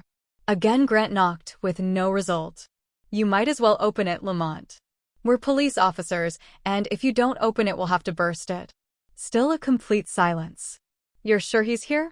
Grant asked Williams. Well, he was here yesterday, sir, and no one's seen him since. The house has been under observation since 3 this afternoon. We'll burst the lock, then, Grant said, and don't forget to stand back when the door goes in. With their combined weight, they attacked the door, which gave up the unequal struggle with a groaning crash, and Grant, with his right hand in his pocket, walked into the room. One glance round him told him the truth, and he suddenly knew that ever since he had arrived on the landing outside, he had had a conviction that the rooms were empty. The bird's flown, Williams. We've missed him. Williams was standing in the middle of the floor, with the expression of a child from whom a sweet has been taken. He swallowed painfully, and Grant, even in the middle of his own disappointment, found time to be sorry for him. It wasn't Williams' fault. He had been a little too sure, but he had done well to locate the man so quickly. Well, he went in a hurry, sir, said Williams, as if that fact were a palliative to his own hurt pride and disappointment. And certainly there was every evidence of haste. Food was left on the table, drawers were half open and obviously ransacked, clothing had been left behind, and many personal possessions. It was not a methodical getaway, it was a flight. We'll go through what he has left behind, Grant said. I'll test for fingerprints before we have to light the lights. There seems to be nothing but the lamp for illumination. He went round the 2 rooms with his light powder, but there were few surfaces in the flat on which a print was likely to show clear and unmistakable, and these were so patterned over with prints as to be unproductive. But fairly high up on the varnished wood of the door, where a person's left hand would rest as his right took a coat from the hooks nailed there, were 2 good prints. A little consoled, Grant lit the lamp and went through the things Lamont had left behind. An exclamation from Williams in the bedroom took him there. Williams was holding a wad of Bank of England notes. Got them at the back of this drawer, sir. He did go in a hurry. Balm was flowing on Williams' excoriated soul. Won't he be biting himself? But Grant was searching in his own pocketbook and presently produced a list of numbers, which he compared with those on the notes. Yes, there was no doubt about it. These were the notes that Lamont had drawn with the check he had had from Sorel. And Lamont had been so hurried in his flight that he had actually forgotten a thing so vital. The whole amount was there, except for the £25 sent for Sorel's burial. That was rather extraordinary. Why had the Levantine, as Grant continued to think of him, spent none of it in the 10 days between the time he had received it and the murder? There had been no need of fear then, surely. The value of the notes was large, but that was no explanation. The man had drawn the money himself and could have had the whole amount in treasury notes if he had so wanted. Why had he spent none of it? There was little else in the flat to interest them. The man had a Catholic taste in literature, Grant thought, looking along the single row of books that adorned the mantelpiece. Wells, O. Henry, Buchan, Owen Wister, Mary Roberts Reinhardt, Sassoon's poems, many volumes of the annual edition of Racing Up to Date, Barry's Little Minister. He took down one and opened it. On the flyleaf, in the writing he had seen on the check at the bank, was the owner's name, Albert Sorel. He took down the others one by one. Nearly all of them had belonged to Sorel. They had evidently been bequeathed to Lamont by Sorel on his departure for the United States. Up to the last minute, then, these two men had been friendly. What had happened? Or was it only an outward friendship? Had Lamont always been a snake in the grass? And now there was the new problem of Lamont's present hiding place. Where would he be likely to go? He was in a desperate hurry. It was no planned affair. That meant that he had probably had to take what refuge came his way. There was no need for them to consider any such possibility as an escape abroad in an elaborate disguise. He had not done that, certainly. He had almost certainly not gone out of London. He would, as he had done before, stick rat-like to the place he knew. Grant left instructions that the search was to go on as before, and went back to the yard trying to put himself in the wanted man's place in the hope of working out a line of flight. It was very late at night, and he was very weary when at last he found light on the matter. The photographs of the prints he had found on the door were sent to him, and the prints were Mrs. Everett's. There was no doubt of it. That first finger that had left a mark at the back of Sorel's photograph in the little room at Brightling Crescent belonged to the hand that had leaned against the door in the effort of reaching for something in Lamont's room. Mrs. Everett. Good heaven! Talk of snakes in the grass. And he, Grant, should really retire. He had got to the stage of trusting people. It was incredible and humiliating, but he had believed Mrs. Everett was being straight with him. His putting a man to watch her had been the merest form. Well, it was a bad break, but he had his line on Lamont now. He would get him through Mrs. Everett. He did not doubt for a moment that it was information furnished by Mrs. Everett that had stirred Lamont into flight. She had probably gone straight to him after he had left her yesterday evening. She was gone before the watcher arrived, but he should have seen her come back. That would have to be looked into. Andrews was careless. And in all probability she had either suggested or provided the new hiding place. He did not believe that a woman of her intelligence would be fool enough to believe that she could keep Lamont hidden at Brightling Terrace. Therefore, he had now to find out all about Mrs. Everett and all the ramifications of the Everett family. How should he do it? What was the best avenue of approach to a woman of Mrs. Everett's moated and castellated type? No backdoor business, anyhow. She was not a door gossiper, evidently, and now she was on her guard. That effort to stampede her into a show of emotion had been both futile and ill-advised. He might have known that she wasn't the woman to give anything away in a backdoor conversation. Well, what then? In what kind of society, on what kind of occasion, if any, did Mrs. Everett open out? He visualized her in various surroundings and found her invariably grotesque. And then he suddenly had it. Church! The woman shrieked church worker. She would be greatly respected by all the congregation, but very slightly unpopular because she kept herself to herself, a quality little beloved by the earnest members of work parties and such Christian activities who, having provided a titbit such as a rumored bankruptcy among the flock, expect to be offered a decently sized and tolerably luscious titbit in return. Church had placed her, and since she was most certainly not over-popular, her fellow worshippers would be all the more ready to talk about her. As Grant's eyes closed in sleep, he was deciding whom to send to investigate Mrs. Everett. Chapter 10. The Burst to the North. Simpson, said Grant, what were you yesterday when you were gathering information about the Ratcliffes? I was an ex-serviceman with writing pads, sir. Oh, well, you can be an ex-serviceman again today. Very self-respecting, clean, with a collar, not a muffler, and out of a job. I want to know about a Mrs. Everett who lives at 98, Brightling Crescent, off the Fulham Road. I don't want any door-to-door business. She's shy of that, and you must be very careful. She looks as if she attends church. Try that. I think you should find it useful. Bar Club, it's the gossipiest community I know of. I want to know, above all, where her friends and relations live. Never mind her correspondence. I can keep an eye on that myself, and in any case, I have an idea that that isn't likely to be useful. Mrs. Everett was not born yesterday. Get that into your head and remember it. Don't work faster than you can with safety. If she spots you, it will mean that someone else will have to take over, and a promising line of investigation will be spoiled. The minute you get something, let me know, but don't come back here until you've talked to me on the telephone first. That was how Mr. Caldecott, the clergyman of the Brightlingside Congregational Church, pushing damply at the mower which jibbed at the tough grass of his front lawn and finding the March sun too prodigal of its blessing, became aware that his labors were being viewed by a stranger with a queer mixture of sympathy and envy. Seeing that he had been discovered, the stranger made a sketchy motion towards his cap, in deference evidently to the cloth, and said, "That's hot work on a day like this, sir. Will you let me take a hand?" Now the clergyman was young and very fond of showing that he was not above a good day's work. "Do you think I'm not able to do a job like that myself?" he asked, with a strong, brotherly smile. "Oh, no, sir. It isn't that at all.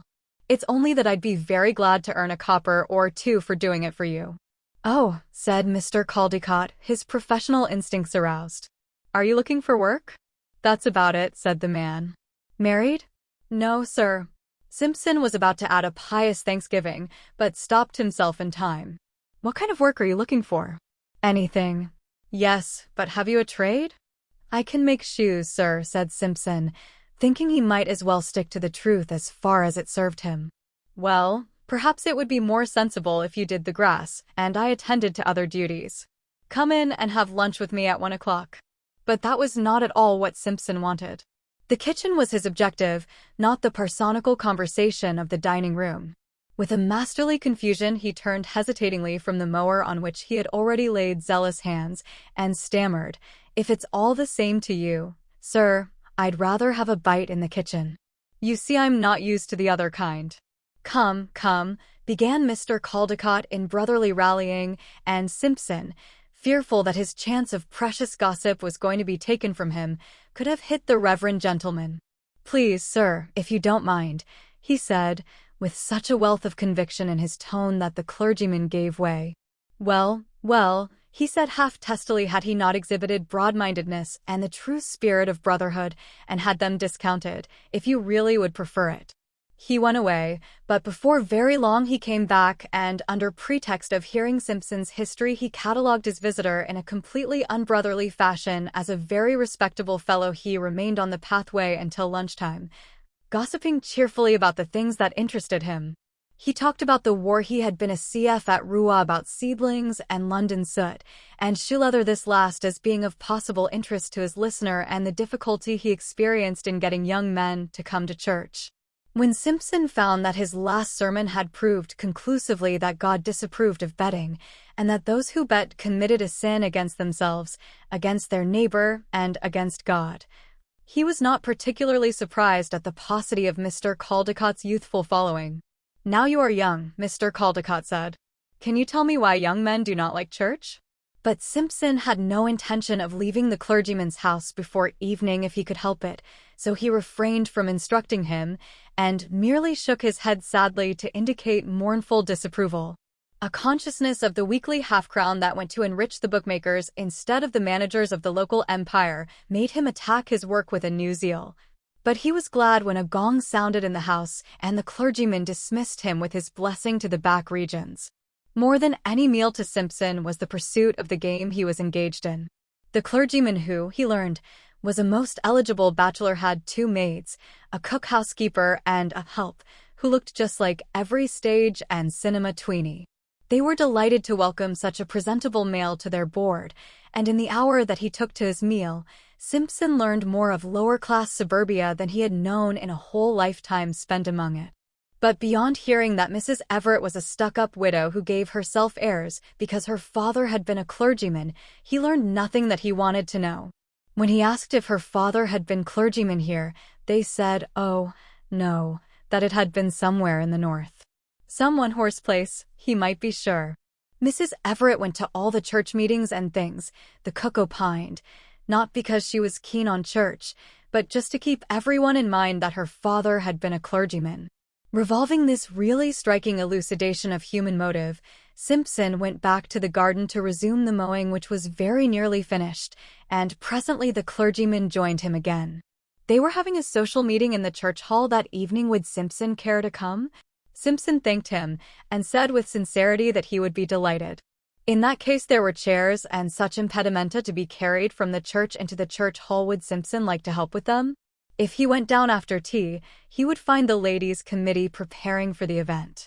A ladies' committee was the thing above all that Simpson wanted to meet at the moment, and he again expressed his complete willingness, and the clergyman departed. After an afternoon of border trimming and gossiping alternately with the cook and the help, who invented excuses to come and talk to him without apparently caring whether he believed the excuses or not, and a kitchen tea which, though more productive than the previous day's one in Lemonora Road, lacked the spice provided by his colleague's presence, Simpson betook himself to the church. The church he had already located, a red brick building of a hideousness so complete that it was difficult to believe that it was accidental. The yellowish-brown and ultramarine blue of the stained glass windows was now decently shrouded by the kindly dusk, but evening had its own horror in the brightly lit church hall, where 2 or 3 women were rushing about in the aimless, excited fashion of hens, talking much and achieving little, since none of their number did a thing without one of the others suggesting an amendment, which resulted in the committee immediately going into session. Their debates were protracted beyond the limits of an ordinary man's patience by their constant and insincere deferrings to each other, and after Simpson had watched them from the door for a little, very much as he had watched Mr. Caldecott's efforts with a lawn-mower, he came slowly forward, cap in hand, and called attention to himself. "Are you looking for someone?" one of them said, and he explained that Mr. Caldecott had sent him down to assist. He was an immediate success. In fact, he was so sought after that he began to feel inordinately pleased with himself, a state of mind which has no business in a member of the Criminal Investigation Department, and which died a sudden death when later in the evening he met his rivals. Reporting them afterwards in camera to Mullins, he used a picturesqueness of phrase which I regret I cannot reproduce, but which left no doubt in Mullins' mind as to the type of men who had attended that social. Altogether Simpson was rather bitter about that evening, though why he should have been, I cannot fathom. His red fair hair and freckles were his passport to happiness. No one could resist them. The pink wash that adorned the walls, it was raspberry, with a touch of cochineal, did not presumably hurt him as it might have hurt more sensitive souls. He was by far the most popular male present, and the information he had come to seek was lying about in chunks waiting to be picked up. But the fact remains that, when the ploy was all over and Mullins said to him, "The boss is pleased with you about Brightling Crescent," Simpson's pleasant face twisted in a sneer that did not go with red hair and freckles, and he snarled, yes, snarled, well, I sweated for it. The social broke up at the eminently respectable hour of 9:45, and Simpson once more helped the committee to play the game of robbing Peter to pay Paul, and then saw home, the most gossiping of the females who had been nice to him. So it was on the following morning that Grant interviewed him and heard all that was to be known of Mrs. Everett. Mrs. Everett was Scotch. Her lack of accent was explained by the fact that she had been for 25 years in London, and that initially she came from the West Coast. Her father had been the minister of a wee free church in a village on the west coast of Ross, and now her brother was a minister there. Her name was Logan. She had been a widow for 15 years and had no children. She was not very popular because she kept herself to herself, but she was greatly respected. Not even the fact that she let her rooms to 2 bookmakers had been sufficient to degrade her in the eyes of the Brightlingside Congregational Church. Sorel had gone to her on coming out of the army, and he had not been a bookmaker then, so perhaps she was absolved from any charge of deliberately choosing depravity as a boarder. The 2 men had not been known personally to any of the church community. They had been regarded from afar, Grant understood, as moral lepers without equal, but the subject of them seemed to have that never-palling attraction that thorough-paced wickedness has for virtue. and no detail of their lives was hidden from people whom the two men had quite certainly not known by sight. The two men, as Mrs. Everett had said, Mrs. Everett, Grant thought, would not lie about something that could be verified, went everywhere together. Neither had had a girl. They were both very smart according to Brightingside standards, and Mrs. Everett waited hand and foot on them. Mrs. Everett had no relations in London that anyone knew of, but once a year usually she went to Scotland, and if her boarders happened not to be away, engaged and paid someone to look after them. When Simpson had taken his burnished presence out of the room, Grant sent for the men who had been on duty at King's Cross and Euston on Monday night and asked them to describe the suspects they had examined. At the King's Cross man's tale of a young man with his mother, he halted. "Describe the mother," he said, and the man did, quite accurately. "Were there no other possibles on that train?" "Oh, yes," the man said, "several." He inferred bitterly that the original home of thin, dark men with high cheekbones must be the north of Scotland. They swarmed on all northbound trains. "What made you think he wasn't the man you wanted?" "His manner, sir." "And the woman's." "And his case was on the rack, with the initials outside for anyone to see, G.L. And he had a golf bag and altogether looked too casual." "Well done, Mrs. Everett," thought Grant. It wasn't the man who left the notes in the drawer that thought of the golf bag. He wondered if leaving the case like that had been deliberate. He could hardly credit that anyone would risk unnecessarily the whole success of the thing on such an enormous bluff. It was probably accident. Where was he going? There were no labels on his luggage, but the ticket collector had said he was going to Edinburgh. It did not take Grant long to find out Lamont's probable destination. There were not many Logans in the Church of Scotland, and only one had a church in Rosshire. He was minister of the United Free Church in Carninish, having evidently ratted from the stern faith of his fathers, and Carninish was a village at the head of a loch on the west coast of the county. Grant went into Barker and said, "I'm going fishing in Scotland for a day or two." "There are more comfortable places than Scotland for hiding your diminished head," said Barker, who knew all about the arrest that had sideslipped. "Maybe, but the fishing isn't so good." "That's my approximate address." 2 days will do me, I expect. Taking anyone along?" "No." "I think you'd better. Think for a moment what a Highland rural policeman is like. He can always kill the fish by falling on it, but I don't think it will come to that. I may want someone to take the fish to London, though." "All right. When are you going?" "I'm going with the 7:30 from King's Cross tonight, and I'll be in Inverness before 10 tomorrow morning. After that I'll advise you." "Right," said Barker. "Good fishing. Don't get stuck on your own hooks." Grant spent a considerable time arranging for the prosecution of the search in his absence. He had no guarantee that the man who had gone to Carninish was Lamont. He was going after the suspect himself because he was the only man among the searchers who had actually set eyes on the Levantine. But the search in London would go on as usual. The whole departure for Carninish might be a huge bluff. Grant had a great respect for Mrs. Everett. As he was getting his fishing tackle together and looking at his old clothes, Mrs. Field came in with sandwiches and commiseration, neither of which Grant felt to be appropriate. He refused the former on the ground that he would have a very good dinner on the train and a very good breakfast, again on the train, in the morning. "Yes," she said, "that's all very well, but look at the long night there'll be.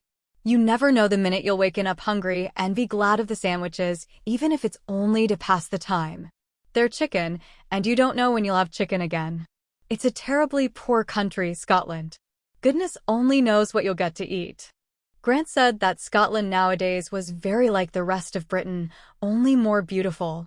"I don't know anything about beauty," said Mrs. Field, putting the sandwiches resolutely away in the rug strap. "But I do know that a cousin of mine was in service there once. She went for the season with her people from London, and there wasn't a house to be seen in the whole countryside but their own, and not a tree. And the natives had never heard of tea cakes, and called scones scones." "How barbaric," said Grant, folding his most ancient tweed lovingly away in his case. As the train steamed out of King's Cross, he settled down to the study of a 1-inch survey map of the Carninish district. It gave him a pleasant feeling to be studying a map again. There was quite a distinctive thrill in hunting your man in open country. It was more primitive and more human, less mechanized than the soulless machinery that stretched and relaxed noiseless steel tentacles on Thames Bank. It was man against man. There would be a telephone only where there was a post office. And there would be no calling out of reserves to head off anyone making a break for it. It was your wit against his, perhaps your gun against his. But Grant hoped that it would not come to that. There would be little satisfaction in bringing a dead man to justice. And the police, in any case, do not look with favor on summary methods in their detectives. He would have to go about it quietly. After all, he was only 2 days behind the fare. The man could not have arrived at his destination before last night. The longer he had to settle down in, the less suspicious he would become.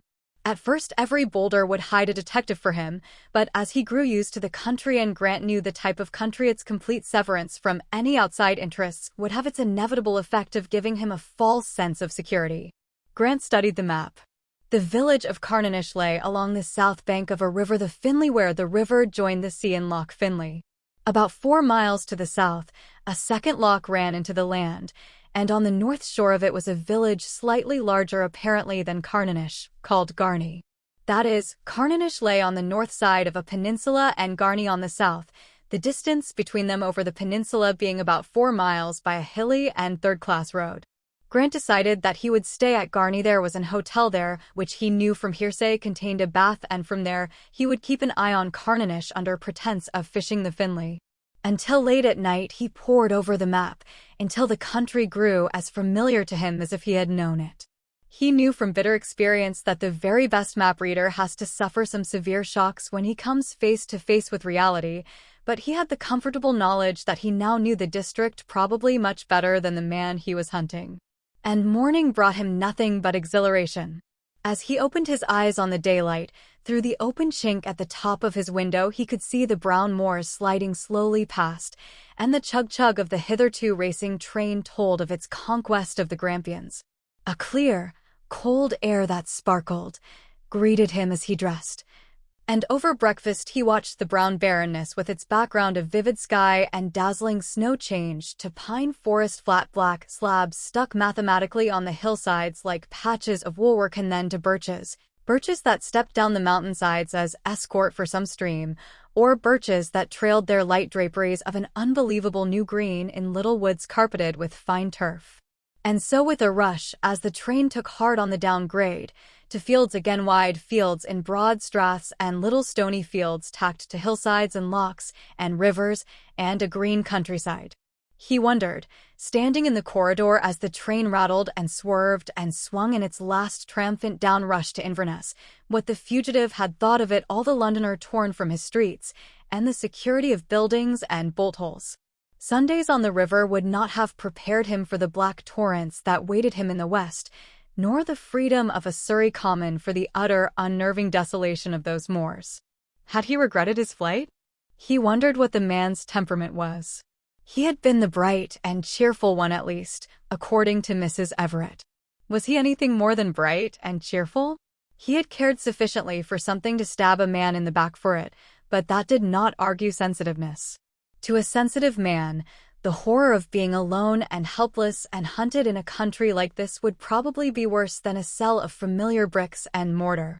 In the old days in the Highlands, to take to the hills had been synonymous with flying from justice, what the Irish call being on the run. But civilization had changed that completely.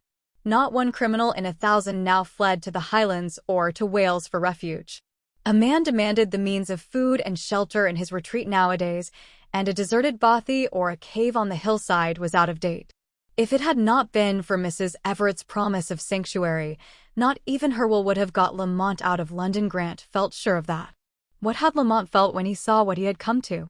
At Inverness he left the comfort of the through train and crossed the windswept platform into a little local affair that for the rest of the morning trundled from the green countryside back into a brown desolation such as had greeted Grant on waking. West and still farther west they trailed, stopping inexplicably at stations set down equally inexplicably in the middle of vast moors devoid of human habitation, until in the afternoon he was bundled out onto a sandy platform, and the train went away into the desolation without him. Here, he was told, he took the mail car. It was 36 miles to Carninish, and with any luck he'd be there by 8 the night. It would all depend on how many things they met on the road. It wasn't but a fortnight back that Andy had had the right wheel in the front taken clean off of him by another motorcar, and him with the left wheel half into the ditch and all. Grant was led through a booking office, and in the graveled space behind the station beheld the contraption in which he was to spend the next 5 hours, and which would, with luck on the road, duly deposit him in Garni. It was quite literally a charabanc. Behind the driving seat were 3 benches, their penitential qualities inadequately mitigated by cushions, stuffed, apparently, with sawdust and covered in American cloth. There were, amazing as it seemed to him, 5 other candidates for seats on this conveyance. Grant made inquiries about hiring a car to do the journey, and the expressions on the faces of his audience conveyed to him not only the futility of his quest, but the fact that he had been guilty of a grave error of taste. One did not scorn the mail car. It was the one significant thing in each day to the dwellers in the 36 miles between him and the sea. Grant resigned himself to discomfort and hoped that comedy would save the journey from boredom. So far comedy had been absent from him. He bagged a seat by the driver and hoped for the best. As they went along the narrow roads, torn here and there where burns had swept across them in their downward path in spate from the hills, he realized the force of the man's remark about meeting things. There was no room in most places for even a perambulator to pass. "How do you manage when you meet something?" he asked the driver. "Well, sometimes we back and sometimes they back," he said. After about 5 miles, Grant saw this new rule of the road demonstrated when they came face to face with a traction engine. It was a diminutive specimen of its kind, but formidable enough in the circumstances. On one side was the hill, and on the other a small rocky ravine. With the greatest good humor the driver reversed and backed his unwieldy vehicle until he could run it into the bank in a siding for road metal. The traction engine chuffed complacently past, and the journey was resumed. In all the 36 miles they met only 2 more obstacles, both motors. In one case they grazed past by a mutual withdrawing of skirts, the near wheel of the mail car being in a ditch and the near wheel of the other in a bank of heather and boulders. In the other case the car proved to be a Ford, and with the mongrel adaptability of its kind took without parley to the moor, and with complete insouciance swept bumping past the stationary mail car what time the drivers exchanged unintelligible greetings. This display of amphibiousness seemed to astonish no one, and though the car was now full to overflowing, no remark was made. It was evidently a daily occurrence. With the laden state of the car in his mind, Grant wondered what would happen to the people along the road who would have no means of traveling. The same fear had occurred to a little old woman who had been waiting by a roadside cottage for the car. As it slowed down and the driver descended to her assistance, she looked scaredly at the crowded benches and said, "How are you going to make room, Andy?" "Be quiet," said Andy cheerfully. "We never left anyone yet." Be quiet, Grant learned, was not a reproof in this country and had nothing to do with its English meaning. It was an expression of half-jocose refutal and, on occasions, of straightforward admiration tinged with disbelief. On Andy's lips it meant that the old lady was what a lowlander would call havering. And certainly he was as good as his word. Room was found, and no one seemed to suffer very badly, unless it was the hens in the coop at the back, which had been rolled slightly sideways. But they were still vociferously alive when their proud owner, waiting at the head of a track that led apparently nowhere, claimed them and bore them away in a wheelbarrow. Several miles before Garni, Grant smelt that seaweedy smell of the sea on an indented coast. It was strange to smell it so unpreparedly in such unsea-like surroundings. It was still more strange to come on it suddenly as a small green pool among the hills. Only the brown surge of the weed along the rocks proclaimed the fact that it was ocean and not moorlock. But as they swept into Garni with all the eclat of the most important thing in 24 hours, the long line of Garni sands lay bare in the evening light, a violet sea creaming gently on their silver placidity. The car decanted him at the flagged doorway of his hostelry, but, hungry as he was, he lingered in the door to watch the light die beyond the flat purple outline of the islands to the west. The stillness was full of the clear, faraway sounds of evening. The air smelled of peat smoke and the sea. The first lights of the village shone daffodil clear here and there. The sea grew lavender, and the sands became a pale shimmer in the dusk. And he had come here to arrest a man who had committed murder in a London queue. Chapter 11. Carnanish. Grant had got little information from Andy, the mail car driver, not because the driver was ignorant after all.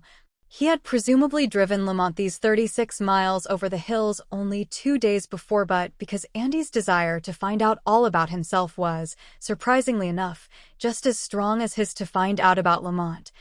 And he brushed aside Grant's most hopeful leads with a monosyllable or a movement of his head, and produced instead leads of his own. It was a game that soon palled, and Grant had given him up long before he had resigned himself to knowing no more of Grant.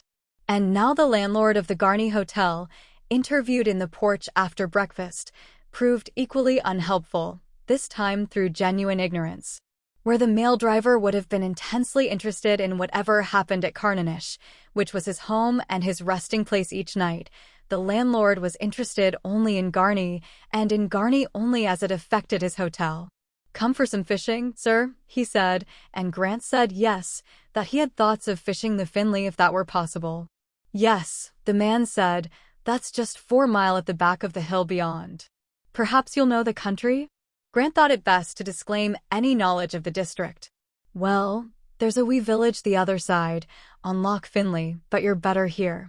It's a wee pokey place of an hotel they have there, and they have nothing but mutton to eat." Grant said they might do worse. Yes, you'd think that the first day, and maybe the second, but by the end of a week the sight of a sheep on the hill'd be too much for you. "We can send you over in the Ford every day if you're not fond of walking. You'll have a permit, I suppose?" Grant said that he had thought there would be some water belonging to the hotel. "No, all that water belongs to the gentleman who has Carnanish House. He is a Glasgow stockbroker. Yes, he's here, at least he came a week ago, if he's not gone again." "Well, if I can have the Ford now, I'll go over and see him." Fishing was the only excuse which would allow him to wander the country without remark. "What did you say his name was?" he asked, as he stepped into a battered Ford alongside a hirsute Jehu with a glaring eye. "He's a Mr. Drysdale," the landlord said.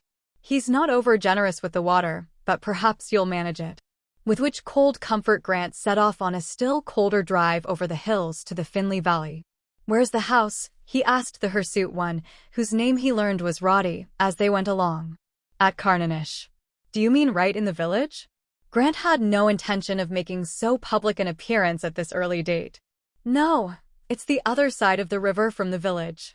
"We don't go through the village?" "No, the bridge is before you come to the village at all." As they came to the edge of the divide, the whole new valley opened map-like before Grant's fascinated gaze several hundreds of feet below. There were no fields, no green at all except on the border of the river that ran, a silver thread, through scattered birch to the distant sea loch. It was a brown country, and the intensity of the sea's blue gave it a foreign air fairy lands forlorn, with a vengeance, Grant thought. As they ran seawards down the side of the hill he noticed 2 churches, and took his opportunity. "You have enough churches for the size of the village." "Well," said Roddy, "you couldn't be expecting the wee Frees to go to the UF. That's the UF down there, Mr. Logan's." He pointed down to the right over the edge of the road, where a bald church and a solid 4-square manse sheltered in some trees by the river. "The wee Free is away at the other end of the village, by the sea." Grant looked interestedly out of the corner of his eyes at the comfortable-looking house that sheltered his quarry. "Nice place," he said. "Do they take boarders?" No, Roddy thought not. They let the house for a month in the summer. The minister was a bachelor, and his widowed sister, a Mrs. Dinmont, kept house for him. And his niece, Mrs. Dinmont's daughter, was home for holidays just now. She was a nurse in London. No word of another inmate, and he could not pursue the subject without making the always curious Highlander suspicious. "Many people at the hotel here?" "3, said Roddy. As befitted the retainer of a rival concern, there was nothing he did not know about the inn at Carnanish. But though all 3 were men, none of them was Lamont. Roddy had the history and predilections of all of them at his fingertips. Carnanish House lay on the opposite side of the river from the village, close to the sea, with the high road to the north at its back. "You'd better wait," Grant said, as Roddy pulled up before the door, and with what dignity Roddy's method of coming to a halt had left him, he descended onto the doorstep. In the hall was a lean, Rather sour-looking man in good tweeds. The stockbrokers got a party, thought Grant.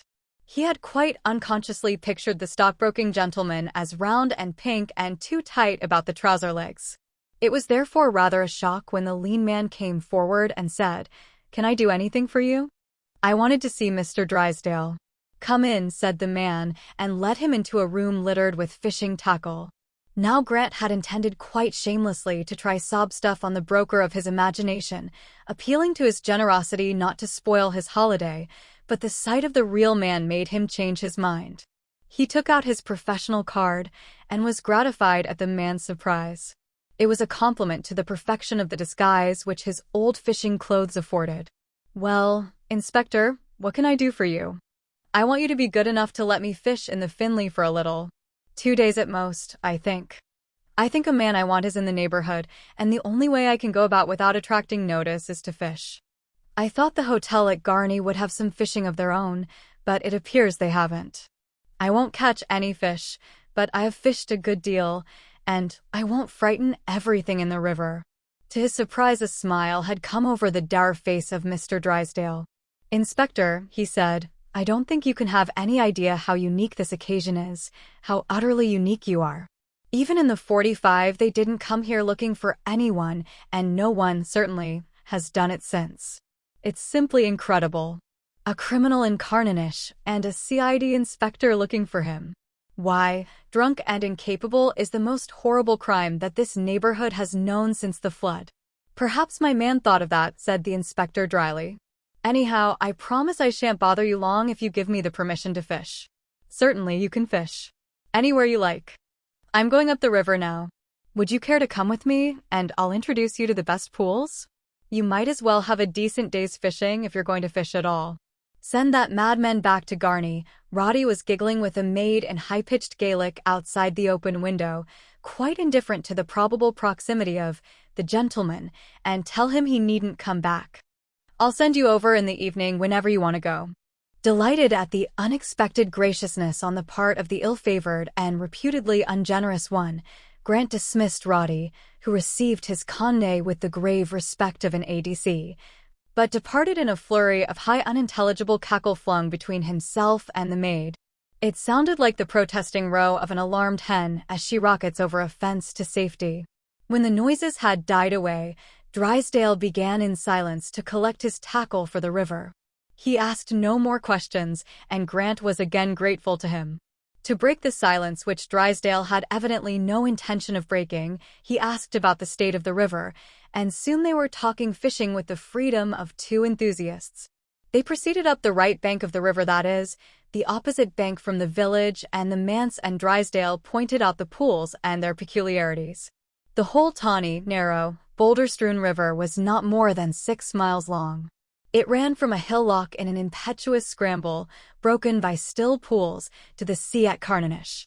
"I expect you'd like to be near the village," Drysdale said, and suggested that the inspector should be left the lower half of the river while he went up to the hill end, where he would probably spend the day, and to that Grant gratefully agreed. As they passed opposite the manse, Grant said, "That the manse? Scotch clergymen seem to be very comfortable." "They are," said Drysdale, with emphasis, but did not pursue the subject. Grant remarked on the apparent size of the house and asked if they took boarders. It would be a good place to stay. Drysdale said that as far as he knew they did not take anyone, and he repeated Roddy's tale of the summer letting. He took leave of Grant with the abruptness of a shy man, and departed into the landscape, leaving Grant with the comfortable knowledge that he had an ally after his own heart if the need for one should arise. Grant decided that he would start fishing perhaps 200 yards above the manse and work slowly down, taking his bearings and keeping an eye on the traffic to and from the house. On his side of the river there was a cart track that was almost a road, but on the other side there was, as far as he could see, only the path like a sheep track made by the feet of fishermen and gillies, so that anyone coming upriver would come on his side. The manse was surrounded by a stone wall and faced away from him towards the high road on the other side of the river. Inside the wall was a row of scraggy firs which effectually hid the detail of the house. Only gleams of whitewash and its 8 chimneys advertised its presence. At the back, the garden wall ran down to the river bank, and in the middle of the wall flanking the river was a small iron gate of the strictly utilitarian pattern popular in the Highlands. Though he could not see the high road immediately in front of the house, he had an uninterrupted view of the road on either side. No one could come or go from the house without his being aware of it. And he could stay where he was all day unquestioned and unremarkable. It was an ideal situation. Grant sent the first cast hissing over the brown shining water and felt that life was good. It was too sunny for fishing, and his prospects of catching anything were meager in the extreme, but a bigger catch lay to his hand.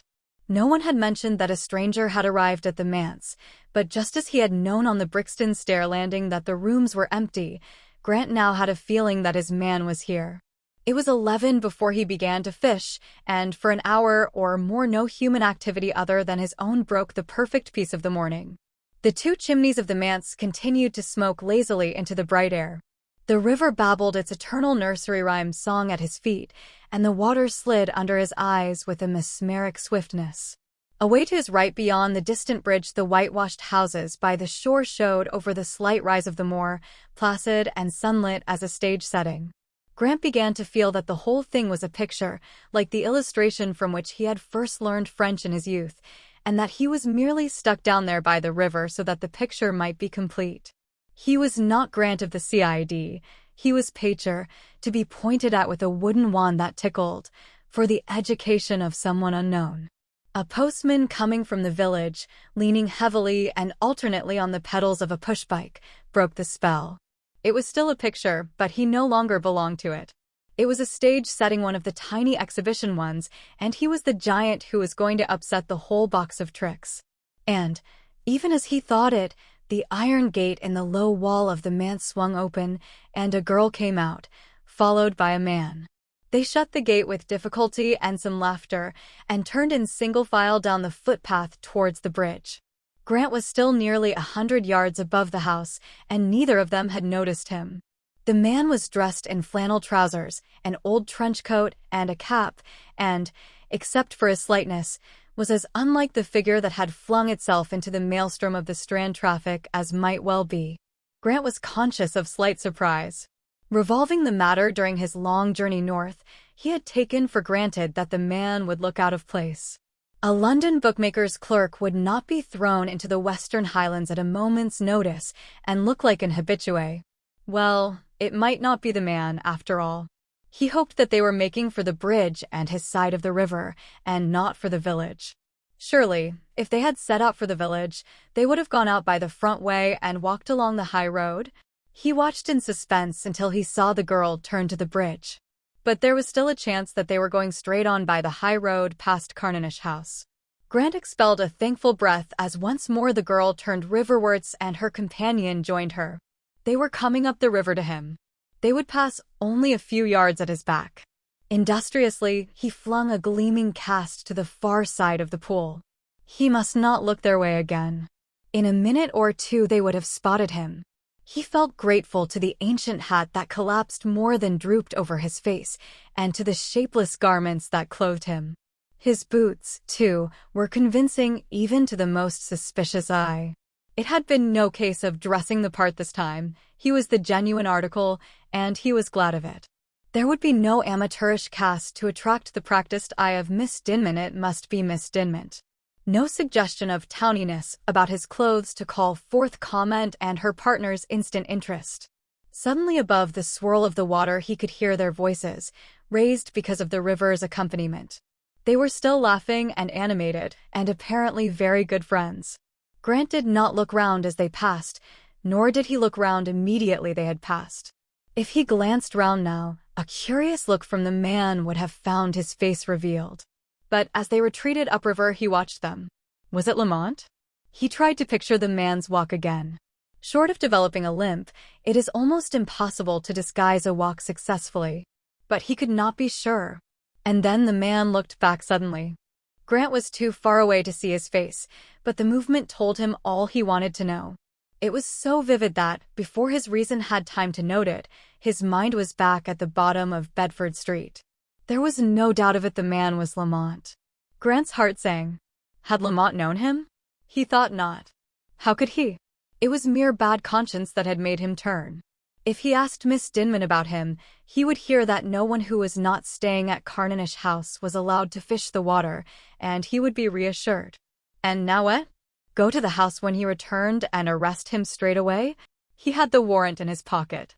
But suddenly he wanted to be assured beyond the possibility of doubt that Lamont was the man who had murdered Sorel. They knew that he was the man who had quarreled with Sorel before his death. But that was not proof. The link that connected him with the knife was still missing. Before he would risk executing the warrant, he wanted to find out if Lamont's left hand bore the scar made by the knife. If it did not, then his case fell to pieces. However certain he himself might be, there must be no gaps in the evidence that would be put before a jury, and as long as there was a possible gap in the evidence, Grant had no intention of arresting anyone. He must get himself invited to the manse. It should not be difficult.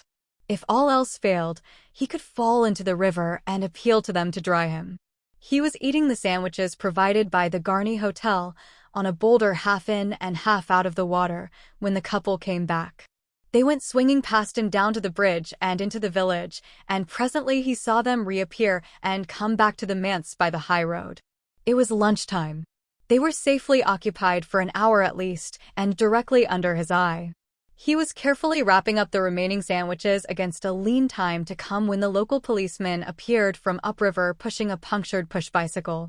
He slowed down when he saw Grant. If his previous leisurely progress could admit of any retarding without bringing him to a stop, and as Grant looked up, the last semblance of progression ceased. "Having any luck, sir?" asked the policeman. He had a face like a very pink waxwork, round and devoid of expression, and one glance at him made Grant thankful for the discovery of Drysdale. His pale blue eyes were fringed like a doll's, with fine black lashes, and an unconvincing mustache of silky black made a line on his upper lip.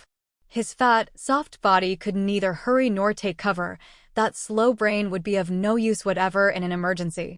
Grant admitted that he had caught nothing, but added that he had hardly expected to on such a bright morning. "Yes, that's so," said the man, "but it won't be long like that. There's never a day but there's some rain here. You'll catch a fish before night." Grant recognized this as the Highlander's usual desire to say the thing he thinks will be acceptable to his hearer. "You haven't had the best of luck yourself," he said, indicating the tire. "Indeed, I have not. These RODS are the very ruin on tires. Not but what I get an allowance for them, you know, but there's others isn't so lucky. Mr. Logan, the minister," he jerked his head over at the manse, "was just saying to me the other day that ministers should have a tire allowance as well as the polis. He had 3 tires of his car punctured in 1 week. It would put even a minister in a temper. Are there many motors in Carnanish?" "Well, Mr. Drysdale has 2, as I expect you know, and Mr. Logan has 1, but that's all. The other minister has a sidecar. But when someone wanted to hire, what did they do?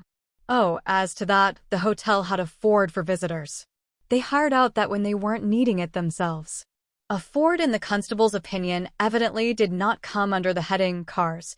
Presently the constable said, "There's Mr. Logan away to see the new twins east at Arkless," and Grant saw a rather heavy figure appear on the high road on the Garni side of the manse and proceed upriver at a businesslike pace. "I thought that road led only over the hill to Garni," Grant said. "Oh, yes, the high road.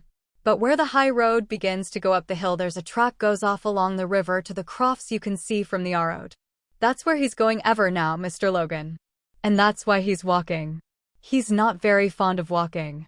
The constable stayed for a long time quite contentedly watching Grant fish, evidently glad to find interest for his eyes in a spot usually vacant. And Grant revolved the problem of what he would do if the Logan car appeared suddenly on the high road beyond the manse, bound for Garni and the south. He would have no guarantee that Lamont was the passenger. It was too far away to identify anyone. He would have to make certain of that before he did anything.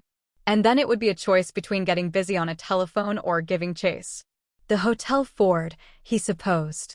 Or perhaps Drysdale would lend his car. But the afternoon wore on. The light took that white, hard, unsympathetic look that it does about 4 o'clock. The constable trundled his bicycle away to the village where he could procure the patching materials which he had evidently forgotten. And still no one came from the manse. At 5 o'clock, Grant ate his remaining sandwiches and began to consider what other possibilities there were of catching an entrance to the manse. The thought of a dip in the river, even if it was only a momentary one, became less and less pleasant as the evening wore on. His thoughts were interrupted and his difficulties miraculously solved by heavy footsteps behind him. He looked round to see Mr. Logan at his back. The minister gave him a hearty good evening, and his heavy red face with its hooked nose beamed benevolently. "It doesn't look as if you have had much luck," he said. "No," Grant said. He had been at it for a whole day and had had nothing. They would laugh at him when he got back to Garni.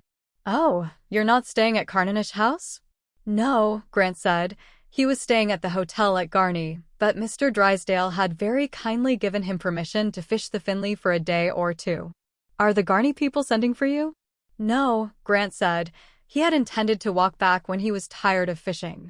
It was only 4 miles or so, and any fish he caught would, of course, be left with Mr. Drysdale. "It's very cold work and disheartening when you've got nothing," said the minister. "Won't you come in and have a hot cup of tea at the manse? My name is Logan. Tea is between 5:30 and 6, and it should be ready now." Grant thanked him and tried not to show an indecent degree of joy at the invitation. Fate was playing into his hands. Once inside the manse, and it would be for him to call the tune. It was difficult not to bundle his things together, grab the minister by the arm, and run him the half-mile down the river and back to the house. As it was, he packed up with extra deliberation, dawdled at the minister's pace, which had slackened considerably since the early afternoon, down the track, across the bridge, and along the high road to the front of the manse. As the minister led him down the broad path, cut in stretches of grass to the door, Grant's heart quickened perceptibly, and for once he did not smile at himself for a weakness. 10 days ago Barker had handed over this case to him, and he had been presented with a handkerchief, a revolver, and a blood-stained knife. Now, at the other end of the kingdom, he was about to come face to face with the man he wanted. They divested themselves of their coats and hats in the hall, and Grant could hear through the closed door the chatter and clink of people at tea. Then Mr. Logan stepped over to the door and preceded him into the room. Chapter 12. Capture. It was a dining room, and there were 3 people having tea at the table: an elderly woman with a faint resemblance to Mrs. Everett, a girl with reddish hair and a pale skin, and the Levantine. Grant had time to note them all from behind the minister's bulk before his hosts, making way for him, brought him into their view, and he had the exquisite pleasure of seeing his quarry recognize him. For a second Lamont's eyes widened at him, then the blood rushed to his face and as suddenly receded, leaving it deathly pale. The looker-on in Grant thought how Danny Miller would have sneered at such an exhibition Danny, who would kill a man and not bother to remember it. The Levantine was certainly an amateur at the game, a murderer by accident more than design, perhaps. "I have brought you a visitor," the minister was saying. "This is Mr. Grant. I found him fishing, but catching nothing, so I brought him in to get some hot tea. My sister, Mrs. Dinmont. My niece, Miss Dinmont. And a friend of ours, Mr. Lowe. Now, where will you sit?" Grant was given a seat beside Miss Dinmont and facing Lamont. Lamont had bowed to him when introduced, but so far gave no sign of ill-meditated action.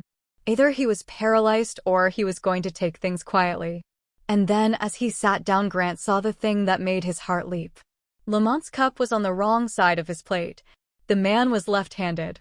"I am so glad you didn't wait, Agnes," Mr. Logan said in a tone which clearly said, "I think you might have waited.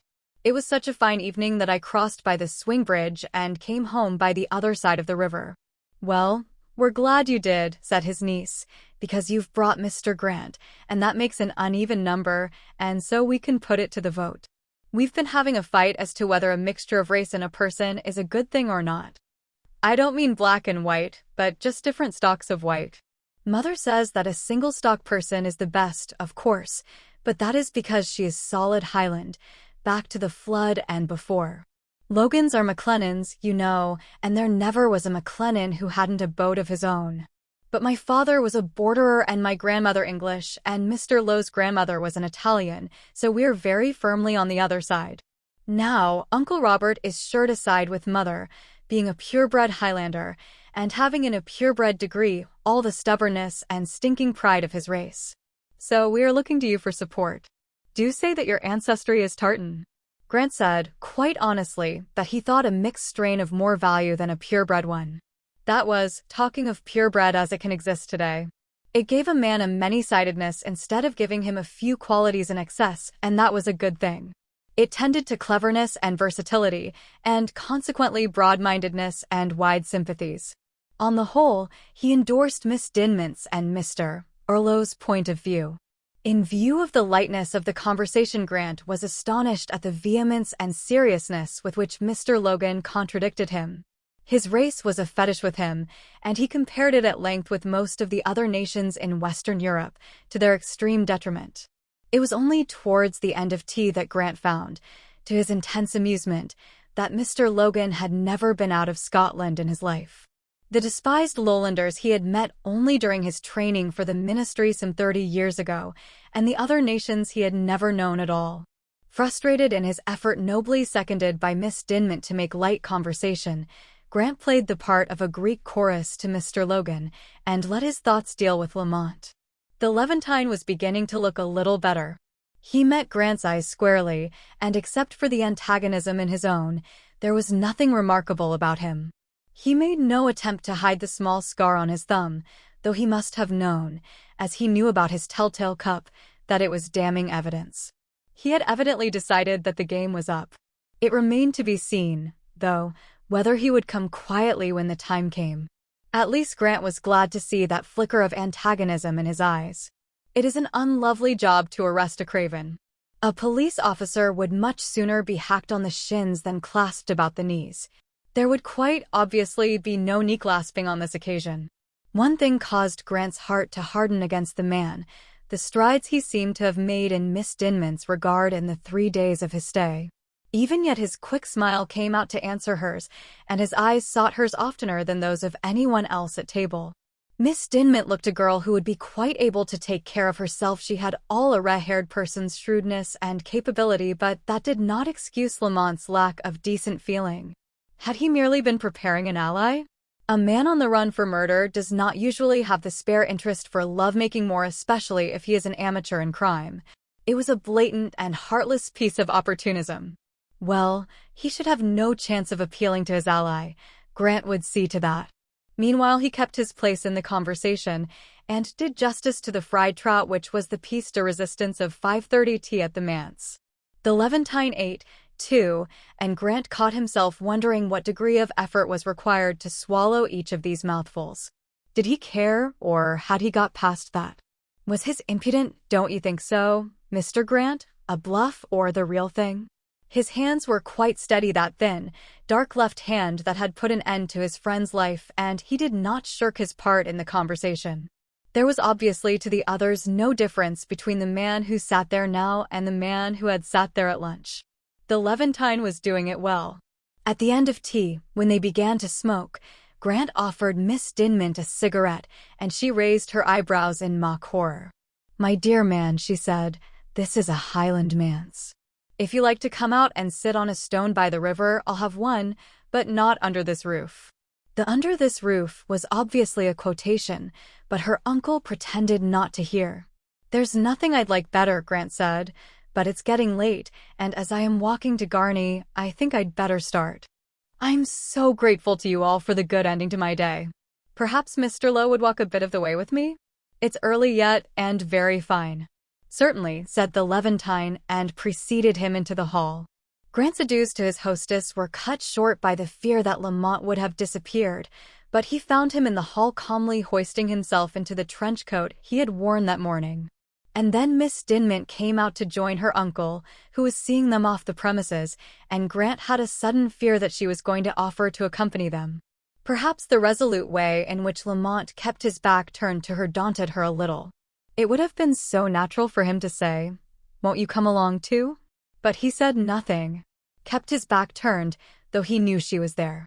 That could only mean that he didn't want her, and the suggestion she had been on the point of making died on her lips. Grant breathed again. He had no desire for a scene with a hysterical female if it could be avoided. At the gate, both men turned to acknowledge the presence of the two at the door. As Grant was replacing his battered hat, he saw Lamont's salutation. It was a mere doffing his cap and donning it again, but Grant had not known that any gesture could be so eloquent of farewell. They walked in silence up the first slight ascent of road until they were well out of sight of the house, at the parting of the ways where the high road went up the hill and the track to the crofts branched off along the river. There Grant halted and said, "I think you know what I want you for, Lamont." "What exactly do you mean?" asked Lamont, facing him calmly. "I am Inspector Grant from Scotland Yard, and I have a warrant for your arrest for the murder of Albert Sorel in the Woffington Queue on the night of the 13th. I must warn you that anything you say may be used in evidence against you. I want to see that you have nothing on you. Will you take your hands out of your pockets a moment and let me run you over?" "You've made a mistake, Inspector," the man said. "I said I'd go a bit of the way with you, but I didn't say how far. This is where I get off." His left hand shot out of his pocket, and Grant, expecting a revolver, knocked his hand up as it lifted, but even as his eyes closed instinctively, he saw and recognized the blue pepper pot from the manse tea table. Helpless, half-blind, coughing and sneezing, he heard the man's flying feet on the moor track and desperately tried to control himself so that he could hear the direction of the retreating sounds. But it was at least 2 minutes before he could see well enough to be able to follow. A remembrance of that evening in the Strand came to him, and he decided to take his time. No man, even as lightly built as the Levantine was, could run for more than a limited time. There was a radius of possibility bounded by the circumstance of exhaustion point. And judging by the direction he had chosen, when he reached that exhaustion point, the Levantine would be in a country that offered him little means of escape. And, of course, he would be shrewd enough to recognize that. Therefore, the more likely procedure would be that he should repeat the tactics of the Strand evening, lie hidden, probably till darkness made it safe to move, and then return to a better means of escape. Well, Grant thought, the man who has the higher ground commands the situation. A few yards farther on, a small trickle of water came down the hillside. The valley it made was not deep enough to afford him cover standing up, but if he bent, it hid his progress up the hillside from anyone farther along the moor tract.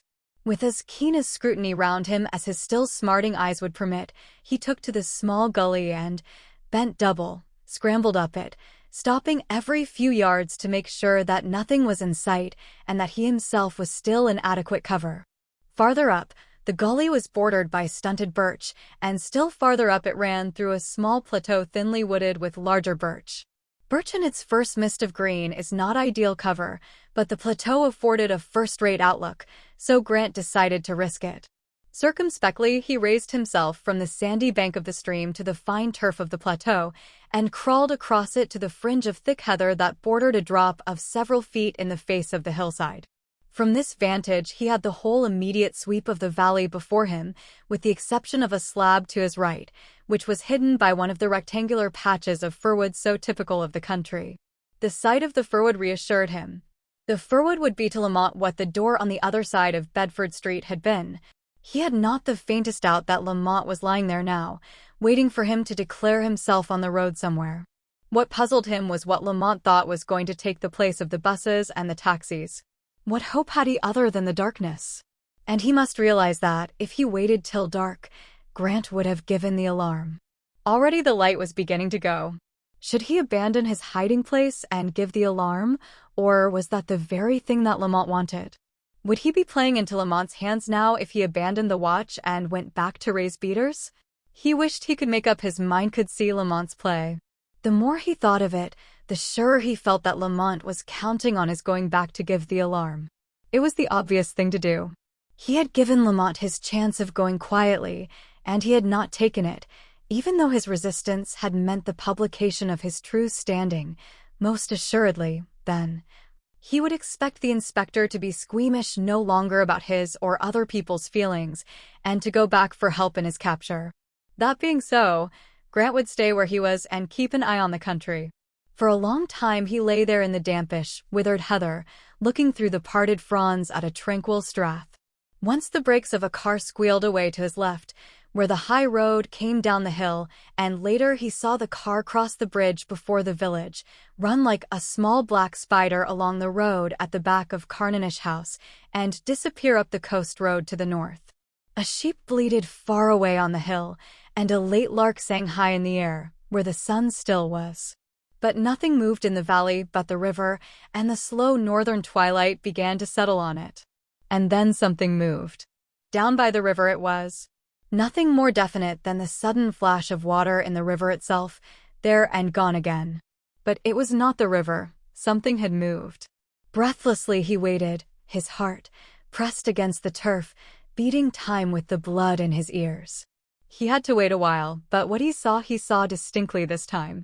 From behind a huge 12-foot boulder by the river his quarry slid into sight and disappeared again under the bank. Grant waited again patiently. Was he going to ground there, or was he making for somewhere?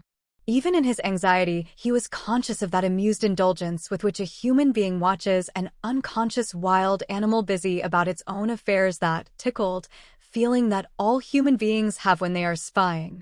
And presently a gentle movement farther downstream advertised the fact that Lamont was not stationary. He was heading somewhere.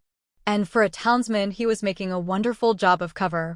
But then, of course, there had been the war. Grant had forgotten that Lamont was old enough to have seen active service. He probably knew all that was to be known about the art of taking cover. Grant had seen nothing that second time. He had merely been conscious of movement. He would probably have seen nothing the first time if there had been a better method of getting from that rock to the shelter of the bank than coming into the open. There was no further sign of movement, and Grant remembered that the left bank of the river would afford good shelter nearly all the way. It was time that he abandoned his seat on the dais and went down into the arena. What could Lamont's plan be? If he held to his present course, he would be back at the manse in a quarter of an hour. Was that where he was making for? Was he going to take advantage of the tenderness he had aroused so far-seeingly in the Dinmont girl? A pretty enough plan. If he, Grant, had done as Lamont had suspected and gone back for help, the last place anyone would look for him would be in the manse itself. Grant swore and let himself down the gully again as quickly as the going and his desire to remain in cover would allow. He regained the moor track and hesitated, wondering which was the better plan. Between him and the river stretched a piece of moor, boulder-strewn certainly, but without cover for anything bigger than a rabbit. Only the firwood farther on had enabled Lamont to reach the river unobserved by him. Well, what about going back now and giving the alarm? And catch the man being hidden by the minister's niece? Asked the looker-on in him. Well, why not? He demanded angrily of himself. If she hides him, she deserves all that's coming to her. But there's no need for publicity even yet, urged his other half. Make sure it is to the manse he has gone, and then follow and arrest him there. That seemed sensible enough, and Grant, hoping that no one as far down the river as Lamont was could see him, crossed the little moor to the river at the double. What he wanted was to cross the river. To follow the man down the river bed was to court certain discovery. He did not want the man to run. He wanted him to go peacefully to ground in the manse, so that he could be pounced upon comfortably. If by any chance he could cross the river, he could keep an eye on the man's progress from the high ground on the other side, could even move parallel with him, if he could come up with him, without the man's being aware that he was being stalked. He looked at the torrent. Time was precious, and a wetting was nothing now. It is one thing to dip oneself in icy water in the cold blood of a high resolution, and quite another to plunge into a flood in the heat of a chase. Grant chose a spot where the river was divided into 3 parts by 2 large boulders. If he could succeed in negotiating the first one, he could take the second and the bank in a flying leap, and it would not matter very much if he missed the bank as long as his hands caught at it. He would be across. He stepped back a pace or 2 and measured the distance to the first boulder with his eye. The first was the flatter of the 2, and offered a landing place. The second was pointed, and must be taken on the run. With an inarticulate prayer, he launched himself into space, felt his nailed boots slip as they met the stone, recovered himself, felt the stone heeling over to the black pool beneath, leaped again, but knew even as he leaped that the slipping stone had lacked purchase for his spring, met the second stone sideways, and felt his hands on the far bank just in time to prevent himself going in farther than to his waist. Thankful and breathless, he pulled himself out, hastily wrung as much of the water from his heavy tweed trousers as would prevent him from being hampered by its weight, and made for the high ground beyond. Never had the moor appeared so treacherous. Dry tussocks of grass melted under his feet into bog, dead brambles clung with a living tenacity to his wet tweed, hidden branches of birch rose and hid him as he stepped on the nearer end, holes waited for his feet among the heather. It was more like a music hall turn, he thought ferociously, than a serious attempt to overtake a criminal. Panting, he came to a turn of the river and flung himself down to reconnoiter. There was his man, about 50 yards above the manse, moving very slowly and cautiously. It occurred to Grant that he, the pursuer, was having the rough time of it, while the pursued kept a pleasant and well-planned course in the open. Well, it wouldn't be for long.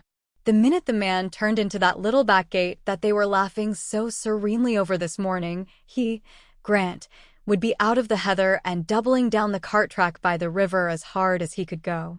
He had a small automatic in his pocket and a pair of handcuffs, and this time he would use them both if necessary. His man wasn't armed or he wouldn't have stolen the pepper pot from the tea table, but he wasn't taking risks any longer.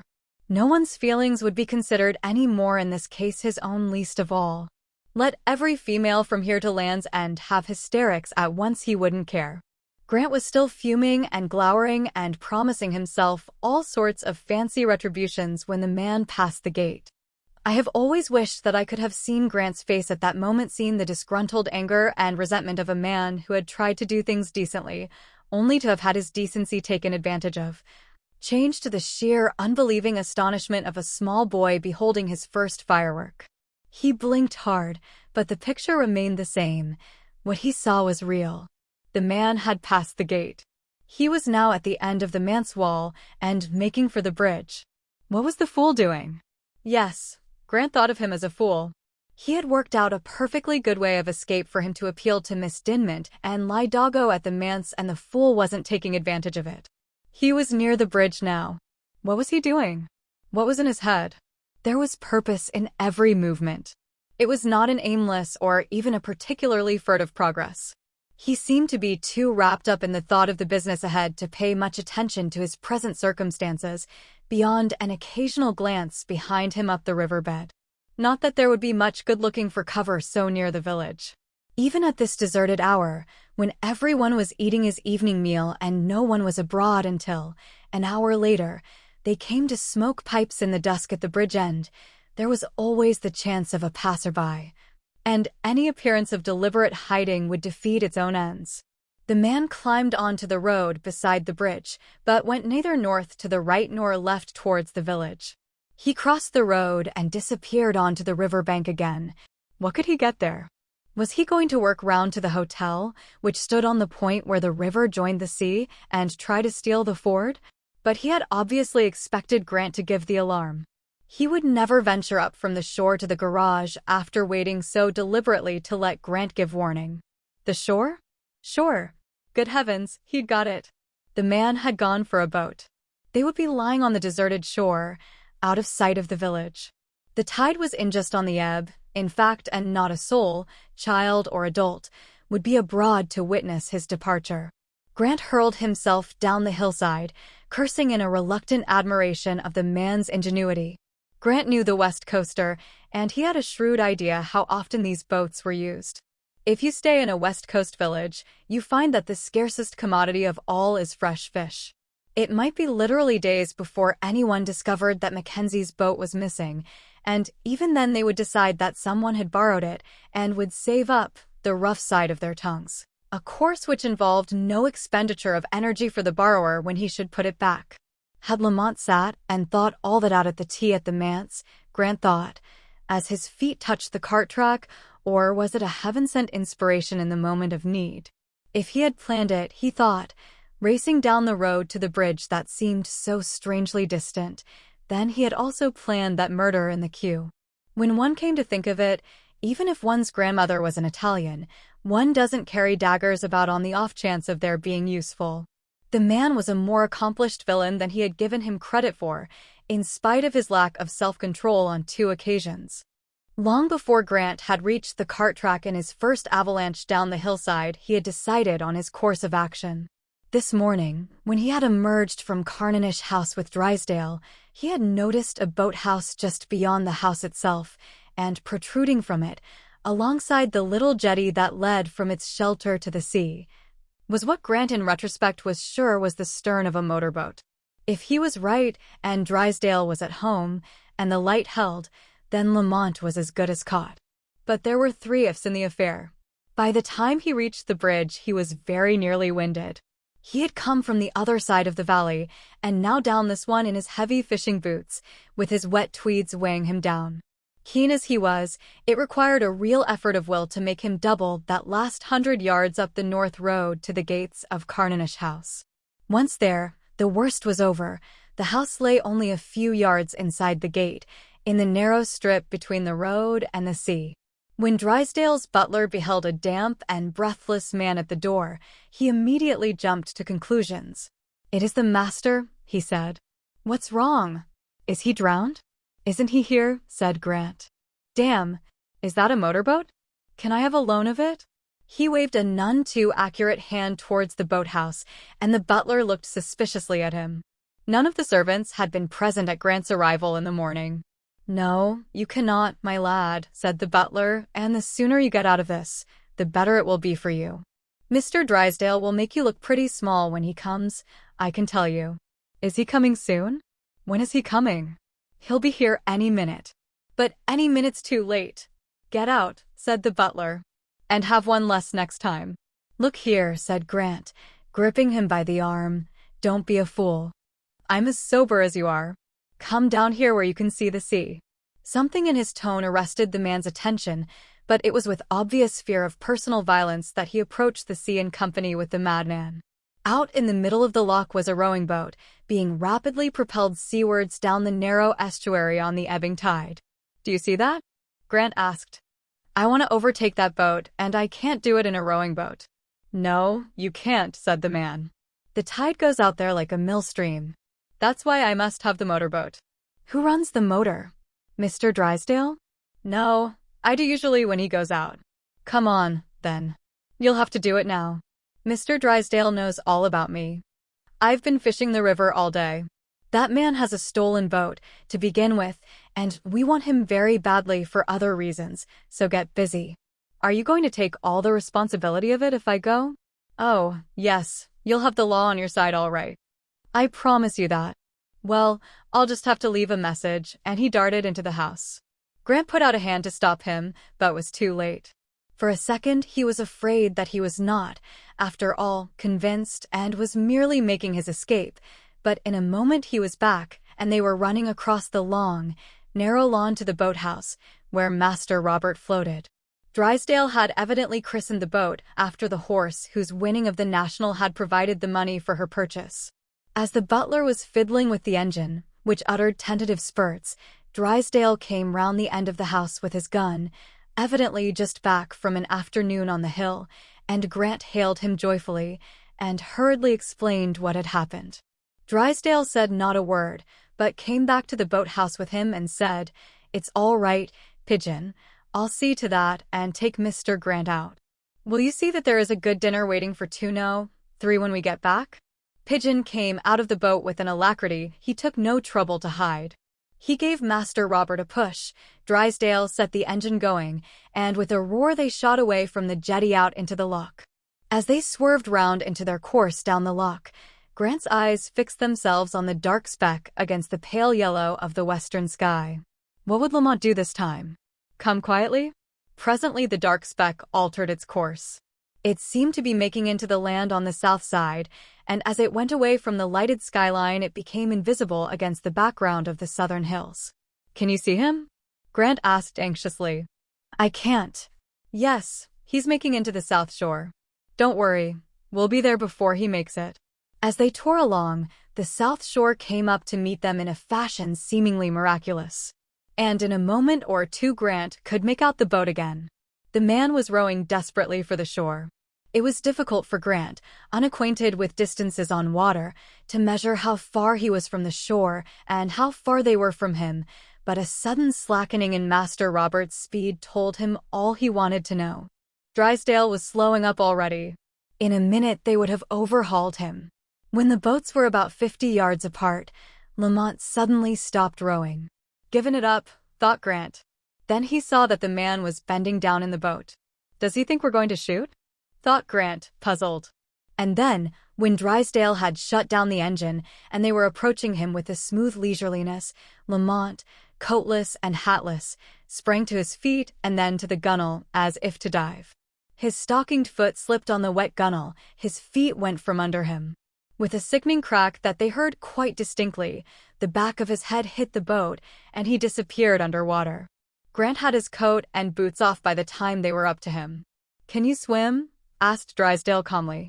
"If not, we'll wait till he comes up." "Oh, yes," Grant said. "I can swim well enough when there's a boat there to rescue me.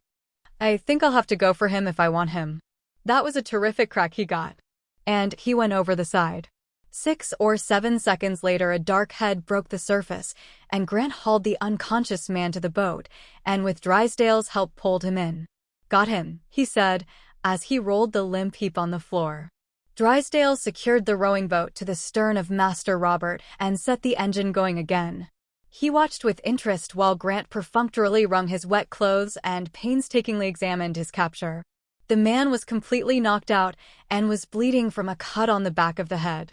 "Sorry for your planking," Grant apologized as the blood collected in a little pool. "Don't worry," Drysdale said. "It will scrub."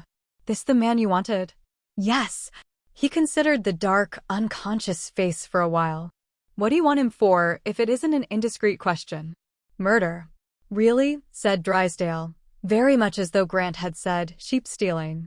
He considered the man again. "Is he a foreigner?" "No, a Londoner." "Well, at the moment he looks very much as if he would cheat the gallows after all, doesn't he?" Grant looked sharply at the man he was tending. "Was he as bad as that?" "Surely not." As Carnanish House swam up to them from across the water, Grant said, "He was staying with the Logans at the manse. I can't very well take him back there. The hotel is the best place, I think. Then the government can bear all the bother of the business." But as they floated swiftly into the landing stage and Pigeon, who had been on the lookout for their return, came down to meet them, Drysdale said, "The man we went for is a bit knocked out." "Which room was the fire lit in for Mr. Grant?" "The one next yours, sir." "Well, we'll carry this man there. Then tell Matheson to go over to Garni for Dr. Anderson, and tell the Garni Hotel people that Mr. Grant is staying the night with me, and bring over his things." Grant protested at this unnecessary generosity. "Why, the man stuck his friend in the back," he said. "It isn't for him I'm doing it." Drysdale smiled, "though I wouldn't condemn my worst enemy to the hotel here.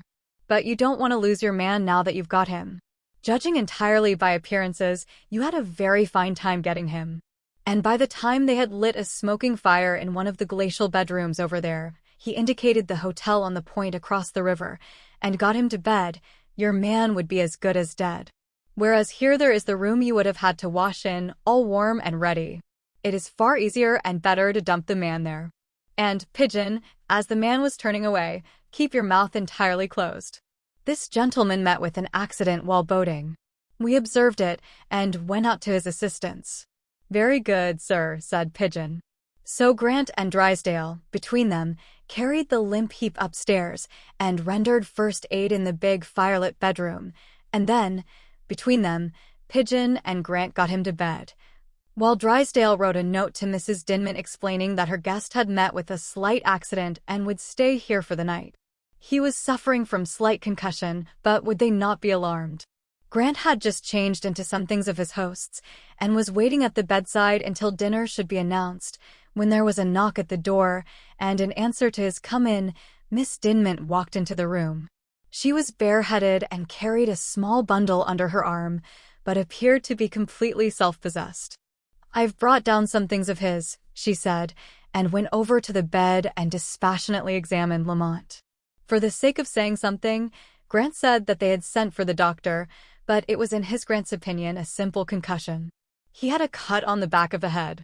How did it happen? She asked. But Grant had been facing this difficulty all the time he was changing out of his own wet things. We met Mr. Drysdale, and he offered to take us out. Mr. Lowe's foot slipped on the edge of the jetty, and the back of his head came in contact with it as he fell. She nodded. She seemed to be puzzling over something and not to be able to make herself articulate. Well, I'm going to stay and look after him tonight. It's awfully good of Mr. Drysdale to take him in. She untied her bundle matter-of-factly. Do you know, I had a presentiment this morning when we were going up the river that something was going to happen. I'm so glad it's this and nothing worse. It might have been somebody's death, and that would have been incurable. There was a little pause, and, still busy, she said over her shoulder, Are you staying the night with Mr. Drysdale too? Grant said, Yes, and on the word the door opened and Drysdale himself came in. Ready, Inspector? You must be hungry, he said, and then he saw Miss Dinmont. From that moment Grant always considered Drysdale a first-class intelligence man wasted. He didn't bat an eyelid. Well, Miss Dinmont, were you anxious about your truant? There isn't any need, I think. It's just a slight concussion. Dr. Anderson will be along presently. With another woman it might have passed muster, but Grant's heart sank as he met the Dinmont girl's intelligent eye. Thank you for having him here, she said to Drysdale. There isn't much to do till he comes round. But I'll stay the night, if you don't mind, and look after him. And then she turned to Grant and said deliberately, Inspector of what? Schools, said Grant on the spur of the moment, and then wished he hadn't. Drysdale, too, knew that it was a mistake, but loyally backed him up. He doesn't look it, does he? But then inspecting is the last resort of the unintellectual. Is there anything I can get you before we go and eat, Miss Dinmont? No, thank you. May I ring for the maid if I want anything? I hope you will. And for us if you want us. We're only in the room below. He went out and moved along the corridor, but as Grant was following, she left the room with him and drew the door to behind her. Inspector, she said, do you think I'm a fool? Don't you realize that for 7 years I have worked in London hospitals? You can't treat me as a country innocent with any hope of success. Will you be good enough to tell me what the mystery is? Drysdale had disappeared downstairs. He was alone with her, and he felt that to tell her another untruth would be the supreme insult. All right, Miss Dinmont, I'll tell you the truth. I didn't want you to know the truth before because I thought it might save you from feeling sorry about things. But now it can't be helped. I came from London to arrest the man you had staying with you. He knew what I had come for when I came in at tea time because he knows me by sight. But when he came with me as far as the top of the road, he bolted. In the end, he took to a boat, and it was in diving from the boat when we followed that he cut his head open. And what do you want him for? It was inevitable. He killed a man in London. Murder. The word was a statement, not a question. She seemed to understand that, if it had been otherwise, the inspector would have said manslaughter. Then his name is not Lowe? No, his name is Lamont Gerald Lamont. He was waiting for the inevitable feminine outburst of, I don't believe it. He wouldn't do such a thing, but it did not come. Are you arresting him on suspicion, or did he do the thing? I'm afraid there isn't any doubt about it, Grant said gently. But my aunt how did she come to send him here? I expect Mrs. Everett was sorry for him. She'd known him some time. I only met my aunt once in the time I've been in London. We didn't like each other, but she didn't strike me as a person to be sorry for a wrongdoer. I'd be much more likely to believe she did the thing herself. Then he isn't even a journalist. No, Grant said. He's a bookmaker's clerk. Well, thank you for telling me the truth at last, she said. I must get things ready for Dr. Anderson now. Are you still going to look after him? Grant asked involuntarily. Was the outburst of disbelief coming now? Certainly, said this remarkable girl.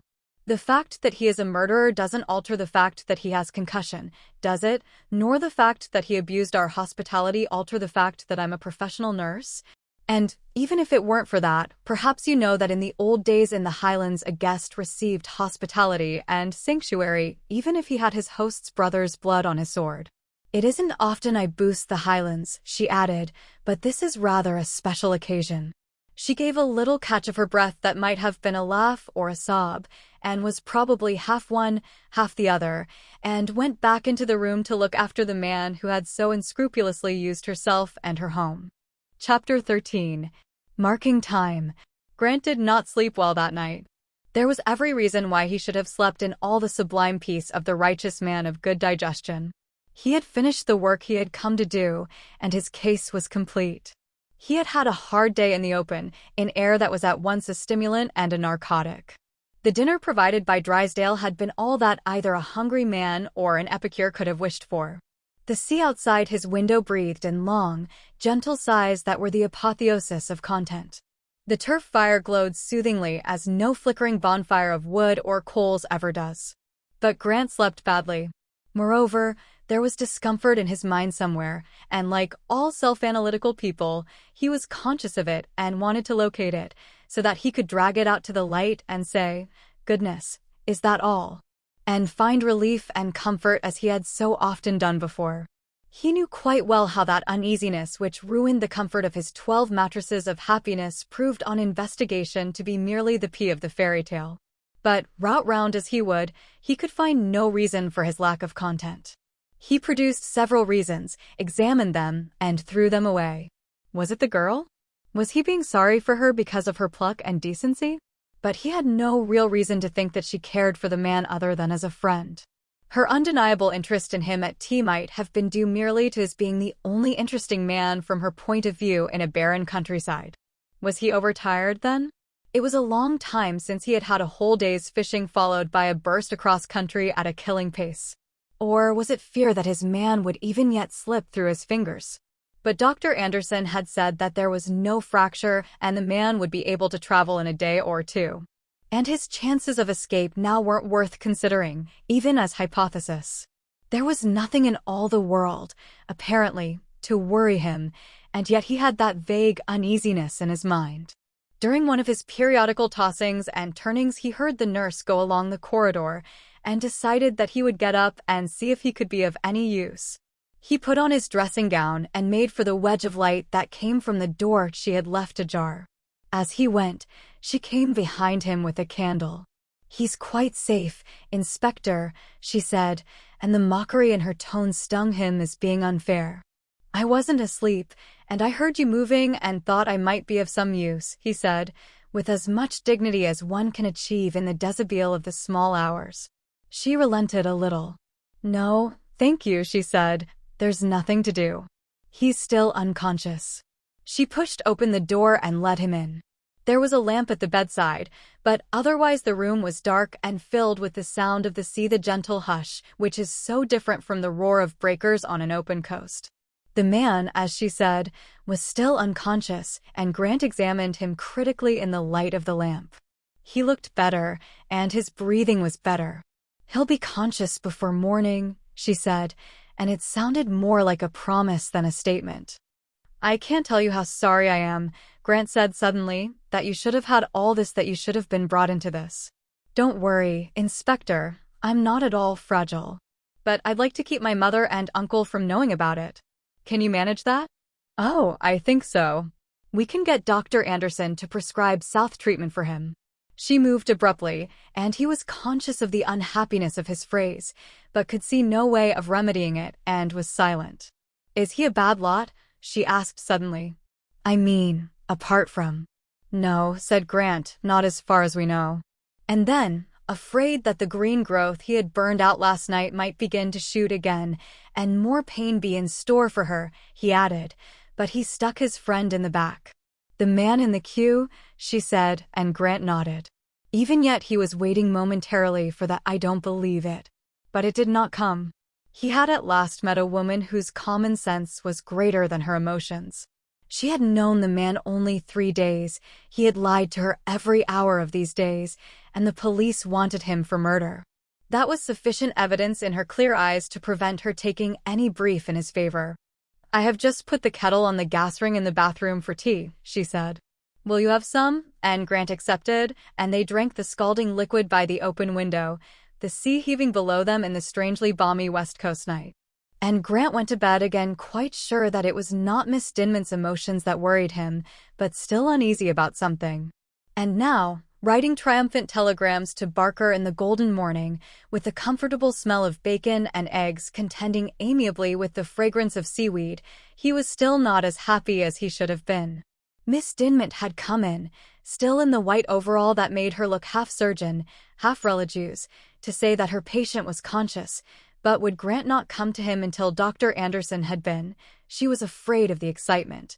And Grant had thought that eminently reasonable. "Has he just come round?" he asked. "No," she said. He had been conscious for some hours, and she went serenely away, leaving Grant wondering what had passed between patient and nurse in those few hours. Drysdale joined him at breakfast, with his queer mixture of taciturnity and amiability, and arranged that he should have a real day's fishing as an offset to the distracted flogging of the water which had occupied him yesterday.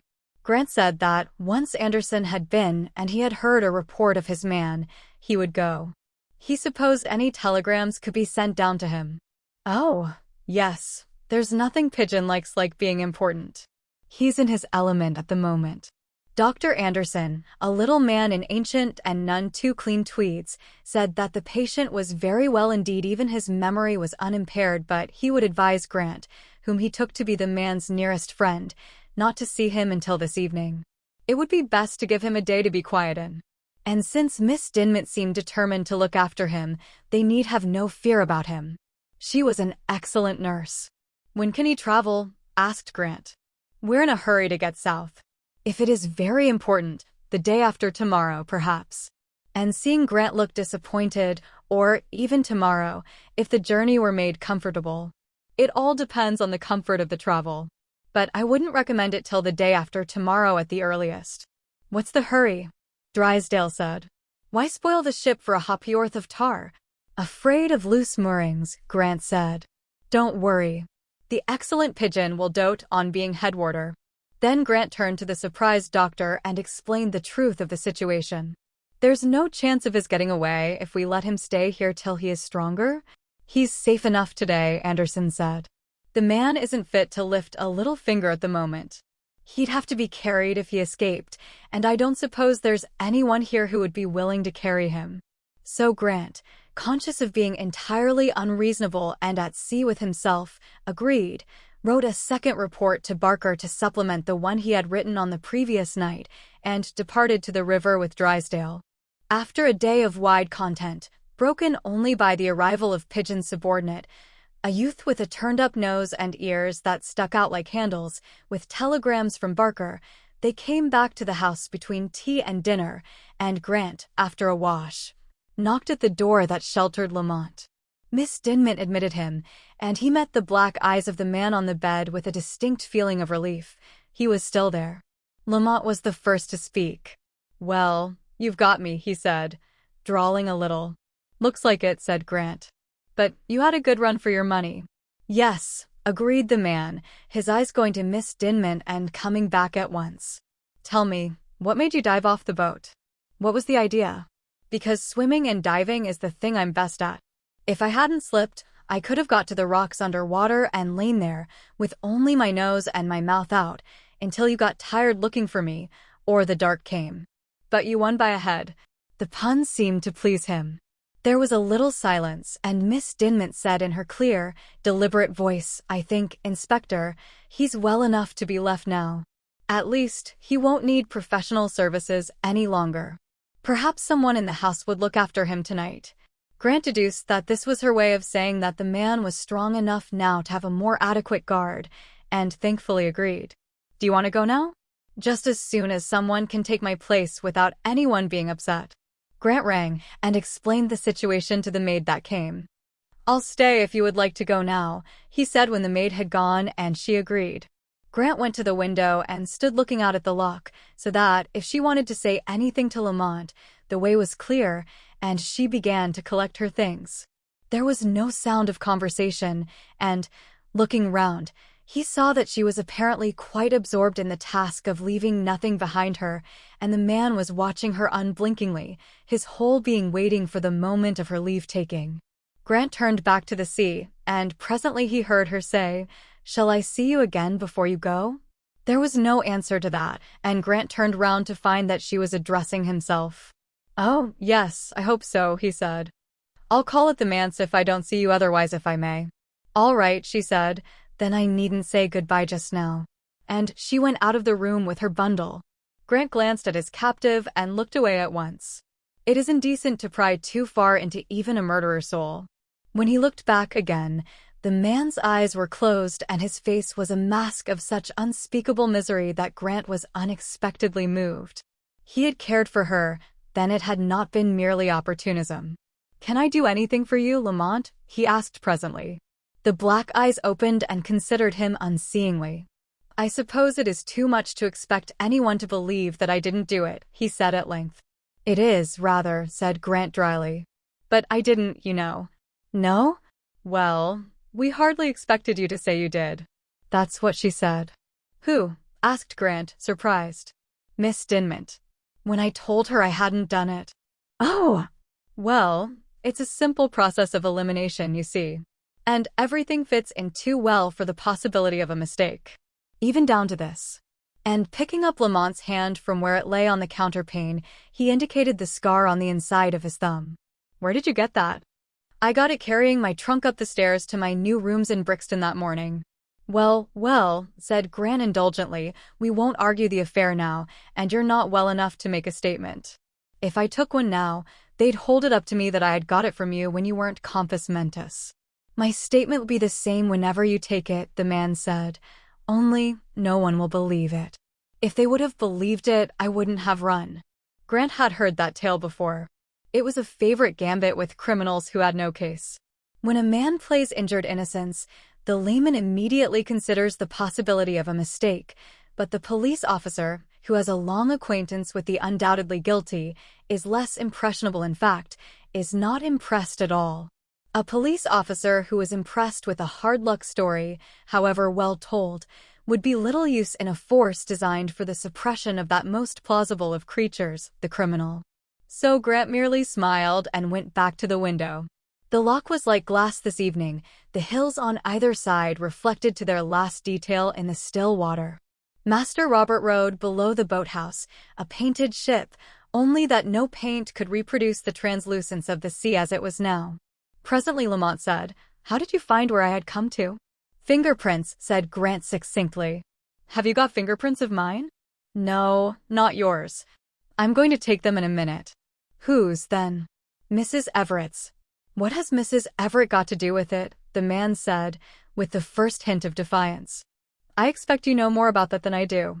Don't talk. I want you to be able to travel tomorrow or the next day. But look here, you haven't done anything to Mrs. Everett, have you?" Grant grinned. "No, I think it's what Mrs. Everett's done to us." "What do you mean?" "You haven't arrested her, have you?" There was obviously no hope of the man being quiet until he knew how they had traced him, so Grant told him. "We found a fingerprint of Mrs. Everett's in your rooms, and as Mrs. Everett had told us she didn't know where your new rooms were, it was a fair conclusion that she had a finger in the pie. We found that her relations stayed here, and then we found the man you fooled at King's Cross, and his description of Mrs. Everett made things sure. We only just missed you at the Brixton place. Mrs. Everett won't get into trouble over it, will she?" "Probably not now that we've got you. I was a fool to run, in the first place. If I'd come and told the truth in the beginning, it couldn't be any worse than it is now, and I'd have been saved all the hell between." He was lying with his eyes on the sea. "Funny to think that, if someone hadn't killed Bert, I'd never have seen this place or anything." The anything the inspector took to be the man's. And who do you think killed him?" "I don't know. There wasn't anyone I know of who'd do that to Bert. I think perhaps someone did it by mistake. Not looking what they were doing with the needle, as it were? No, in mistake for someone else. And you're the left-handed man with a scar on his thumb who quarreled with Sorel just before his death, and who has all the money Sorel had in the world, but you're quite innocent." The man turned his head wearily away. "I know," he said. "You don't need to tell me how bad it is." A knock came to the door, and the boy with the protruding ears appeared in the doorway and said that he had been sent to relieve Mr. Grant, if that was what Mr. Grant wanted. Grant said, "I'll want you in 5 minutes or so." Come back when I ring." And the boy melted, grin last, into the dark of the passage like the Cheshire Cat. Grant took something out of his pocket and fiddled with it at the washstand. Then he came over to the bedside and said, "Fingerprints, please. It's quite a painless process, so you needn't mind." He took prints of both hands on the prepared sheets of paper, and the man submitted with an indifference tinged with the interest one shows in experiencing something, however mild, for the first time. Grant knew even as he pressed the fingertips on the paper that the man had no Scotland Yard record. The prints would be of value only in relation to the other prints in the case. As he laid them aside to dry, Lamont said, "Are you the star turn at Scotland Yard?" "Not yet," said Grant. "You flatter yourself." "Oh, I only thought seeing your photograph in the paper. That was why you ran last Saturday night in the Strand." "Was it only last Saturday? I wish the traffic had done for me then." "Well, it very nearly did for me. Yes, I got an awful jolt when I saw you behind me so soon. If it's any comfort to you, I got a much worse one when I saw you arriving back in the Strand." "What did you do then?" "Took a taxi. There was one passing." "Tell me," the inspector said, his curiosity getting the better of him, "were you planning the boat escape all the time at the manse tea?" "No, I had no plans at all. I thought of the boat afterwards only because I'm used to boats, and I thought you'd think of them last. I was going to try to escape somehow, but I didn't think of it until I saw the pepper pot as I was going out. It was the only way I could think of, you see. Bert had my gun." "Your gun? Was that your gun in his pocket?" "Yes, that's what I went to the queue for." But Grant did not want statements of that sort tonight. "Don't talk," he said, and rang for the boy. "I'll take any statement you want to give me tomorrow. If there's anything I can do for you tonight, tell the boy and he'll let me know." "There isn't anything, thank you. You've been awfully decent, far more decent than I thought the police ever were to criminals." That was so obviously an English version of Raoul's jaunty that Grant smiled involuntarily, and the shadow of a smile was reflected on Lamont's swarthy face. "I say," he said, "I've thought a lot about Bert, and it's my belief that, if it wasn't a mistake, it was a woman." "Thanks for the tip," said Grant dryly, and left him to the tender mercies of the grinning youth. But as he made his way downstairs, he was wondering why he had thought of Mrs. Ratcliffe. Chapter 14. The Statement. It was not at Carninish, however, that Lamont gave his statement to the inspector, but on the journey south. Dr. Anderson, on hearing what was mooted, pleaded for one more day's rest for his patient. "You don't want the man to have inflammation of the brain, do you?" Grant, who was dying to have a statement down in black and white, explained that the man himself was anxious to give one, and that giving it would surely harm him less than having it simmering in his brain. It would be all right at the beginning, Anderson said, but by the time he had finished he would need another day in bed. "Take my advice and leave it for the meantime." So Grant had given way and let his captive have still longer time to burnish the tale he was no doubt concocting. No amount of burnish, he thought thankfully, would rub out the evidence. That was there unalterable, and nothing the man might say could upset the facts. It was as much curiosity on his part, he told himself, as fear for his case that made him so eager to hear what Lamont had to say. So he bullied himself into some show of patience. He went sea-fishing in Master Robert with Drysdale, and every chug of the motor reminded him of the fish he had landed 2 nights ago. He went to tea at the manse, and with Miss Dinmont's imperturbable face opposite him and an odd pepper pot alongside the salt on the table, his thoughts were almost wholly of Lamont. He went to church afterwards, partly to please his host, but mainly to avoid what was evidently going to be a tête-à-tête with Miss Dinmont if he stayed behind, and sat through a sermon in which Mr. Logan proved to his own and his congregation's satisfaction that the King of Kings had no use for the foxtrot, and thought continually of the statement Lamont would give him. When the incredibly dreary noise of Highland praise had faded into silence for the last time, and Mr. Logan had pronounced an unctuous benediction, his one thought was that now he could go back and be near Lamont. It was rapidly becoming an obsession with him, and he recognized the fact and resented it. When Miss Dinmont had not come to church reminded him as she was saying goodnight that on the morrow the car would stop at the manse gate to allow them to say goodbye to Mr. Lowe. It came as a shock to him that there was more play-acting to be done before he departed from Carninish. But things proved easier than he had anticipated. Lamont played up as he had played up during the fateful tea, and neither his host nor his hostess suspected that there was anything more serious amiss than the matter of his health. Miss Dinmont was not present. Dandy said she had already said goodbye to you, and it is unlucky to say goodbye twice, her mother said. She said you had been unlucky enough already. Are you a very unlucky person, then? Very, said Lamont, with an admirable smile, and as the car moved away, Grant took out the handcuffs. Sorry, he said brusquely. It's only till we reach the railway. But Lamont merely repeated the word, unlucky, as if, surprisingly, he liked the sound of it. At the station they were joined by a plainclothes man, and at Inverness had a compartment to themselves. And it was after dinner that night, when the last light was going on the hills, that Lamont, pale and rather ill-looking, offered again to tell them all he knew. It isn't much, he said. But I want you to know. You realize that what you say may be used against you? Grant said. Your lawyer would probably want you to say nothing. You see, it's putting your line of defense into our hands. And, even while he was saying it, he was wondering, why am I so punctilious? I've told him already that anything he says may be used against him. But Lamont wanted to talk, and so the constable produced his notebook. Where shall I begin? Lamont asked. It's difficult to know where to start. Suppose you tell us how you spent the day Sorel was murdered. That's a week last Tuesday the 13th. Well, in the morning we packed. Bert was leaving for America that night, and I took my things to my new room in Brixton, and he took his to Waterloo. Here the inspector's heart missed a beat. Fool. He'd forgotten all about the man's luggage. He had been so hot on the fall scent of the Ratcliffes, and then on the trail of Lamont, that he hadn't had time to see the thing under his nose. Not that it was of supreme importance in any case. That took us till lunchtime.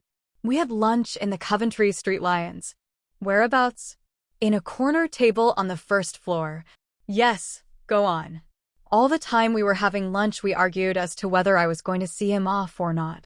I wanted to go down to Southampton with him and see him sail, but he wouldn't let me come even to the boat train at Waterloo. He said there wasn't anything in the world he hated like being seen off, especially when he was going a long way. I remember he said, if a chap's not going far, then there's no need, and if he's going to the other side of the world, then there's no good. What's a few minutes more or less?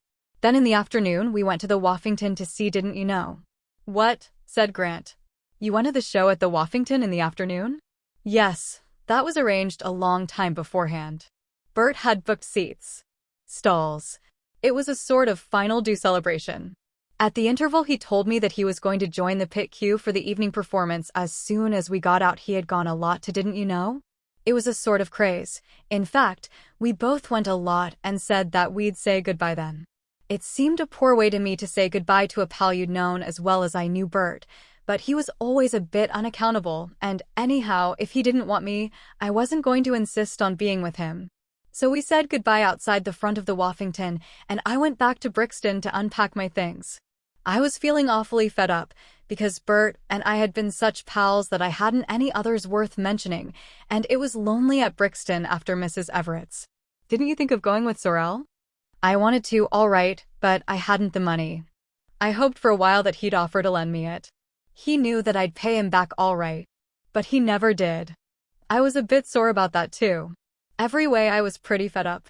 And Bert himself didn't appear to be happy about it. He hung onto my hand like anything when we were saying goodbye. And he gave me a little packet and said I was to promise not to open it till the day after tomorrow. That was the day after he sailed. I thought it was a sort of farewell present and didn't think anything more about it. It was a little white packet done up in paper like jewelers use, and as a matter of fact I thought it was a watch. My watch was always going crazy. He used to say, if you don't get a new watch, Jerry, you won't be in time for Kingdom Come Even. Lamont choked suddenly and stopped. He carefully wiped away the steam on the window and then resumed. Well, when I was unpacking my things in Brixton, I missed my revolver. I never used the thing, of course. It was just a war souvenir. I had a commission, though you mightn't think it, and I tell you straight I'd rather 1,000 times be for it wire cutting, or anything else like that, than be hunted round London by the police. It isn't so bad in the open. More like a game, somehow. But in London it's like being in a trap. Didn't you feel that it wasn't so deadly awful out in the country somehow? Yes, admitted the inspector, I did. But I didn't expect you to. I thought you'd be happier in town. Happy. God, said Lamont, and was silent, evidently living it over again. Well, prompted the inspector, you missed your revolver? Yes, I missed it. And though I didn't use it, it used to be kept locked in a drawer at Mrs. Everett's. I knew exactly where I had put it when I was packing. Whereabouts in the trunk, I mean. And as it was only that morning I had packed, I was just taking things out in the reverse order from the way I'd put them in, and so I missed it at once. And then I grew frightened somehow, though, even yet I can't tell you why. I began to remember how quiet Bert had been lately. He was always quiet, but lately he had been more so. Then I thought he might just have wanted a gun going to a strange country. But then I thought he might have asked for it. He knew I'd have given it to him if he asked for it. Anyway, I was sort of frightened, though I couldn't tell you just why, and I went straight back to the queue and found him. He had a good place, about a third of the way down, so I think he had had a boy to keep his place for him. He must have meant all the time to go back on his last night. He was sentimental, Bert. I asked him if he had taken my revolver, and he admitted it. I don't know why I grew so scared then all of a sudden. Looking back, it doesn't seem to be anything to be scared about your pal having taken your revolver. But I was, and I lost my head and said, well, I want it back right now. And he said, why? And I said, because it's my property and I want it. He said, you're a mean skunk, Jerry. Can't I borrow anything of yours even when I'm going half round the world and you're going to stay in little safe old London? But I stuck to having it back. Then he said, well, you'll have a sweet time unpacking my things for it, but I'll give you the key and the ticket. It was only then that it occurred to me that I had taken it for granted that he had the revolver on him. I began to feel small and to feel I'd made a fool of myself. I always did things first and thought afterwards, and Bert always thought for ages about a thing, and then would do exactly as he had intended to. We were opposites in lots of ways. So I told him to keep his ticket and the revolver too, and went away. Now there had been no cloakroom ticket found in Sorrel's possession. Did you see the ticket? No, he only offered to give it to me. Next morning I was late because I wasn't used to doing for myself, and I had to make my own breakfast and tidy up. But I didn't hurry because I had no job. I was hoping to get a clerk's place when the flat started. It was nearly 12 when I went out, and I wasn't thinking of anything but Bert. I was so fed up with the way we'd parted and the fool I'd made of myself that I went to a post office and sent a wire to Bert addressed to the Queen of Arabia, saying, sorry, Jerry. What post office did you send the telegram from? The one on Brixton High Street. All right, go on. I bought a paper and went back to my rooms, and then I saw about the Q murder. It didn't give any description of the man except that he was young and fair, and I didn't connect him with Bert. When I thought of Bert, I always thought of him aboard ship by this time, do you see? If the man had been shot, I'd have been alarmed at once. But stuck with a knife was different. At this stage Grant looked with incredulous astonishment at Lamont. Was the man by any remotest possibility telling the truth? If not, he was the most cold-blooded wretch Grant had ever had the unhappy lot to meet. But the man appeared unconscious of Grant's scrutiny. He seemed wholly absorbed in his story. If this was acting, it was the best Grant had ever seen, and he deemed himself a connoisseur. On Thursday morning, when I was clearing up, I remembered Bert's parcel and opened it. And inside was all Bert's cash. I was flabbergasted, and somehow I was scared again. If anything had happened to Bert, I'd have heard about it. I thought I would have, but I didn't like it. There was no note with it. He had said when he handed it over, this is for you, and made me promise not to open it till the time he said.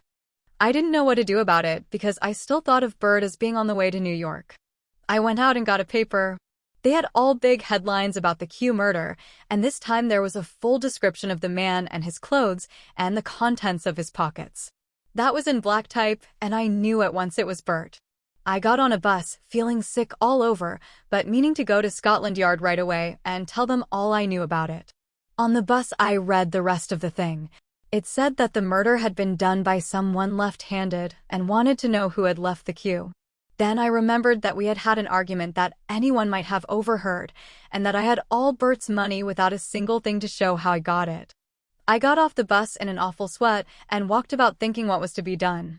The more I thought about it, the more it seemed that I couldn't go to Scotland Yard with a tale like that. I was torn between that and letting Bert lie there while the skunk that killed him went free.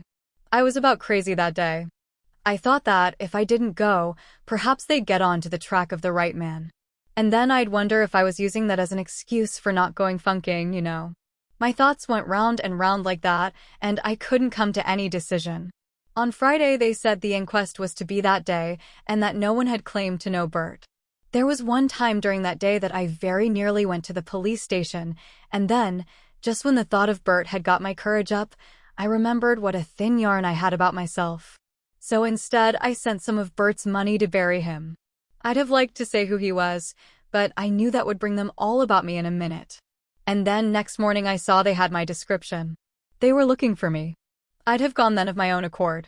Only, in the description it said that the man had a scar on the inside of his finger or thumb. That tore it. I got that scar, he extended his hand, as I told you, carrying my trunk up the stairs to my room. The buckle caught me as I was letting it down. But that tore it all right. Who would believe me now? I waited till it was late afternoon, and then I went to Mrs. Everett. She was the only real friend I had, and she knew me. I told her every last thing about it.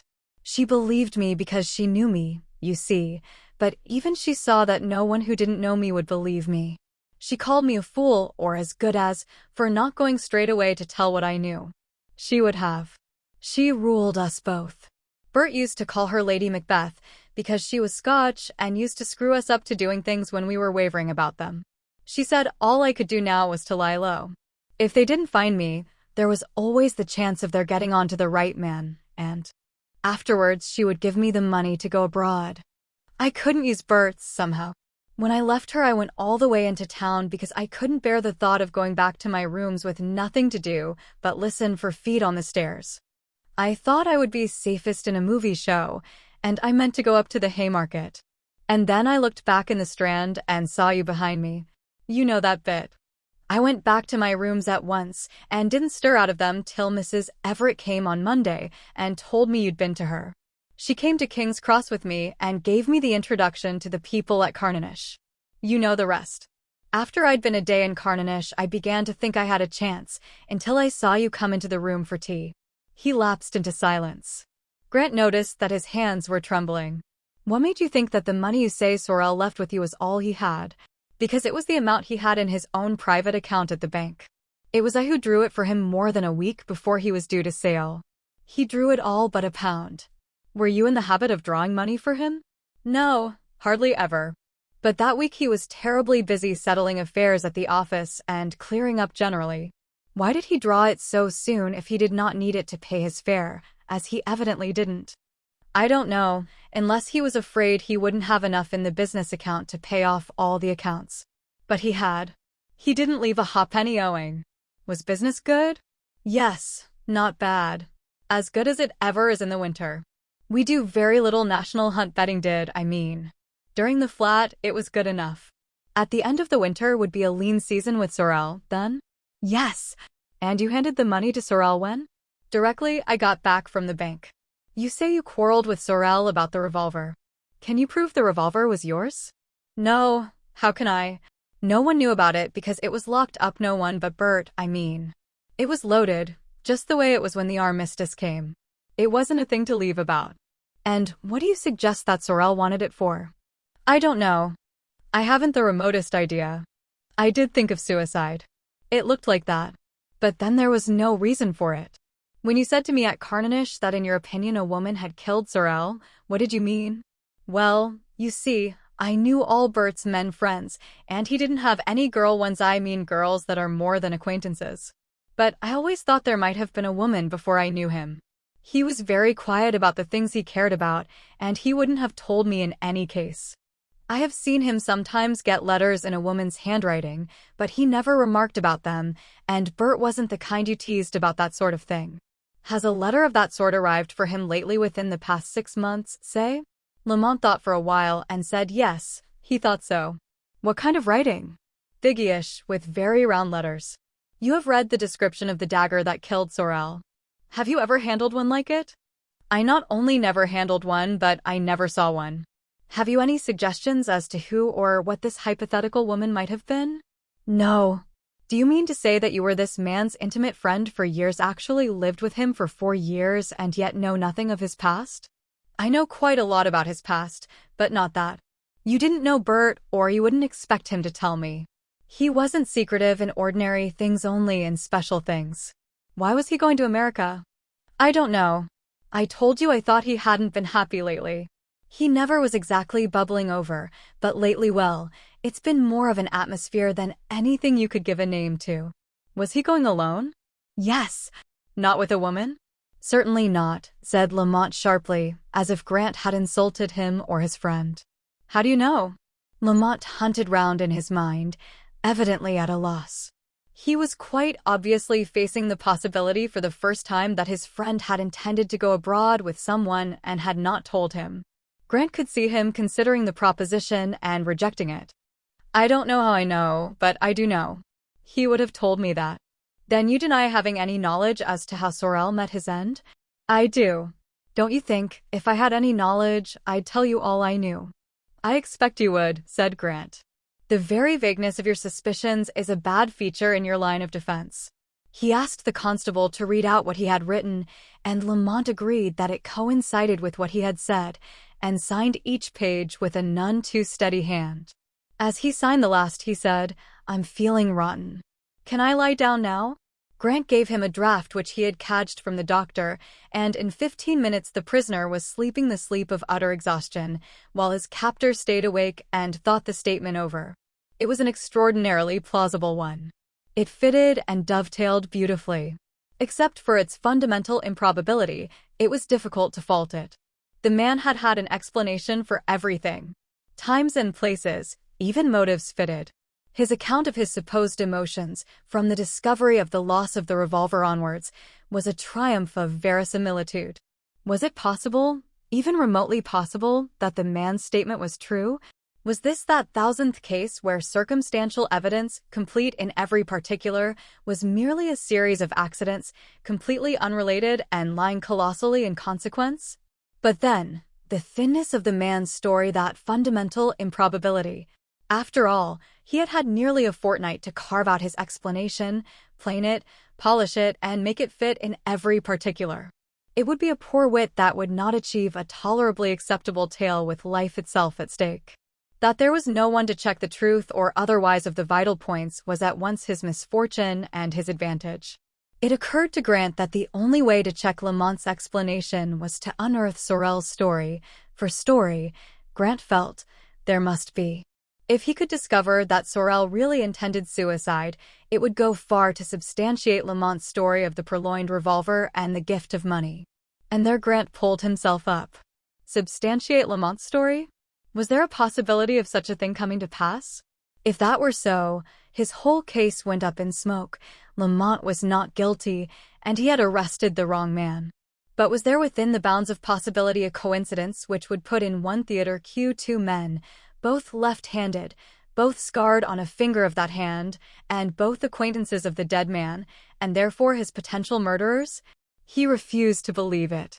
It was not the credibility of the man's tale that had thrown dust in his eyes, but the extraordinary credibility of the manner of telling it. And what was that but plausibility? His mind continued to go round and round the thing. In the man's favor there he was again, was the fact that the fingerprints on the revolver and those on the letter containing the money were the same. If the prints he had sent from Carnanish proved to be the same as these, then the man's story was true to that extent. The tale of Sorel's letters from a feminine source could be checked by application to Mrs. Everett.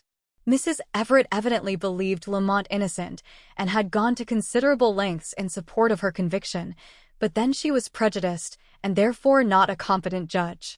Supposing, then, that the man's tale was a concocted one, what combination of circumstances would explain his murdering Sorel? Was it possible that he had resented his friend's departure without offering to help him, so much that he could commit murder for it? But he had Sorel's money in his possession. If he had obtained that money before Sorel died, he would have no reason for killing him. And if he had not, then the money would have been found in Sorel's possession. Or suppose he had obtained the money by stealing his friend's pocketbook during that afternoon, he would still have no urge to murder, and there would have been every reason to keep away from the queue. The more Grant thought of it, the more impossible it became to invent a really good theory as to why Lamont should have murdered Sorel. Most of all in his favor was that he should have come to so public a place as a theater queue to expostulate with his friend about something. It was not a usual preliminary to intended murder, but perhaps the murder had not been intended. Lamont did not give the impression of a man who would intend murder for very long at a time. Had the quarrel been not over the revolver at all, but about something more bitter? Was there a woman in the case after all, for instance? For no reason Grant had a momentary recollection of Lamont's face when the Dinmont girl had gone out of the room as if he was not there, and the tones of his voice when he was telling of Sorel's suspected romance, and he dismissed that theory. But about business? Lamont had evidently felt his comparative poverty very keenly, and had resented his friend's lack of sympathy. Was his fed up a euphemism for a smoldering resentment that had blazed into hatred? But after having had £223 now, of course, he didn't know about that until afterwards. That might have been true, that tale of the packet, and he had taken it for granted that it contained the expected watch. After all, one does not expect to be handed £223 by a departing friend whose whole fortune it is. That was possible to the point of probability. He had said goodbye and afterwards, but what did he argue about? If he had come back to stab Sorel, he would not have called attention to himself. And what had Sorel intended to do? If Lamont's story were true, then the only explanation of Sorel's conduct was intended suicide. The more Grant thought, the more certain he became that only light on Sorel's history would elucidate the problem and prove Lamont's guilt or incredible innocence. His first business when he was back in town would be to do what he had neglected in his hurry to get Lamont find Sorel's luggage and go through it. And if that yielded nothing, he would see Mrs. Everett again. He would like to meet Mrs. Everett once more. He took a last look at the calmly sleeping Lamont and said a last word to the stolidly wakeful constable, and composed himself to sleep, worried, but filled with resolution. This business was not going to be left where it was. Chapter 15. The Brooch. After a hot bath, during which he had twiddled his toes in the wavering steam and tried to mesmerize himself into that habitually comfortable frame of mind of a detective officer who has got his man, Grant repaired to the yard and went to interview his chief. When he came into the great man's presence, Barker was complimentary. "Congratulations, Grant," he said. "That was very smart work altogether." And he asked for details of the capture, which Grant had not, of course, included in his official report, and Grant provided him with a vivid sketch of the 3 days at Carnanish. The superintendent was highly amused. "Well done," he said. "Rather you than me. Careering across bogs was never a sport of mine. It seems you are the right man in the right place this time, Grant." "Yes," said Grant unenthusiastically. "You don't let your emotions run away with you, do you?" said Barker, grinning at his unsmiling face. "Well, it's been luck, mostly, and I made one bad break." "What was that?" "I found out that Sorel had really intended to go to America, at least, that he had booked a berth, and I forgot that his belongings would be lying at a terminus waiting to be examined. That doesn't sound a very vital mistake to me. You knew who the man was and who his friends were. What more could you find out that would help you to Lamont?" "Nothing about Lamont. It was because I was so hard on Lamont's trail that I forgot about the luggage. But I want to know more about Sorel. To tell you the truth," he added in a sudden burst, "I'm not very happy about this case." Barker's jaw dropped just a little. "What's wrong?" he said. "It's the clearest case the yard has had for some time." "Yes, on the surface. But if you dig a bit, there seems to be more than meets the eye." "What do you mean?" "That there was more than one in it." "No, I mean that there's just the barest possibility that we've got the wrong one." For a little there was silence. "Grant," said Barker at last, "I never knew you lose your nerve before. You need a holiday. I don't think scooting across moors can be good for you. Perhaps the jogging movement is addling to the brain. You certainly have lost your critical faculty." Grant could find nothing to say except, "Well, here's the statement he gave us last night," and he handed it over. While Barker was reading it, he crossed to the window, gazed at the patch of green and the river in the sun, and wondered if he were making a complete fool of himself to be worrying when he had a good case. Well, fool or no fool, he would go along to Waterloo as soon as his chief had finished with him and see what he could pick up there. When Barker dropped the statement with a little flop onto the table, Grant turned eagerly to see what effect it had had on him. "Well," said that worthy, "it leaves me with a strong desire to meet Mr. Lamont." "Why?" asked Grant. "Because I'd like to see in person the man who tried sob stuff on Inspector Grant and got away with it." The unimpressionable Grant. "That's how it strikes you, is it?" Grant said gloomily. "You don't believe a word of it?" "Not a word," said Barker cheerfully. "It's about the thinnest story I've known put up for some time. But then I should think the man was hard put to it to find any way out of the evidence at all. He did his damnedest, I will say that for him." "Well, look at it from the other way, and can you think of a reasonable explanation for Lamont's killing Sorel?" "Tut, tut, Grant, you've been at the Yard for I don't know how many years, and you're looking at this late stage for reasonable murders. You need a holiday, man. Lamont probably killed Sorel because the way he ate had got on his nerves. Besides, it isn't any of our business to fit psychology to people or to provide motives or anything of that sort. So don't worry your head. Fit them with good watertight evidence and provide them with a cell, and that's all we have to bother about."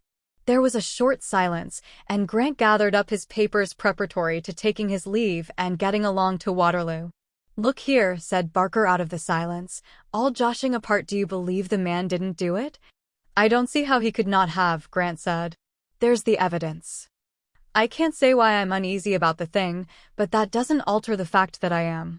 "Is this an example of the famous flair?" said Barker, with a return to his former manner.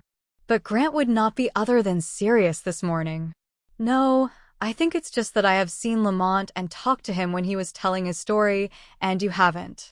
"That's what I said to begin with," Barker reminded him. "Lamont has tried a sob story on you and put it over. Put it out of your head, Grant, until you get even a tittle of evidence to substantiate it.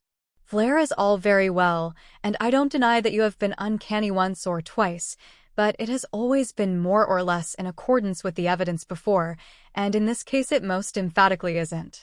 That's the very thing that makes me worry most. Why should I not be pleased with the case as it stands? What is it that makes me not pleased? There is something, but I'm blowed if I can see what it is. I keep feeling that something is wrong somewhere. I want something that will either tighten up the evidence against Lamont or loosen it." "Well, well," said Barker good-humoredly, "go ahead. You've done so well so far that you can afford to play yourself for a few days more. The evidence is good enough for the police court or any other kind of court, for that of it."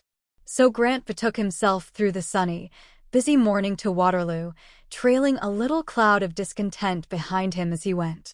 As he stepped from the warm pavement into the cool vault of the best but saddest of all London stations, the very name of it reeks of endings and partings. Gloom sat on his face like a portent.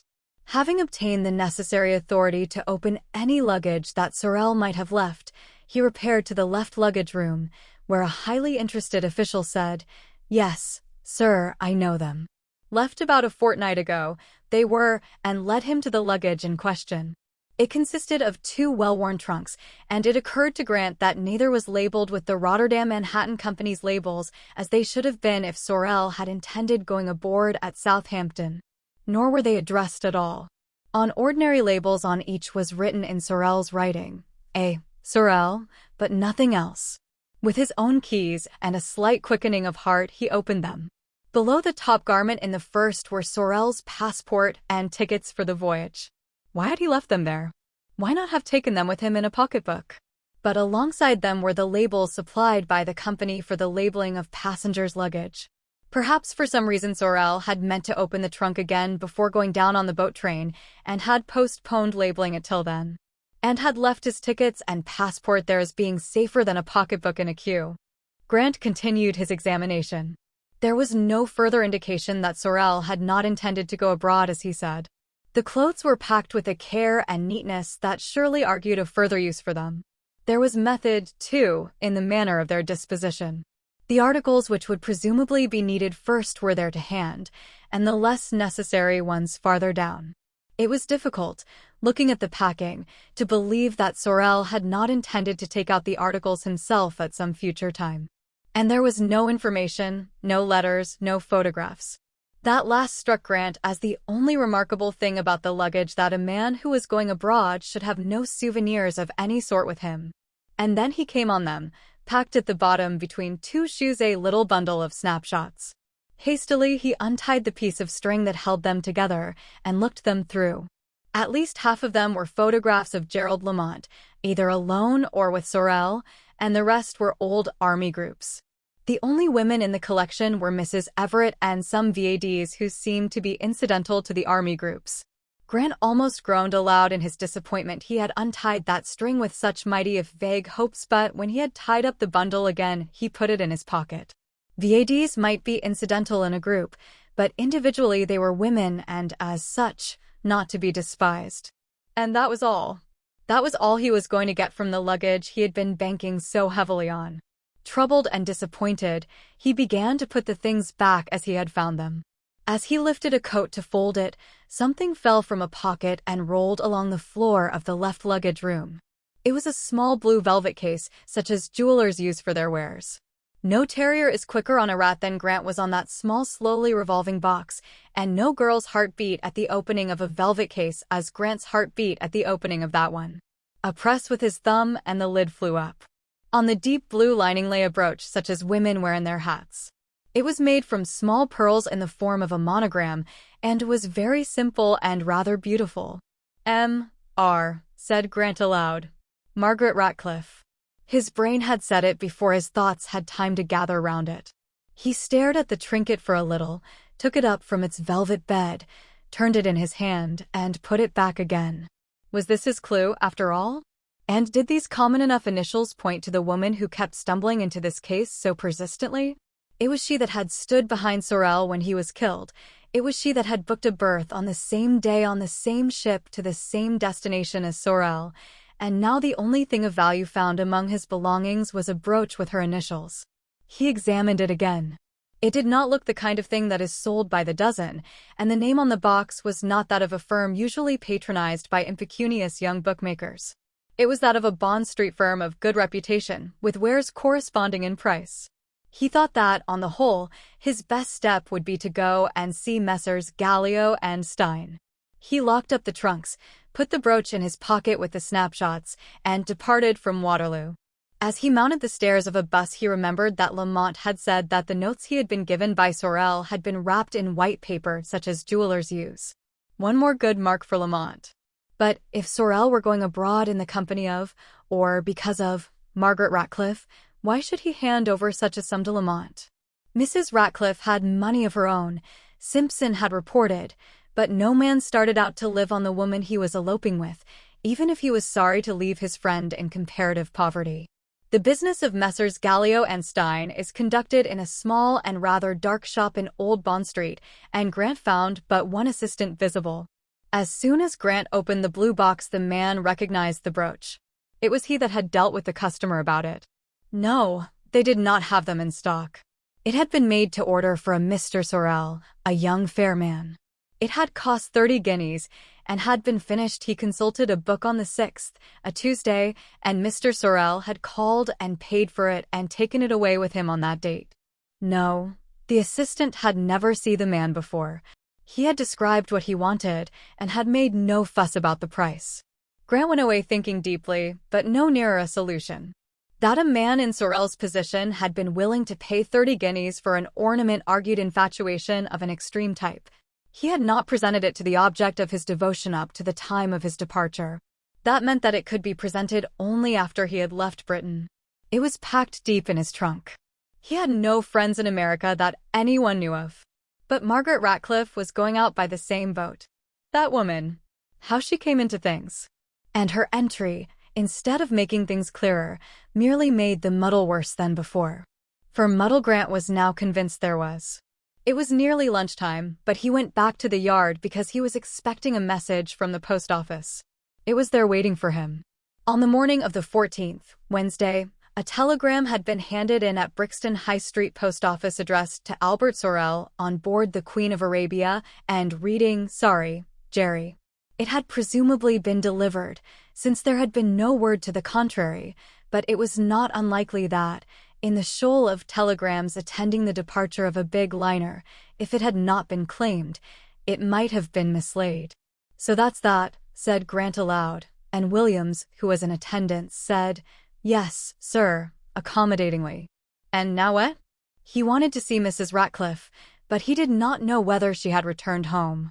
If he rang to inquire, she would be forewarned of his renewed interest in her. He would have to send Simpson again. Mrs. Ratcliffe would have to wait for the moment. He would go and see Mrs. Everett instead. He gave Simpson his instructions, and after lunch went down to Fulham. Mrs. Everett opened the door to him, with no sign of fear or embarrassment. From the expression of her eyes, her hostility was too great to permit of her harboring any other emotion. What line should he take with her? The stern official one would be useless both from the point of impressing her and from the point of extracting information. The dead man had done well to call her Lady Macbeth. And a magnanimous overlooking of the part she had played in Lamont's escape would also have no effect. Flattery would earn nothing but her scorn.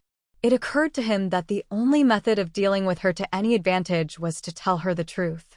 "Mrs. Everett," he said, when she had led him in, "we have a case that will hang Gerald Lamont, but I'm not satisfied myself with the evidence. So far, I haven't caught Lamont out in a misstatement, and there is just the faintest possibility that his story is true. But no jury will believe it.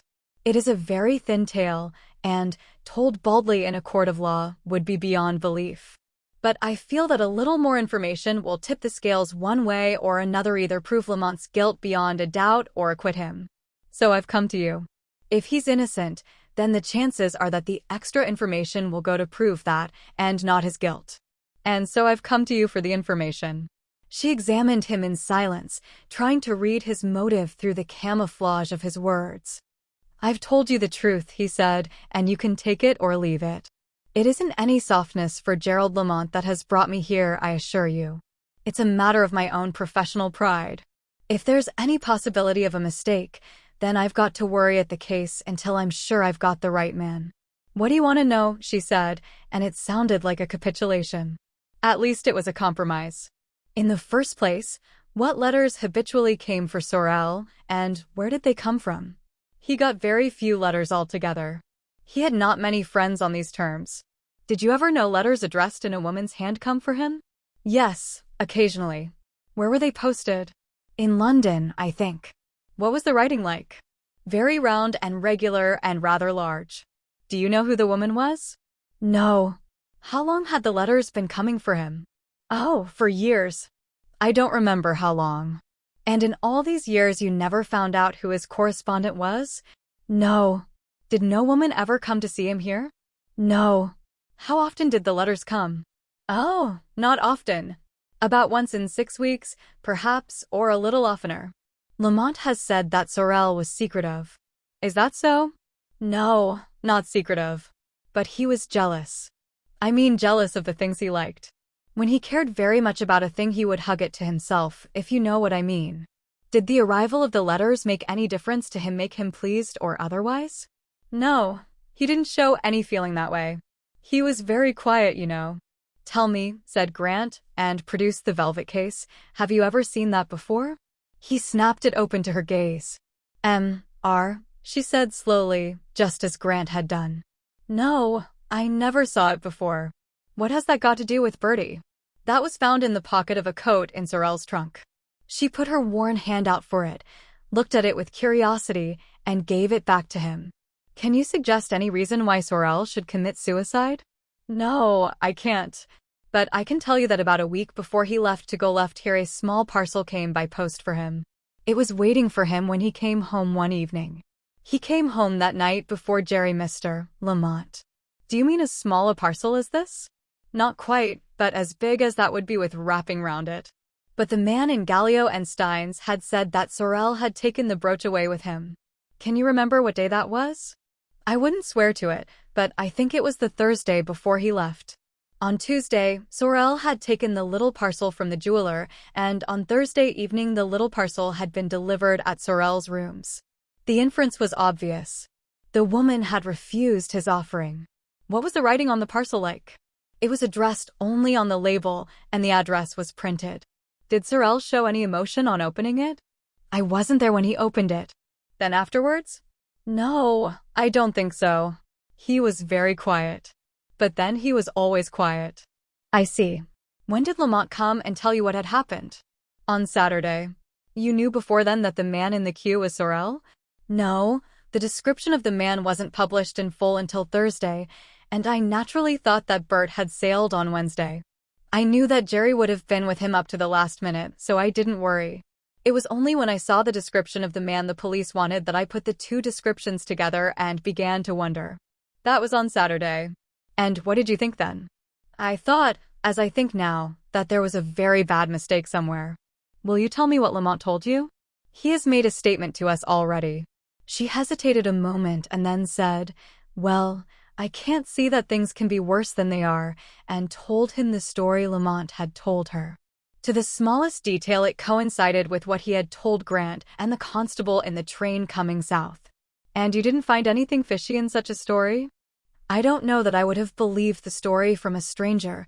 She was extraordinarily like her niece at that moment, the inspector thought. But, you see, I know Jerry Lamont.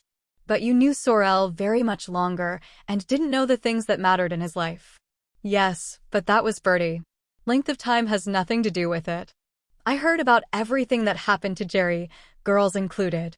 Well, thank you for telling me all you did, Grant said as he stood up. If nothing you have said helps Lamont very much, at least it doesn't incriminate him any further.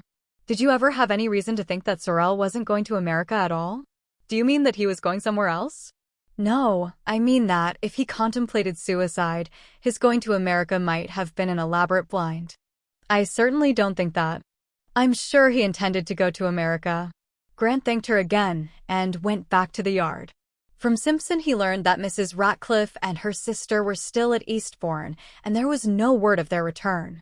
Does Mr. Ratcliffe go up and down to Eastbourne then? No, Mr. Ratcliffe had been down only once since they were there, and then he didn't stay the night.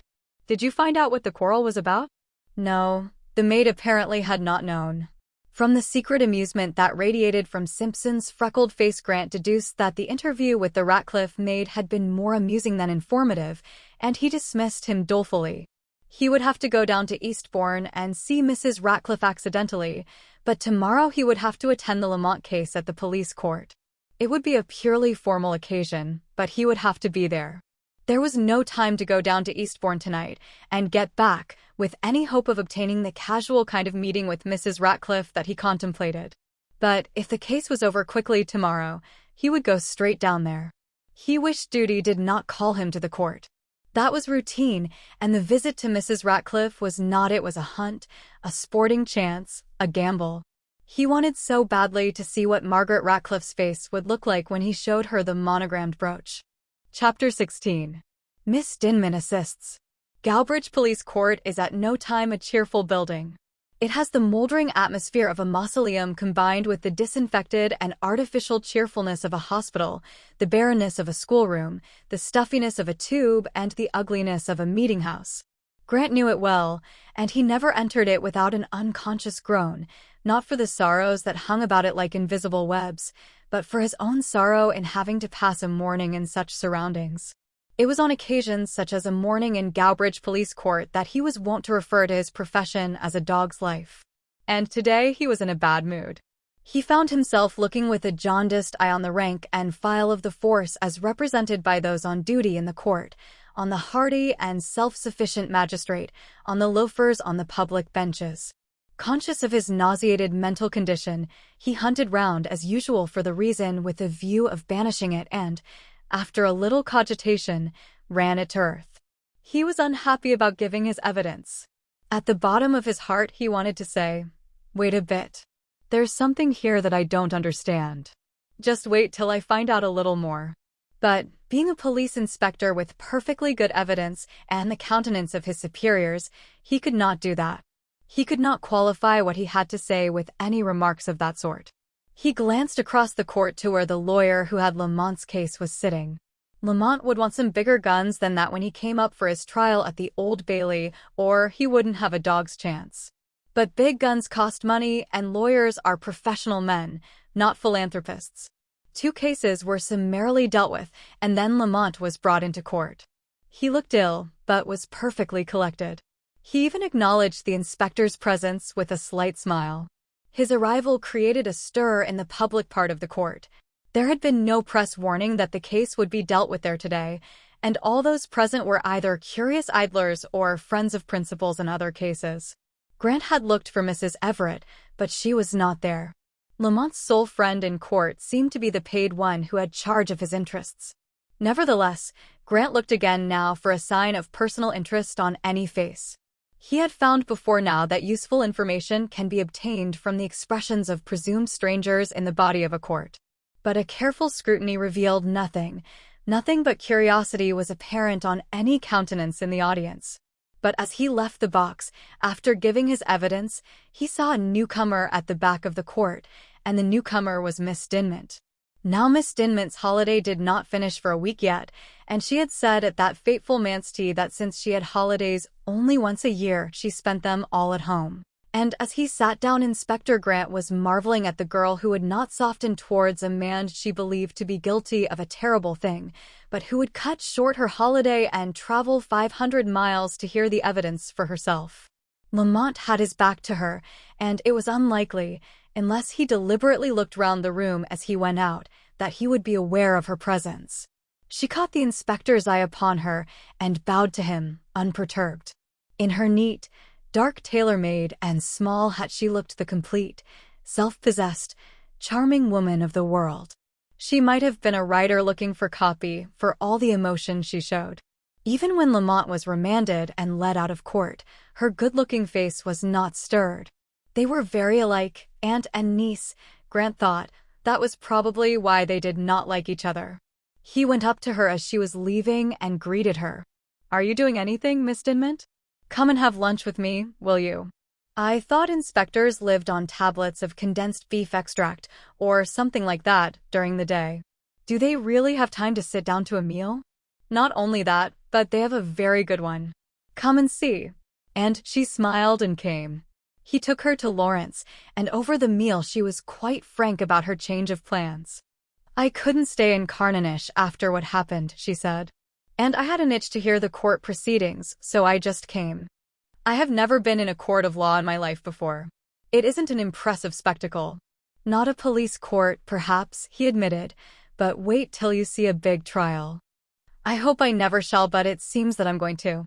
You have a beautiful case, haven't you? That is the word my chief uses about it. And don't you agree?" she asked quickly. "Oh, yes, certainly." To admit to Mrs. Everett that he was not satisfied was one thing, but he was not going to blazon it abroad. And this independent girl was certainly abroad. Presently she mentioned Lamont directly. "He looks bad," she said judicially, using bad in her professional sense. "Will they look after him in prison?" "Oh, yes," said Grant. "They take very good care of them." "Is there any chance of their badgering him? Because I warn you he won't stand any badgering as he is now. Either he'll be seriously ill or he'll say that he did it." "Then you don't believe he did?" "I think it's unlikely, but I'm quite aware that the fact that I think so doesn't make it so. I just want him to get a fair deal." Grant remarked on her matter-of-fact acceptance of his word at Carnanish as to the man's guilt. "Well," she said, "you knew much more about it than I did. I never saw him till 3 days previously. I liked him, but that didn't make him guilty or innocent. Besides, I'd rather be a brute than a fool." Grant considered this unfeminine pronouncement in silence, and she repeated her question. "Oh, no," Grant said. "This isn't America. And in any case, he has made his statement, as you heard, and he is not likely to change his mind or make another." "Has he any friends?" "Only your aunt, Mrs. Everett." "And who will pay for his defense?" Grant explained. "Then he can't have any of the good ones. That doesn't seem to me particularly fair for the law to keep famous lawyers to do their prosecuting and not famous lawyers to defend poor criminals." Grant grinned. "Oh, he'll have a fair deal, don't you worry. It is the police who are harried round in a murder case. Did you never, in all your experience, know a case where the law made a mistake?" "Yes, several," Grant admitted cheerfully. "But they were all cases of mistaken identity. And that's not in question here. No, but there must be cases where the evidence is nothing but a lot of things that have nothing to do with each other put together until they look like something. Like a patchwork bed cover. She was getting too hot to be comfortable in her search after enlightenment, and Grant reassured her and unostentatiously changed the subject and presently fell silent. A sudden idea had occurred to him.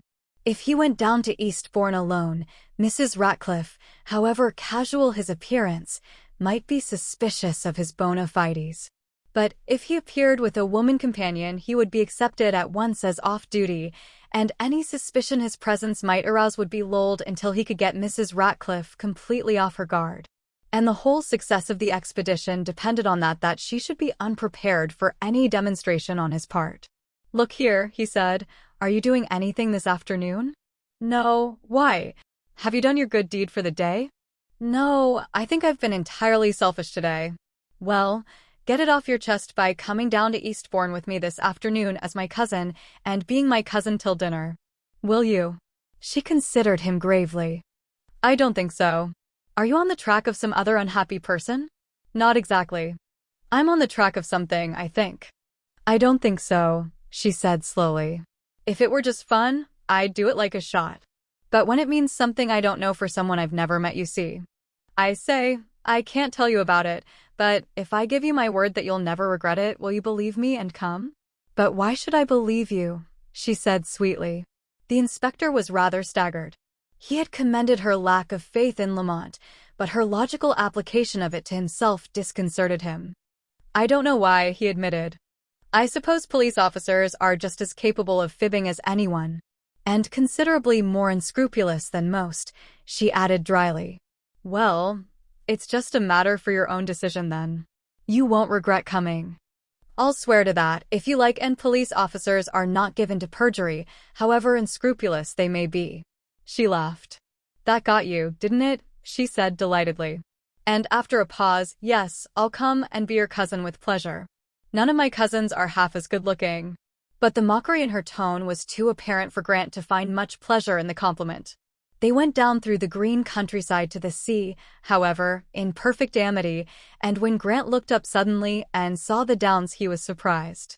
There they stood in possession of the landscape, like someone who has tiptoed into a room unheard, and startles the occupant by appearing in the middle of the floor. He had never known a journey to the south coast pass so quickly. They were alone in the compartment, and he proceeded to give her bearings. "I am staying down at Eastbourne. No, I can't be. I'm not dressed for the part. We've both come down for the afternoon, then. I am going to get into conversation with two women who know me already in my professional capacity. When the talk turns on hat brooches, I want you to produce this from your bag and say that you have just bought it for your sister. Your name, by the way, is Eleanor Raymond, and your sister's is Mary. That is all. Just leave the brooch lying round until I arrange my tie. That will be the signal that I have had all I want." "All right. What is your first name, by the way?" "Alan." "All right, Alan. I nearly forgot to ask you that. It would have been a joke if I had not known my cousin's name. It's a queer world, isn't it? Look at those primroses in the sun and think of all the people in terrible trouble this minute. No, don't. That way madness lies. Think of the pleasantly deserted beach we're going to see in a few minutes." "Do you ever go to the Old Vic?" she asked, and they were still telling each other how wonderful Miss Bayliss was when they ran into the station, and Grant said, "Come on, Eleanor," and, grabbing her by the arm, picked her from the carriage like a small boy, impatient to try a spade on the sands. The beach, as Grant had prophesied, was in that pleasantly deserted condition that makes the South Coast resorts so attractive out of the season. It was sunny and very warm, and a few groups lay about on the shingle, basking in the sun in an aristocratic isolation unknown to summer visitors. "We'll go along the front and come back along the beach," Grant said. "They are bound to be out on a day like this." "Heaven send they aren't on the downs," she said. "I don't mind walking, but it would take till tomorrow to quarter these. I think the downs are ruled out. The lady I am interested in isn't much of a walker, I should say." "What is her name?" "No, I won't tell you that until I introduce you. You're supposed not to have heard of her, and it will be better if you really haven't." They walked in silence along the trim front towards Holywell. Everything was trim, with that well-ordered trimness that is so typically Eastbourne. Even the sea was trim and slightly exclusive. And Beachy Head had the air of having been set down there as a good finish off to the front, and of being perfectly conscious of the fact. They had not been walking for more than 10 minutes when Grant said, "We'll go down to the beach now. I'm almost certain we passed the couple I want some time ago. They are down on the shingle." They left the pavement and began a slow foot-slipping stroll back to the piers again. Presently they approached two women who were reclining in deck chairs facing the sea. One, the slighter one, was curled up with her back to Miss Dinmont and the inspector and was apparently reading. The other was snowed round with magazines, writing pad, sunshade, and all the other recognized paraphernalia of an afternoon on the beach, but she was doing nothing and appeared to be half asleep. As they came abreast of the chairs, the inspector let his glance fall casually on them and then stopped. "Why, Mrs. Ratcliffe," he said, "are you down here recuperating? What glorious weather." Mrs. Ratcliffe, after one startled glance, welcomed him. "You remember my sister, Miss Lethbridge?" Grant shook hands and said, "I don't think you know my cousin." But the gods were good to Grant that day. Before he could commit himself, Miss Lethbridge said in her pleasant drawl, "Good heavens, if it isn't Dandy Dinmont. How are you, my dear woman?" "Do you know each other, then?" asked Grant, feeling like a man who has opened his eyes to find that one more step would have taken him over a precipice. "Rather," said Miss Lethbridge. "I had my appendicitis in a room at St. Michael's, and Dandy Dinmont held my head and my hand alternately. And she held them very well, I will say that for her. Shake hands with Miss Dinmont, Meg. My sister, Mrs. Ratcliffe. Who'd have thought you had cousins in the force?" "I suppose you are recuperating too, Inspector?" Mrs. Ratcliffe said. "You could call it that, I suppose," the inspector said. "My cousin is on holiday from Mike's, and I have finished my case, so we are making a day of it." "Well, it isn't tea time yet," said Miss Lethbridge. "Sit down and talk to us for a little. I haven't seen Dandy for ages." "You'll be glad to have that awful case off your hands, Inspector," her sister said as they subsided on the shingle. She spoke as though the murder had been just as much of an event in Grant's life as it had been in hers, but the inspector let it pass, and presently the talk veered away from the murder and went via health, restaurants, hotels, and food to dress. Or the lack of it. "I love your hat brooch," said Miss Dinmont idly to her friend. "I can think of nothing but hat brooches this afternoon, because we've just been buying one for a mutual cousin who is getting married. You know, like getting a new coat and seeing people's coats as you never saw them before. I have it here somewhere." She reached for her bag without altering her reclining position and rummaged in it until she produced the blue velvet box. "What do you think of it?" She opened it and extended it to them. "Oh, lovely," said Miss Lethbridge, but Mrs. Ratcliffe said nothing for a little. "M.R.?" she said at last. "Why, the initials are the same as mine. What is your cousin's name?" "Mary Raymond." "Sounds like a goody-goody heroine out of a book," remarked Miss Lethbridge. "Is she goody?" "No, not particularly, though she's marrying an awful stodge." "You like it, then?" "Rather," said Miss Lethbridge. "Beautiful," said her sister. "May I have a look at it?"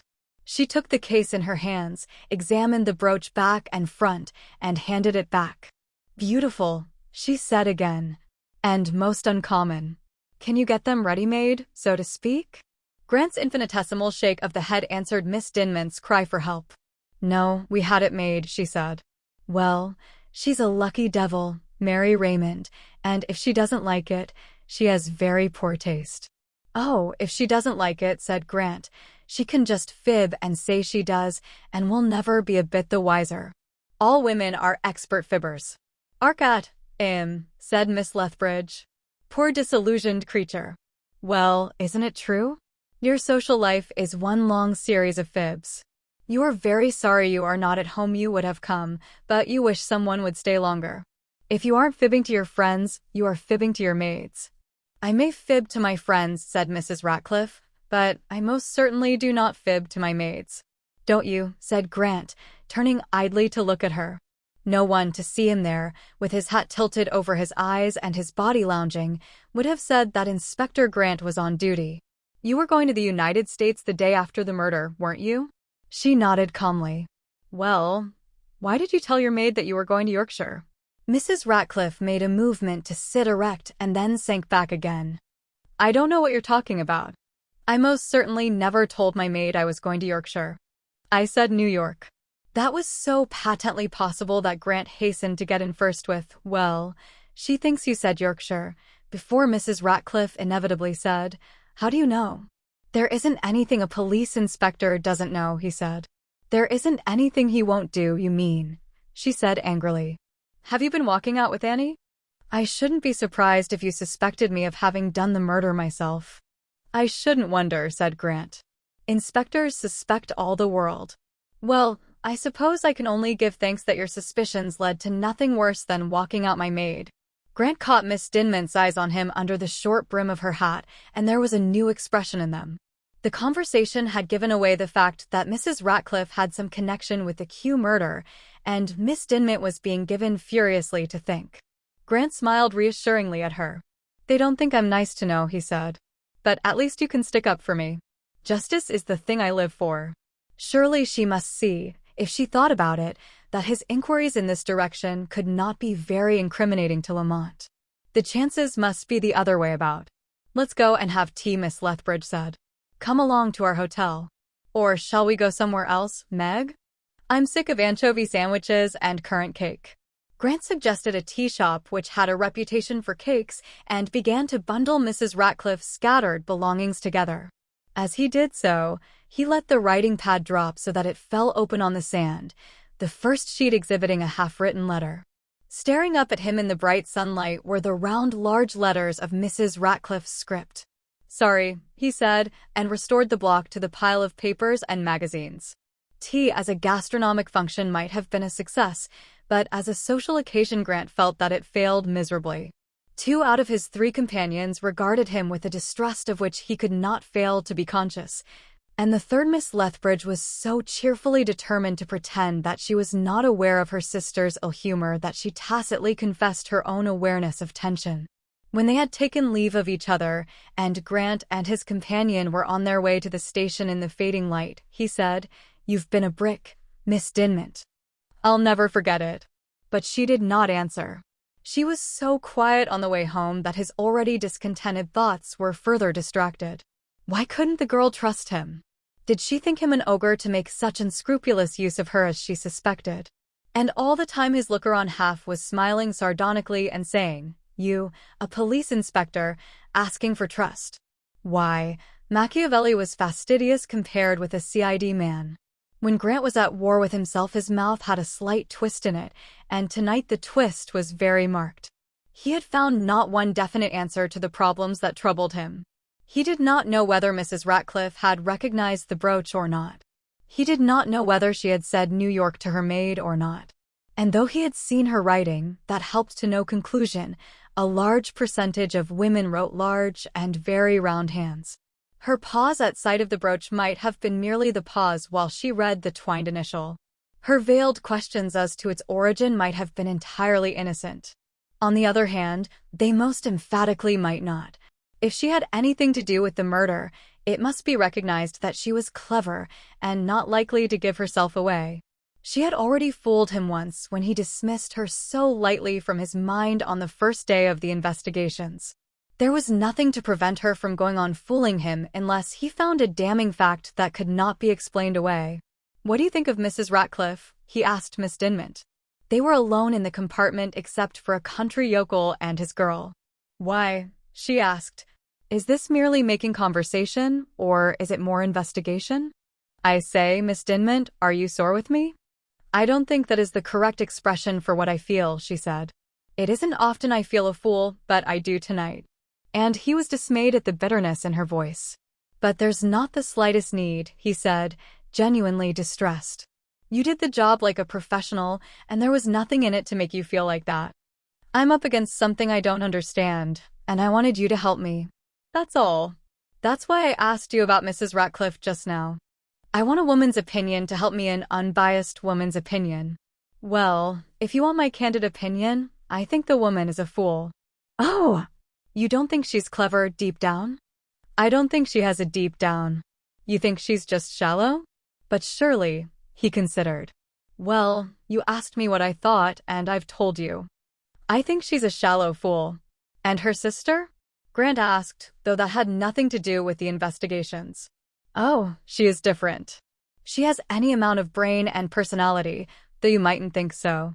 Would you say that Mrs. Ratcliffe would commit a murder? No, certainly not. Why not? Because she hasn't got the guts, said Miss Dinmont elegantly. She might do the thing in a fit of temper, but all the world would know it the next minute and ever afterwards as long as she lived. Do you think she might know about one and keep the knowledge to herself? You mean the knowledge of who is guilty? Yes. Miss Dinmont sat looking searchingly at the inspector's impassive face. The lights of station lamps moved slowly over and past it as the train slid to a halt.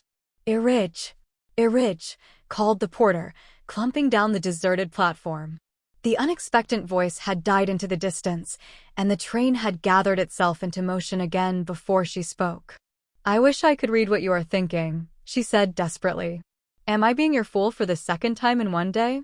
Miss Dinmont, believe me, so far I have never known you do a foolish thing, and I'm willing to take a large bet I never shall. That might do for Mrs. Ratcliffe, she said. But I'll tell you.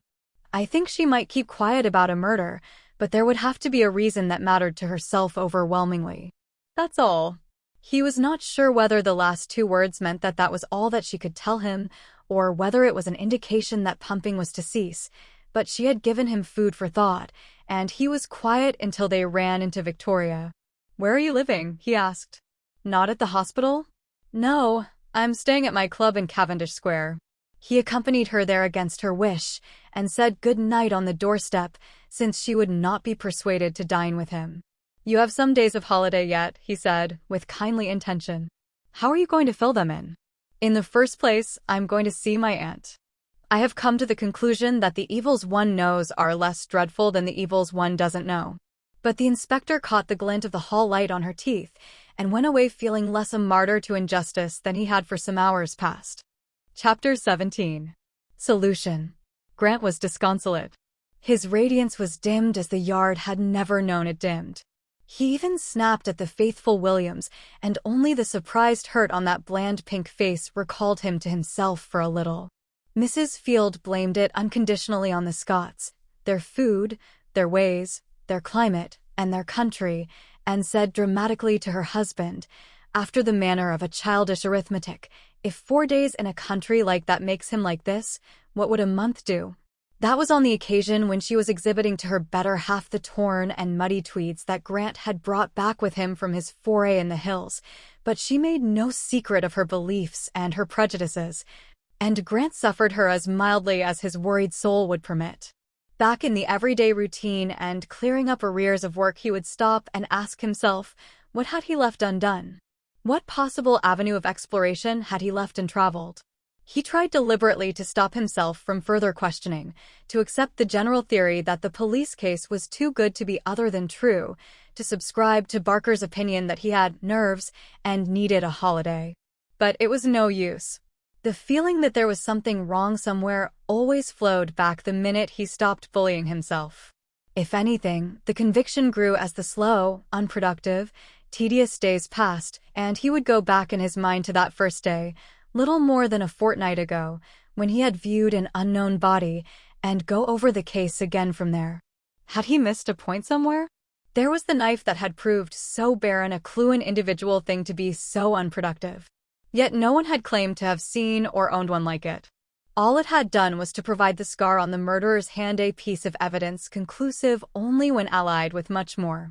There was this, there was that, there was the other, but all of them stood the strain of pulling apart and remained in their separate entities what they had been in the pattern of the whole, and Grant was left, as before, with the belief, so strong and so unreasonable that it amounted to superstition, that the monogrammed brooch in Sorel's pocket was the key to the whole mystery, that it was shouting its tale at them, only they could not hear. It lay in his desk with the knife now, and the consciousness of it was with him continually. When he had nothing to do for the moment, he would take both it and the knife from the drawer and sit there, mooning over them, as the sympathetic Williams reported to his subordinate. They were becoming a fetish with him. There was some connection between the two, between the offering that Sorel had made to a woman and the knife that had killed him. He felt that as strongly and distinctly as he felt the sunlight that warmed his hands as he played with the objects on the table. And yet both his own reason and that of others laughed at the idea. What had the brooch to do with the affair? Gerald Lamont had killed Sorel with a small Italian knife. His grandmother had been Italian, and if he hadn't inherited the knife, he had probably inherited the will to use one after a quarrel in a queue. On his own showing, he resented Sorel's departure from Britain, leaving him jobless and more or less penniless. Sorel had had the money to pay for his passage, but had not offered it. And on his own showing, he had not known that Sorel had given him any money until 2 days after the murder. Where did a pearl monogrammed brooch come into that? The little silver and enamel knife was a piece de resistance in the case A prints of exhibits. It would be photographed, paragraphed, and discussed in every house in England, and the little crack on its boss handle would hang a man. And all the time that pearl brooch, which would not appear in the case at all, glowed a silent and complete refutal of all their puny theories. It was utterly ridiculous. Grant hated the sight of the thing, and yet he went back again and again to it as a man does to a mocking mistress. He tried, shutting his eyes, his favorite resort in a difficulty, and either distracted himself with amusement or buried himself in work for long periods at a time, but always when he opened his eyes again it was the brooch he saw. That had never happened before, that he had opened his eyes again and seen no new angle in a case. It was borne in on him that either he was obsessed or he had reached the last angle in the case, the vital one, and that it told him nothing. It was there for him to read, and he did not know how to. Suppose, he would think, just suppose that the murder was an emissary's work after all, and not the result of the quarrel in the queue. What type of person would an emissary be? Not one of those nearest the murdered man, certainly. But no one else had had access to the queue except the policeman, the doorkeeper, and Lamont. Or had there been another who had made his escape unnoticed?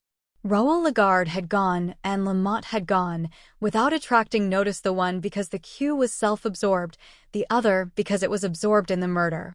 Was it possible that there had been still another? He reminded himself how indifferent to their surroundings the various witnesses had proved themselves to have been. Not one of them had been able to give an adequate account of the people who had stood next them, with the exception of Raoul Lagarde, who was more critical because he was a stranger to England, and an English crowd was still an entertainment to him. To the others it had been no entertainment, and they had not bothered about their neighbors. They had had all the self-absorption of Londoners and habitual queue-goers. It was still possible that someone else had got away without being remembered. And if that were so, what chance was there now of his being captured? What possible clue had they? The brooch, said his other self, the brooch. On Friday, Lamont was again brought up at Gowbridge Police Court, and his counsel protested, as Grant had foreseen, about the statement that had been taken from Lamont. Grant had expected him to protest as a matter of form, but it was evident that he was protesting from conviction. He had become aware of the use the Crown might make of Lamont's admission that he had resented Sorel's departure. The magistrate said that he could see no evidence of coercion on the part of the police. The prisoner had been evidently not only willing but anxious to make a statement. But Lamont's counsel pointed out that his client had been in no mental or physical condition to make such an important statement. He was barely recovered from a bad concussion. He was not in a fit state to. And so the wordy, futile argument went on, and the two people whom it most concerned, Grant and Lamont, sat bored and weary, waiting till the spate of words should cease and they could depart, the one to his cell and the other to his work and his ever-present problem. Miss Dinmont was in the now crowded court again, and this time there was no doubt of her graciousness to Grant.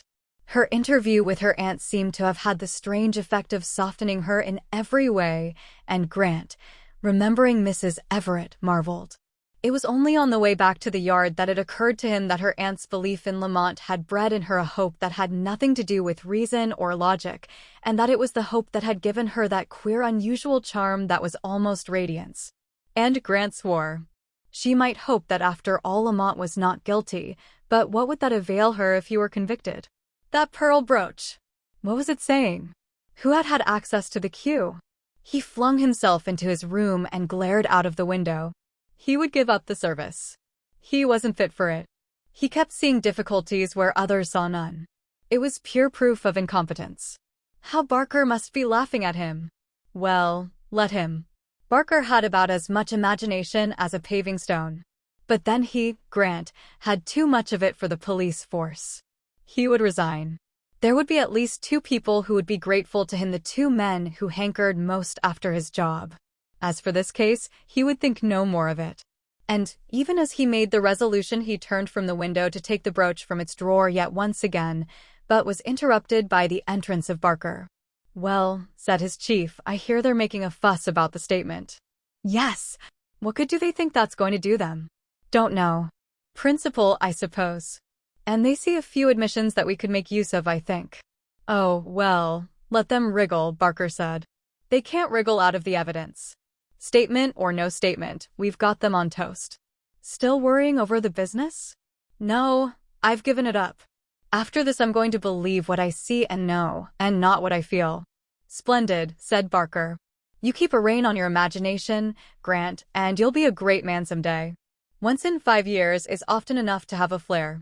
If you limit it to that, it's likely to be an asset." And he grinned good-naturedly at his subordinate. A constable appeared in the doorway and said to Grant, "A lady to see you, sir." "Who is it?" "She wouldn't give her name, but she said it was very important." "All right. Show her in."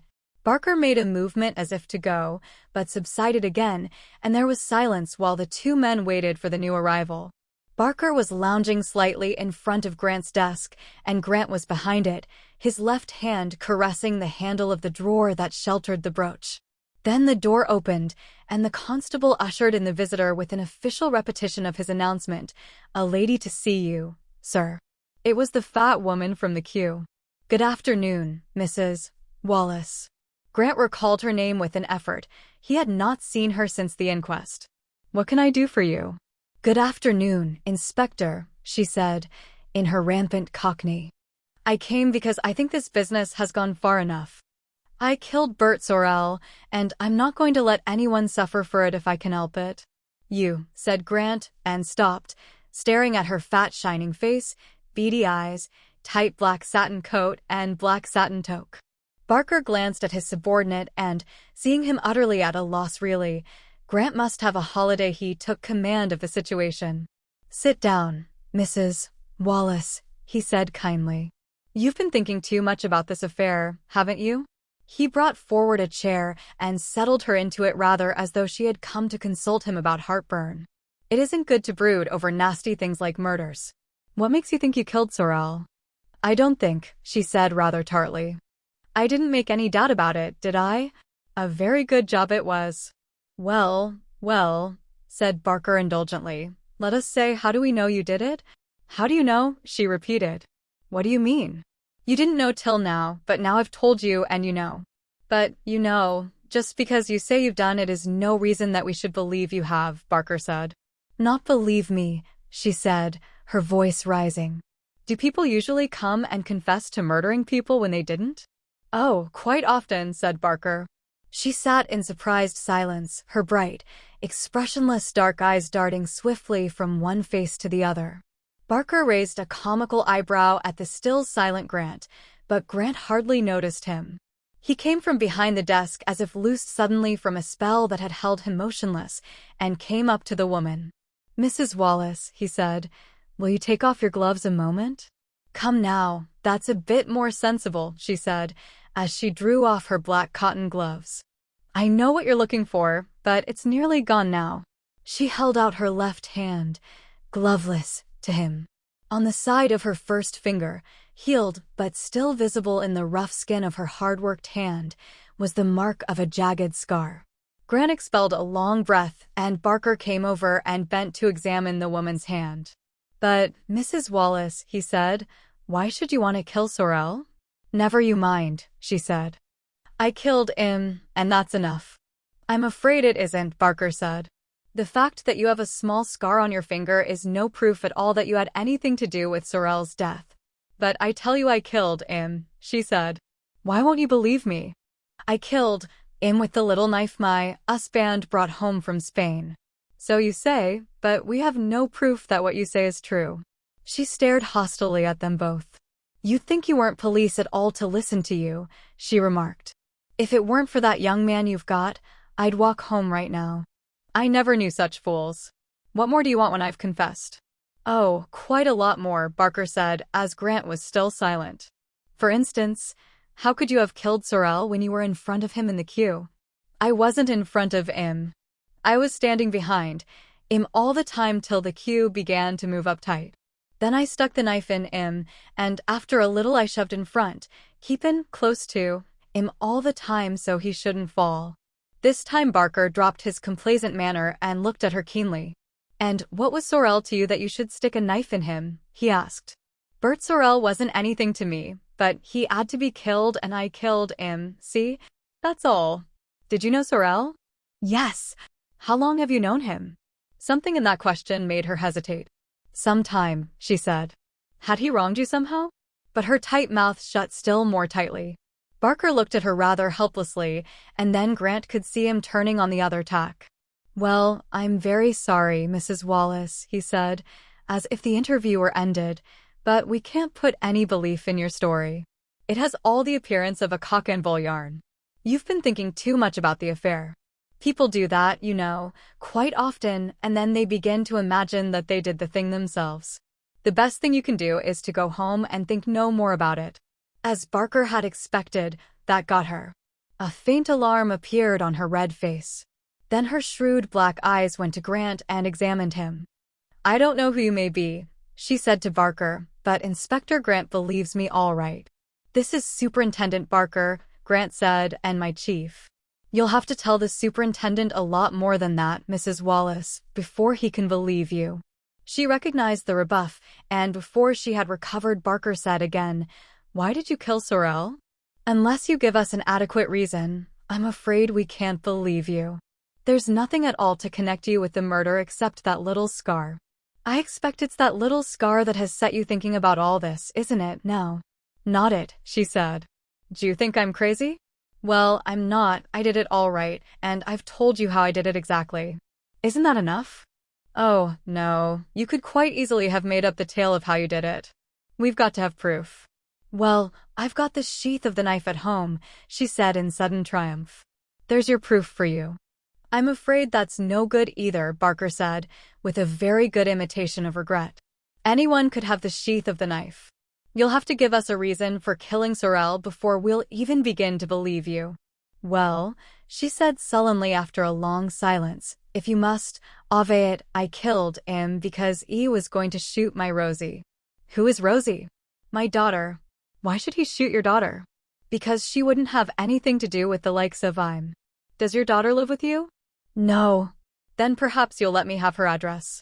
No, you can't have her address. She's gone abroad. But if she has gone abroad, how could Sorrel be able to harm her? She hadn't gone abroad when I killed Bert Sorrel. Then, began Barker. But Grant interrupted him. Mrs. Wallace, he said slowly, is Ray Marcible your daughter? The woman was on her feet with a swiftness amazing in a person of her bulk. Her tight mouth was suddenly slack and inarticulate sounds came from her throat. Sit down, said Grant gently, and pushed her back into her chair. Sit down and tell us all about it.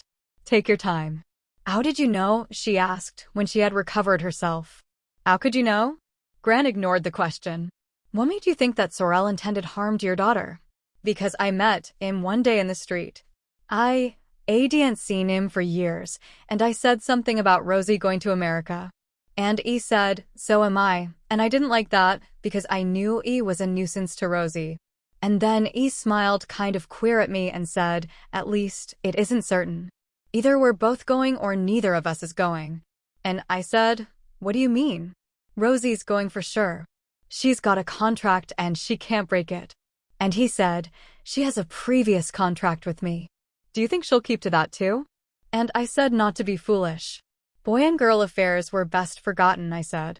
And he just smiled again, that horrid queer way, and said, well, wherever she's going, we're going together. And he went away. When was that? Grant asked. It was 3 weeks today, the Friday before I killed him. The day after Sorrel had received the little parcel at Mrs. Everett's. All right. Go on. Well, I went home and thought about it. I kept seeing his face. It had a bad gray kind of look in spite of its being so pleasant and all that. And I began to be sure that he meant to do Rosie in. Had your daughter been engaged to him? Well, he said so. It was a boy and girl affair. They'd known each other ever since they were kids. Of course, Rosie wouldn't dream of marrying him now. All right, go on. Well, I thought the only place he would be able to see her would be the theater. You see, I went round specially to tell Rosie about it. I didn't see her very often, but she didn't seem to worry. She just said, "Oh, Bert always talked through his hat anyway, and anyhow I don't see him anymore." She had such a lot of other things to think of. She wasn't worried. But I was, I tell you. I went that night and stood on the opposite side of the street, watching the people coming to the queues. But he didn't come. And I went to the matinee on Saturday and again in the evening, but he didn't come. And again on Monday night and on Tuesday afternoon. And then on Tuesday night I saw him come alone, and I went and stood behind him in the queue at the pit door. After a while I saw a bulge in his right and coat pocket, and I felt it, and it was hard. I was sure then that it was a revolver and that he was going to do Rosie in. So I just waited till the queue moved tight, like I said, and stuck the knife in him. He didn't make a sound. You'd think he didn't know anything had happened. And then I shoved in front, like I told you. Was Sorrel alone? Yes. Who was standing alongside him?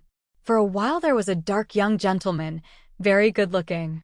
And then another man came to talk to Bert and pushed the young gentleman back next me. And who was behind you?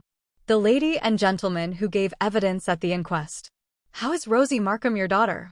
Well, you see, my husband was a sailor. That's how I got the knife from Spain. Brought me lots of things, he did. But when Rosie was little, he got drowned, and his sister, who was very well married to Markham, offered to take her and bring her up as their own, 'cause they had no kids. So I let her go. And they brought her up proper, I'll say that for them. A real lady, my Rosie is. I went out charing for years, but since Rosie got money, she bought what they call an annuity for me, and I live on that mostly now. How did your daughter know Sorrel? The aunt that brought Bert up used to live next door to the Markhams, and Bert and Rosie went to the same school. They were very friendly then, of course. Then the aunt died when Bert was at the war. But it was after the war that they got engaged, surely? They weren't what you would call engaged. They just had a notion for each other. Rosie was on tour in the Green Sunshade then, and they used to see each other when she was in town or near it. But Sorrel considered himself engaged? Perhaps. Lots of men would like to be engaged to Rosie. As if Rosie would think of the likes of him. But they kept up some kind of acquaintance? Oh, yes. She let him come to see her at her flat sometimes, but she wouldn't go out with him, or anything like that. And she didn't. I'm very often. I don't think she had the heart to send him away for good, you see. She was letting him down gently, I think. But I'm not sure about all that, you know. I didn't go to see Rosie often myself. Not that she wasn't nice to me, but it wasn't fair on her. She didn't want a common old woman like me round, and her hobnobbing with lords and things. Why did you not tell the police at once that Sorrel was threatening your daughter? I thought about it. And then I thought, in the first place, I hadn't any proof. Judging by the way you treated me today, I should think I was right. And in the second place, even supposing the police shut him up, they couldn't shut him up for good. He would just do her in when he came out. And I couldn't be always round watching him. So I thought it best to do it when I could. I had that little knife, and I thought that would be a good way. I don't know anything about pistols and things. Tell me, Mrs. Wallace, did your daughter ever see that dagger? No. Are you quite sure?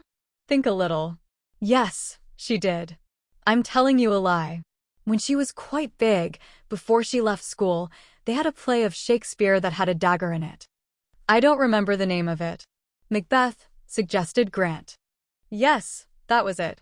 And she was the heroine. She was always wonderful at acting, you know. Even when she was a little thing, she was a fairy in a school pantomime. And I always went to see her. And when they were playing that thing Macbeth, I gave her a loan of the little dagger her father had brought from Spain. Just for luck, you know. She gave it back to me when the play was over. But she kept the luck, all right. All her life she's been lucky. It was just luck that made lads see her when she was on tour, so that he told Baron about her and Baron gave her an interview. That's how she got her name Ray Marcible. All the time she was dancing and singing and whatnot for him, he kept saying, "Remarkable," and so Rosie took that for her name. It's the same initials as her own, at least, as her adopted name, see. There was a silence. Both Barker, who had been wordless for some time, and Grant seemed to be temporarily at a loss. Only the fat woman with the red face seemed to be completely at her ease. "There's one thing you must remember," she said. "Rosie's name must be kept out of this. Not a word about Rosie. You can say that I killed him because of him threatening my daughter, who is abroad." "I'm sorry, Mrs. Wallace, I can't hold out any hope of that. Miss Marcible's name is sure to come out." "But it mustn't," she said. "It mustn't. It'll spoil it all if she's dragged into it. Think of the scandal and the talk. Surely you gentlemen are clever enough to think of a way of avoiding that." "I'm afraid not, Mrs. Wallace. We would if we could, but it won't be possible if your story is true." "Oh, well," she said, with surprising equanimity, considering her former vehemence, "I don't suppose it will make such a very great difference to Rosie.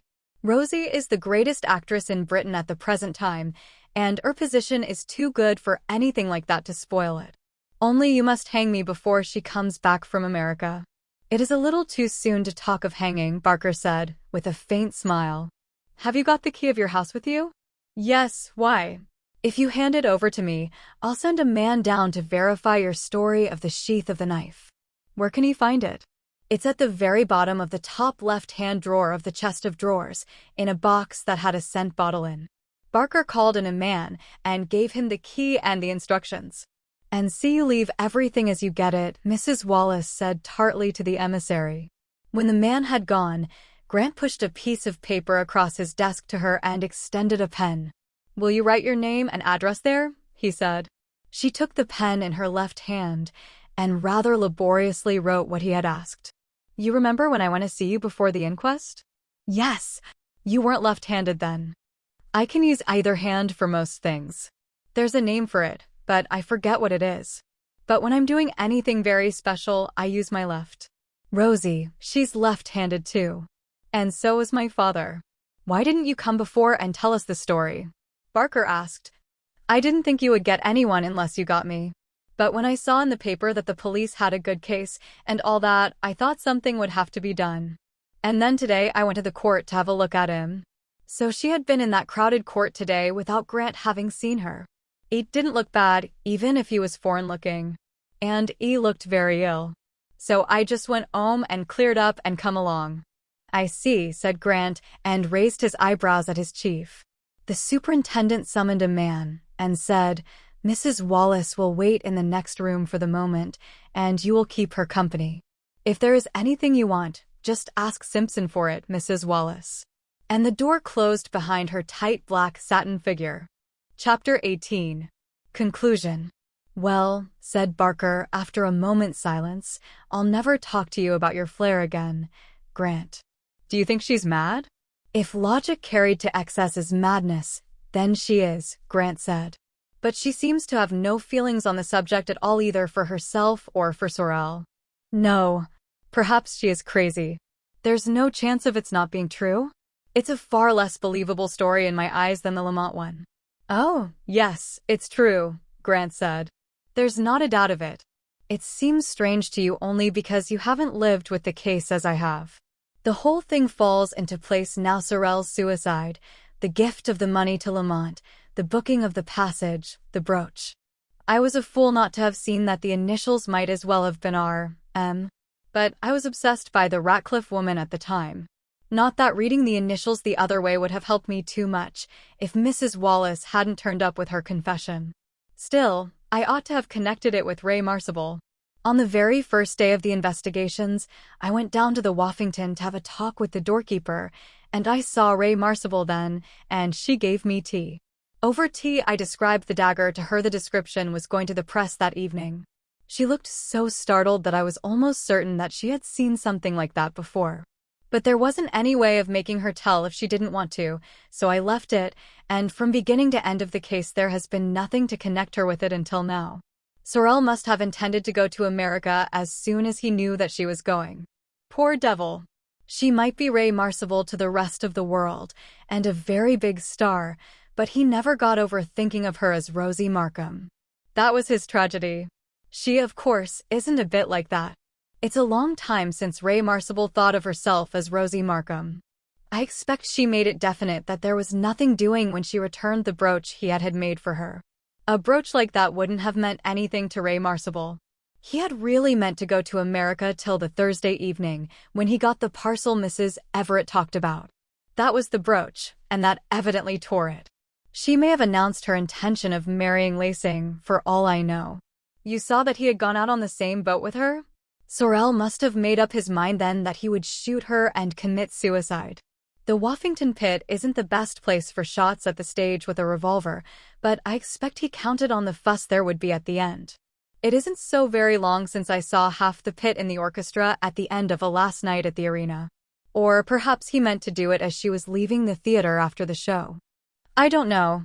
He could have done it in the afternoon quite easily. He and Lamont went to the stalls, but he didn't. I don't think he wanted his friends to know if there was the remotest chance that they mightn't. You see, he tried to fit things so that they would take it for granted that he was on his way to America. That explains the lack of clues. Neither Mrs. Everett nor Lamont would connect the suicide of an unknown man who had killed Ray Marcival with the man they thought was on the Queen of Arabia. He probably forgot that meeting in the street with Mrs. Wallace, or didn't think that his secret thoughts had been so obvious to her. When you come to think of it, it was rather cute of her to spot what he intended. Of course, she had the clue she knew about Ray. But she was the only one who would be able to connect him with Ray Marcival. Ray Marcival never went anywhere with him, of course. He tried to do the best he could for his friend by handing over his wad, with instructions, as Lamont said, that it wasn't to be opened till the Thursday. Do you think Sorel thought there was a chance that his friend would never know what had become of him? Or do you think he didn't care so long as the deed was well over before they found out? Search me, said Barker. I don't think he was too sane either. No, said Grant, considering I don't think Sorel was crazy. It's just what Lamont said about him. He thought for a long time about something, and then did exactly what he had intended. The only thing he didn't reckon with was Mrs. Wallace, and you'll admit she isn't the kind of quantity you'd expect to find butting around in an ordinary crowd. He couldn't have been a bad sort, Sorel. Even to the last, he kept up the jape about going to America. His packing was perfect, but Lamont was packing at the same time and probably in and out of the room all the time. He hadn't a single letter or photograph of Ray Marcival. He must have made a clean sweep when he made up his mind what he was going to do. Only, he forgot the brooch. It fell out of a pocket, as I told you. Do you think Ray Marcival suspected the truth? No, I don't think so. Why not? Because Ray Marcival is one of the most self-absorbed people in this era. In any case, she remembered the dagger from my description of it, but she had no reason to connect the man who was murdered with Sorel, and therefore wouldn't connect her mother with the affair at all. The Yard didn't know Sorel's identity until Monday, and that was the day she left for the States. I shall be very much surprised if she knows, even yet, that the dead man was Sorel. I shouldn't think she reads much in the press, but the gossip column, and America isn't interested in the Q murder. Then there's a shock in store for her, said Barker sorrowfully. There is, said Grant grimly. And at least there is a pleasant one in store for Lamont, and I'm glad of it. I have made a complete fool of myself over this case, but I'm happier just now than I have been since I hauled him into the boat from the lock. You're a marvel, Grant. With a case like that I should have been as pleased as Punch and all over myself. It isn't canny.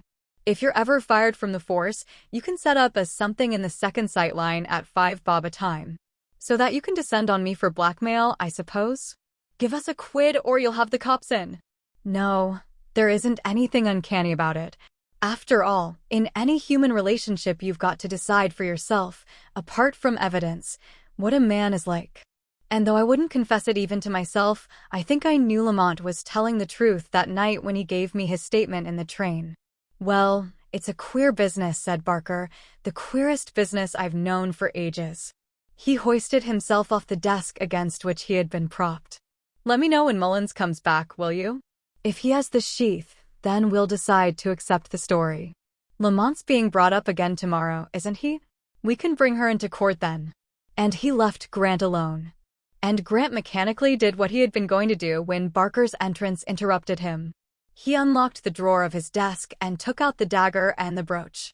Only a little space between the intention and the act, and what a difference. He had been going to withdraw them as the emblems of his despair mysteries that maddened him, and now he knew all about it. And it was so simple now that he knew. Now that he knew. But if Mrs. Wallace had not come, he turned away from the thought. But for the accident that made the woman fair-minded, even in her madness, he would have stifled his misgivings and gone through with the case as befitted a valued inspector of the CID and in accordance with the evidence. He had been saved from that. It had been so clear a case where evidence was concerned: the quarrel, the left-handedness, the scar. They had searched for the man who had quarreled with Sorel, and he was left-handed and had a scar on his thumb. Wasn't that good enough? And now it was nonsense like Miss Dinmont's bedcover. The murderer was a woman, ambidextrous, with a scar on her finger. He had been saved by the skin of his teeth and a woman's fair dealing. His thoughts went back over the trail that had led them so far wrong, the hunt for Sorel's identity, Nottingham, the youth in Faith Brothers, Mr. Udall, the waitress at the hotel, all of them remembering the thing they were most interested in, and humanly connecting it with all that happened. Raoul Lagarde with his beauty, his quick intelligence, and his complete description of Lamont. Danny Miller. The last night of Didn't You Know?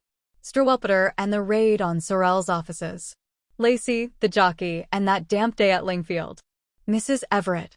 The burst to the north. Carninish the silent Drysdale and the tea at the manse. Miss Dinmont with her logic and her self-containedness. The beginning of his doubt and its blossoming with Lamont's statement. The brooch. And now, they lay on his desk, the two shining things.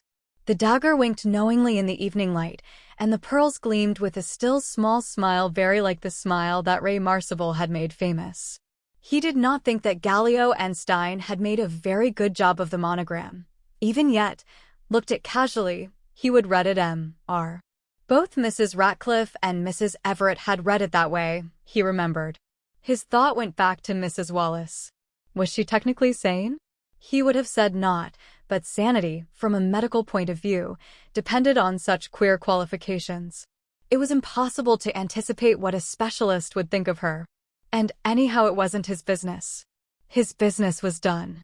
The press would be scathing, of course, about the police haste to make an arrest, but his withers would be unwrung. The Yard would understand, and his professional standing would not suffer. And presently he would have that holiday.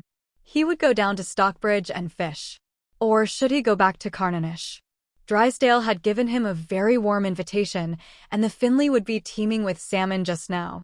But somehow the thought of that swift brown water and that dark country was ungrateful at the moment. It spoke of turmoil and grief and frustration, and he wanted none of that. He wanted a cow-like placidity and ease and pleasant skies.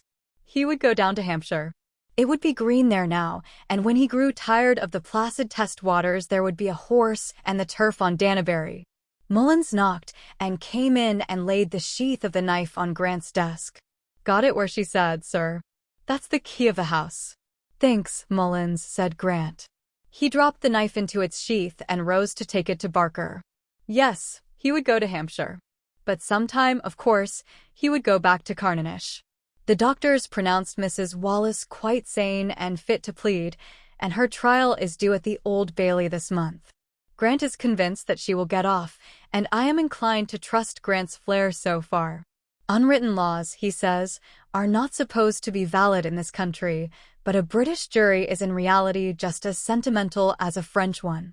And when they hear the story as put forward by Mrs. Wallace's counsel, one of the most famous criminal defenders of the day, they'll weep bucketfuls and refuse to convict her.